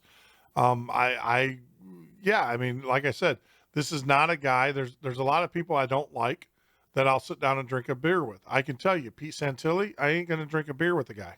I don't like him. I'm just telling you, I didn't like him from the guerrilla media days. I listened to his show. I thought he was vulgar. I thought he was crass, and completely inappropriate. I don't care. I don't care how much I hate Hillary Clinton, but I'm not going to talk about, I can't even put words to it. I don't even think like that. My mother would beat me into the ground, and she rightfully so if I talked like that and stuff. So that's, it is what it is. All right, gentlemen. It's been a cranker's night. We went actually 5 hours and everything. Eric, you okay? You do a great show, man. We still friends, Eric? Still love me, bro? Oh, you and I, for sure. For sure. I'm glad you're kind of getting an idea of where my frustration may be coming from. No, I get it. I get it. I really do. But you know what? You're how do I say this? People who are set in their ways are set in their ways. And the last thing I want to do, my whole goal with these shows is to entertain, number one. And sure, you guys fighting back and forth is very entertaining. Don't get me wrong. I enjoyed it. But the other part of it too is to inform. And the problem is that we have so many people who are not familiar with the movement itself. And the last thing I wanted to do is have my show be their first exposure to it and then hear that. Hear us fighting and stuff. So that was what I wanted to get into, before, obviously we're not going to get into it now, but at some point in the show, a lot of great stuff came up. There was a deeper message about something called a cult mentality. Yeah. That we see all throughout alternative media and all throughout whatever movement it may be, 9/11, you name it. And that's what we get to, where you have a cult mentality. You ever hear drink the Kool-Aid? That came from Jim Jones, where, 400 people killed themselves for him. So when you have, truth and facts right there in your face, but you ignore them, because the cult leader tells you to, that was something that I wanted to get into. And, I give a plug out to Sherry Roberts, because she did a 2-part series on this particular we thing. We can do, look, I'm up. I don't have a problem talking about it now. I mean, thank God this is all week. But it's the same mentality that people blindly follow Obama, or the President Obama. They blindly follow Hillary Clinton. Look at how many Americans that have sat out there, and I was shocked by this. We do have a cult mentality. It is a cult kind of world with these politicians and stuff. How many people out there, if they put a poll out there, they said how many people would still vote for Hillary Clinton if she was under indictment? And over 50% of the Democrats said that they would, still vote for her. And it is that mentality. We follow people, not leaders. We really do. And unfortunately, it's who has, the Kardashians. And who has the better Twitter, who has this or who has that. It is a cult mentality. And we're no different. The Patriot movement's no different than any other movement. You have its leaders and you have people that you have followers. And so that's why you'll never see me hanging around a bunch of Patriot people. I have my core 5 people that I hang around. And like I said, we got each other's back, and that's just the way it is. And because I'm like you don't know what people's agendas are. You see it all the time on TVs and movies where people get into power. They have a good intention. They get into power. They get a thing of authority. I'm not saying TV's right, but it does mimic life. And then they become the cult leader. And then they do whatever they have to do to maintain power. How's that any different if it's under the flag of don't tread on me, or on the American flag, or under the political flag and stuff? How's that any different than the tyranny that we came from? It's not. Right. It's not. So, I agree with you. Just because someone says something that you believe in, don't follow them. Learn for yourself. Do the investigation. Jeff, one of the things that I saw out there, and this is me and Eric have kind of seen it all going in and out of these shows and doing stuff, and I'm sure you have too, is you'll get the 9/11 movement, okay, and there'll be so many people stuck in the rubble trying to figure out if the buildings fell down. Look, we've determined the buildings fell down due to implosion. We determined that, the hijackers weren't the hijackers, and it didn't happen the way it did. We all determined this, okay? Yep. As you move through the movement, 14 years later, they're still digging in the rubble trying to tell me that there was thermite plasma used. Yes, there was thermite plasma used in the debris, okay? We know there's things there. Stop harping on the shit that's 14 years old, okay? And go to where the money came from. Who is the people that pushed the buttons? I mean, they didn't want to follow anything. Yeah. These people wanted to stay in their own thing, and we had so many arguments about that. It's like, who cares about the buildings falling? We know that they fell. We know how they fell. We know all the stuff. We're not arguing about concrete and rubble anymore. Move on. What we're trying to do is get the word out to what's going on and how it got there and where is it taking us. Yeah, well, but this is the issue, and I can tell you there's a lot of psychology that goes on here. A lot of people, live in the now, and what they do is they get hung up in the now. In other words, that they know that the thermite's there and stuff, but they can't take the next step. That's a mental condition. That's not that's just a mental condition, is that, they almost have to be led to the next step because they were led to that step. See, those same people that talk about the plasma or the thermite and all of that in Building 7, who are just talking about it now, they had to get led to that point. See, and unfortunately what's happening is that they need to get led to the next level because that's just the way that the mentality is. I agree with you. Buildings, it was all an inside job. Our government knew about it. Our government probably had some financing with it or in some regard. I don't know. I don't have the money trail, but I do know our government knew about it because I have the records that say that they knew about it. Condoleezza Rice, released it, a year before. The FBI was doing the investigation on it and said, here it is. Did it go up the chain of command?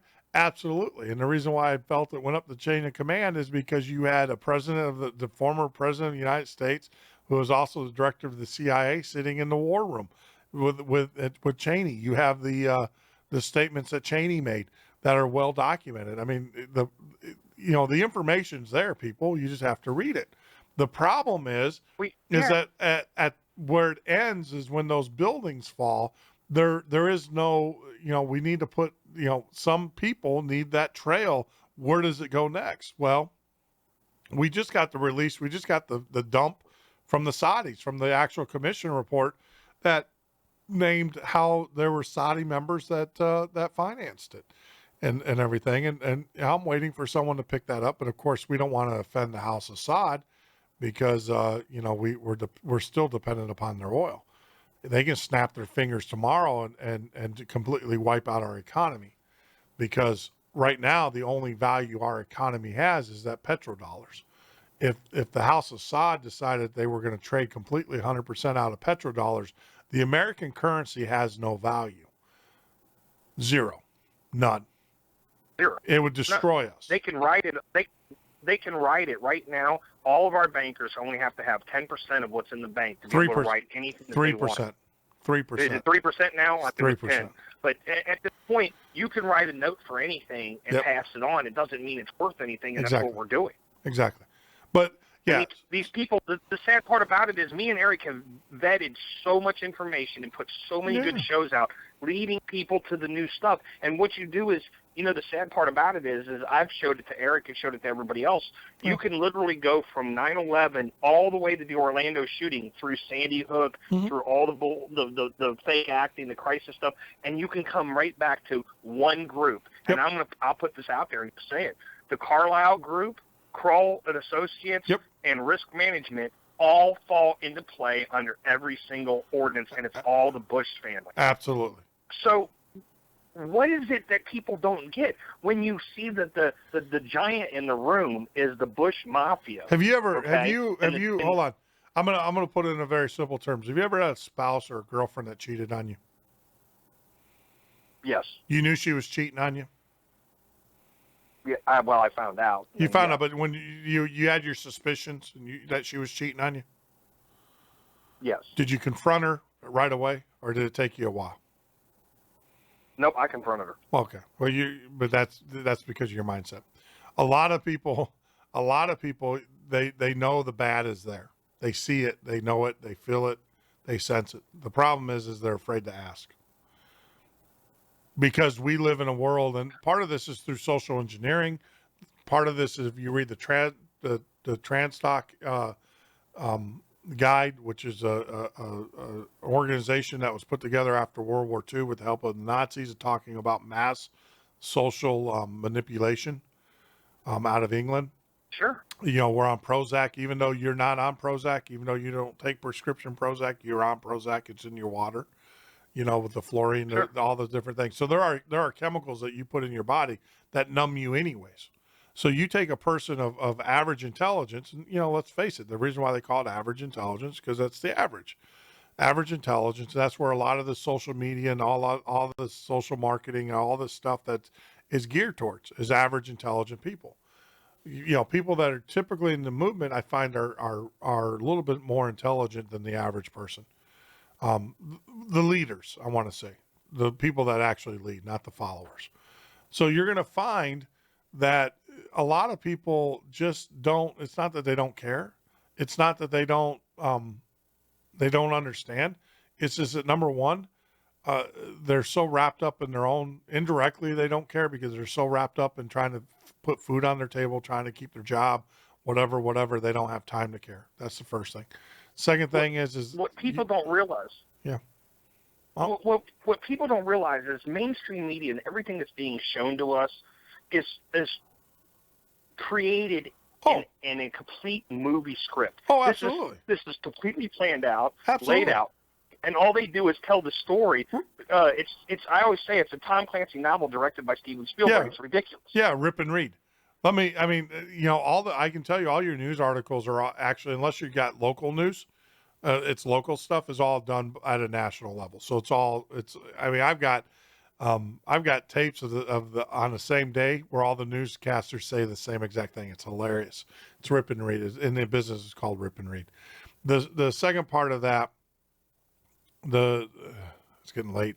So the second part of the news is that, you know, the psychologists, they've determined that there's a certain amount of time that the mind absorbs things. There's a certain frequency in which the mind absorbs it, and that seems to be 60 megahertz. Well, that's the same frequency that your TV runs on. So they're actually when you look at a TV, you're actually being hypnotized and everything. So Right. They're hypnotizing you and they're feeding you this stuff. I actually talked about it the other day on one of my shows. You know, the media, I find it ironic that the media talks about, you know, how we're so afraid of the black man. And I'll just call it, you know, the black man and everything. Well, my response to that is, well, media, what do you keep feeding us every day? You keep on feeding us the stories that the black man sold this, the black man did that, or the Mexican did this, or the Mexican did that. Those are the stories that you keep on doing. As much as I don't like Michael Moore, he's absolutely right in his first movie that he put out, that the media creates fear. And then the media has the audacity to ask us why we're so fearful. Now, I'm not saying that the Right. news doesn't happen, and that didn't actually happen, but you don't treat me like a monkey and you know, or Pavlov's dog here, and feed me and ding that bell and ask why I have saliva. Salivatate. I can't say the word. It's getting late, but that's the thing. You got to rise above that, and that's why I tell patriots the best thing you do if you're a true patriot, turn off the dang TV. Just turn it Right. off. Don't watch it. They're subliminally, they are messing, even on your popular sitcom shows. They are sucking you in. They are doing product placement. They're guilting you. They're making you believe this. They're making you believe that. Don't even, not even your favorite sitcom, unfortunately. You can't. They shove their values down your throat. You can't. You don't see them because you're so busy talking and playing on your cell phone, doing everything. Yeah. You're letting all this Poking float into your head constantly, Yeah. and then you don't realize it. You Yeah. wake up one day and you're believing they're garbage. Yeah. I mean, and that's the thing is if I you got how many hours of programming? Think about it. How many hours of programming do you have the Twin Towers and 9/11? If you add it up, I mean, roughly, I would say maybe a year's total. How many years has it been? So you have that many years since 9/11, and in which that imagery is out of your head. Look what happened right after. That tells you how well we are programmed. Look what happened right after 9/11. Government put the flags out, whatever you do, talk good about America going to war. Yeah, yeah, yeah, yeah, rah, rah, rah. And everybody did it, right? Everybody, hook, line, sinker. Every American did it. And then after it was done, and now we're back to our curmudgeons. They control us, man. They control us. They think they control some of us, I should say. If you go and you do any research on any of it, you can see it was a robbery. It was a war chest that they could dissolve. It was hundreds of millions of dollars, billions of dollars of trading lives that they burned. They got rid of the hard drives. They got rid of the paperwork. I mean, Silverstream was involved. I can sit here and talk about 9/11 for days. The Americans, and this is fact. I mean, the day before 9/11, they came out with a release that there was billions of dollars missing from the Pentagon. It just happened that the company that was doing the investigation was in Building 7, which actually was blown up. $2.8 trillion. Yeah, that was blown up. Yeah. Now the other part of it, yeah, the investigative office that was doing it on behalf of the Pentagon was just happened to be, the side of the building in which the missile flew into. I don't believe there's a jet. I go by the first reports because the first reports are always usually the right reports. Where the guy sitting there going, he's like, there was no jet, it was a missile. And if the government is so adamant that there was a jet, why don't they release the picture of the jet flying into the building? They have the video. Why don't they? They got 18 cameras on that one corner. That's right. Why don't they release the video of the 7-Eleven of the jet flying over the parkway? So look, I mean, it doesn't take a rocket scientist to figure this stuff out. We're being snowed. There's no doubt about it. And the problem is that as long as the government keeps continuing to do it, they're going to keep snowing us. But, but that doesn't mean that just because a handful of people want to burn in hell and live a sinful life doesn't mean I have to. I can be a patriot. God made it perfectly clear when he said, don't worry about them. Take care of yourself. When he was talking about Sarah and Abraham and when Abraham was upset because Sarah threw his maidservant away, told her to leave, even though she was pregnant with his child, which actually ended up becoming the land of Islam and everything. Abraham was upset over that, and God made it perfectly clear. Don't worry about it. And it's the same thing here in this regard. Patriots, as a patriot, you need to do what you need to do to protect. First, take care of yourself. Second, take care of your family. And then, take care, find 5 or 6 people you trust and take care of them. And they'll take care of you, and that's it. And then, I hate to say it, be crass about it, but be damned on everybody else. But don't give your message up because you're going to convert. It's your job your job. If I was in, don't give up on your message because if you convert one, or it's like a Christian, right? In the land of wherever, if you're a Christian and you turn one person to God, isn't that worth it? Just one, isn't that worth it too? Yeah. So don't give up your shows. Don't give up what you guys are doing. Keep pushing at it. But the other part of it too is like Jesus. They're going to rebuke you. They're going to persecute you. And they're going to crucify you. But don't give up.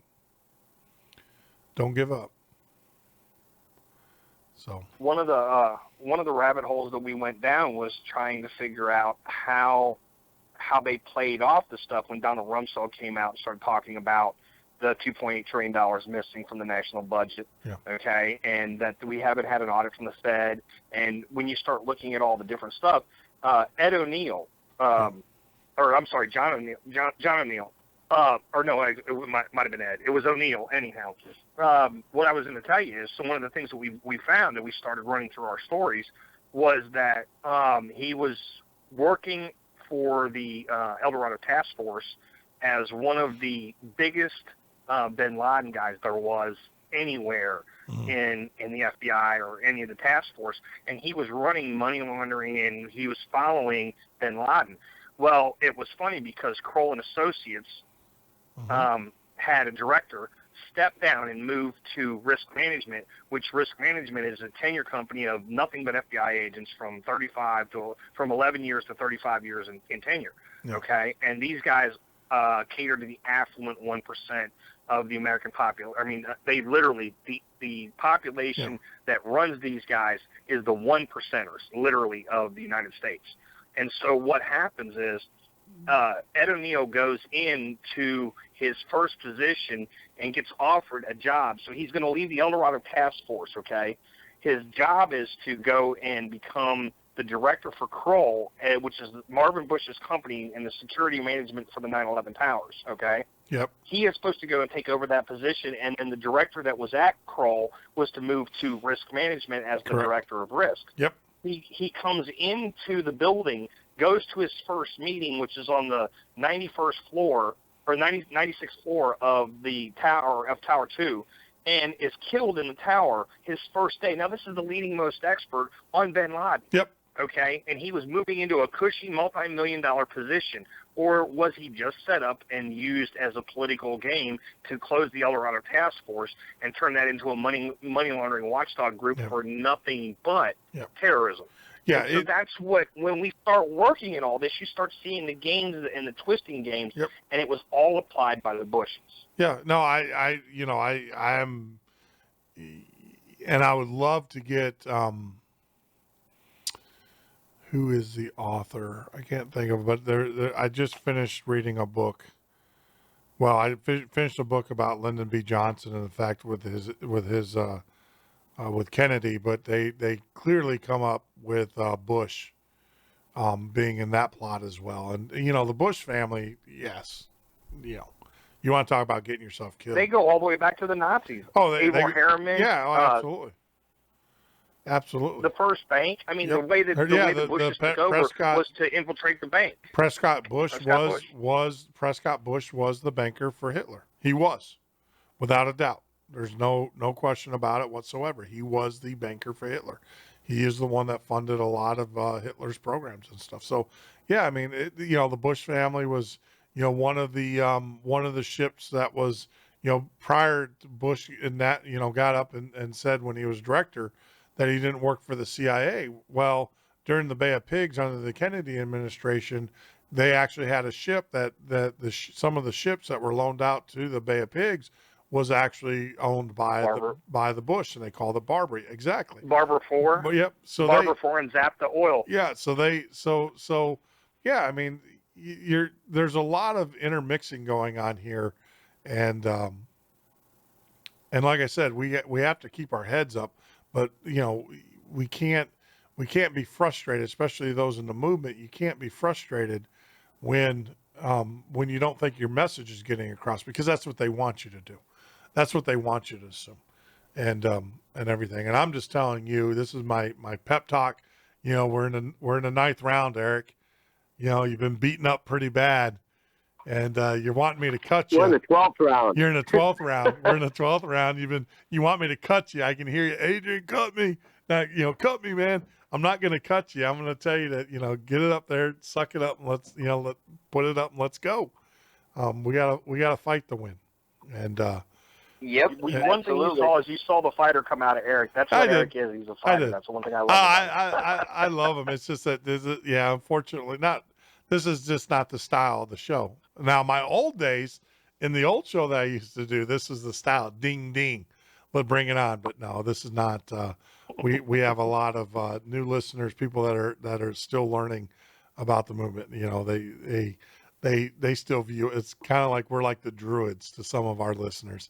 They're like, you guys still exist, and stuff. So it's like, yeah. So yeah, well, because you don't hear a lot about the movement anymore. You don't hear the last you hear about the militia group and stuff. It pretty much ended in Oregon, and You know, it went underground. I mean, I think message received loud and clear. We know the tactics that the government's going to use against us, and you got to go underground. You know, and I gave you That's a perfect statement too, Jeff. We have these. It's like these people running around in their little worlds, and they think like that's what the whole world's like, and it's such a small piece of the pie. Whereas what we're talking about, for the most part, on this show, is the bigger pieces of the pie, such as Uranium One, and the fact that 30% of the Western U.S. is foreign owned by foreign corporations. Nobody seems to really care. Yeah. No, I promise you, and I hope the listeners get past the discussion, the heated debates that we had, and listen to the conversation we had after that, because I promise you, the whole deal, there's a lot of people out there that have no idea about the uranium deals and the Clintons and stuff, and I hope I get those phone calls from them tomorrow saying, hey, what's this about? And that was great stuff, man. That was awesome stuff. I appreciate it. Well, that's what gentlemen, we love to push. We really do like to do the inside stories. No, you got to do them because that's where the story's at. Anybody can rip and read. I want the crazy stuff. I want the inside stuff. I want to hear as loony as it is. Look, I mean, come on. We get people on here that are going to be talking about the fact that they're married to reptilians and stuff like that. So the crazier the better. Well, what is uranium used to make? Think about that. Oh. Why is uranium so important? Yeah, and that's a scary fact to think about. Yeah, and you think that Hillary's just throwing around like water. I mean, she's trading it off for just her own personal assets. Absolutely. It's all about I think there's a point in which you say, "Well, I become so wealthy, or I'm part of the power elite that when it hits the fan, I'm going to go to some building somewhere." And actually, I've got a guest that's coming on, and I won't tell you who he is because I don't want to risk his safety. But this gentleman, and I kid you not, and I vetted him personally, is a nuclear physicist, but more importantly, he was a captain in the United States Army in the 60s, 70s, and his job was to oversee the facilities, what they call lifeboat facilities. And he has been called back as a contractor in a civilian life. This guy's obviously a lot older now. He's been called back to build to oversee lifeboat facilities in the United States, and he's coming on the show, and he's going to be dropping that bomb. And that's amazing, because I got a friend of mine that's the same thing. He's retired, and he was called in to help do bridge assessments and things like that, which was pretty bizarre. And he's in his 70s, and he said they just don't have technicians like us who actually had hands-on training. Well, and he ran a mechanic shop, and he went and he's doing stuff for the military now, getting paid well. Yeah, I mean, no, this guy is building his job is lifeboat management. I mean, this is the guy who maintained and managed the lifeboat over the in the hotel there in Virginia and everything. That was his job. That was his from a military standpoint. Now he's coming back, and he says that he's been given another job. And scary stuff. I mean, when's the last time you heard of 70-year-old people coming out of retirement? Yeah, and especially getting ready for whatever. So he's going to be on the show, and like I said, we're keeping his name somewhat quiet and under the wraps because we don't want to be, I want to drop that bomb when he's on the show. In London. So I mean, Kubrick comes out and gives a full statement that he shot the moonwalk. You know what I mean? And when you see that the lights fall down, and you see him doing the prep stage for this is the first step, and then the lights fall down and people jump up onto the stage, you go, wow, man. Wake up, people. Yeah. For those that are on YouTube, we dropped our YouTube, so I had to put it back up and everything. So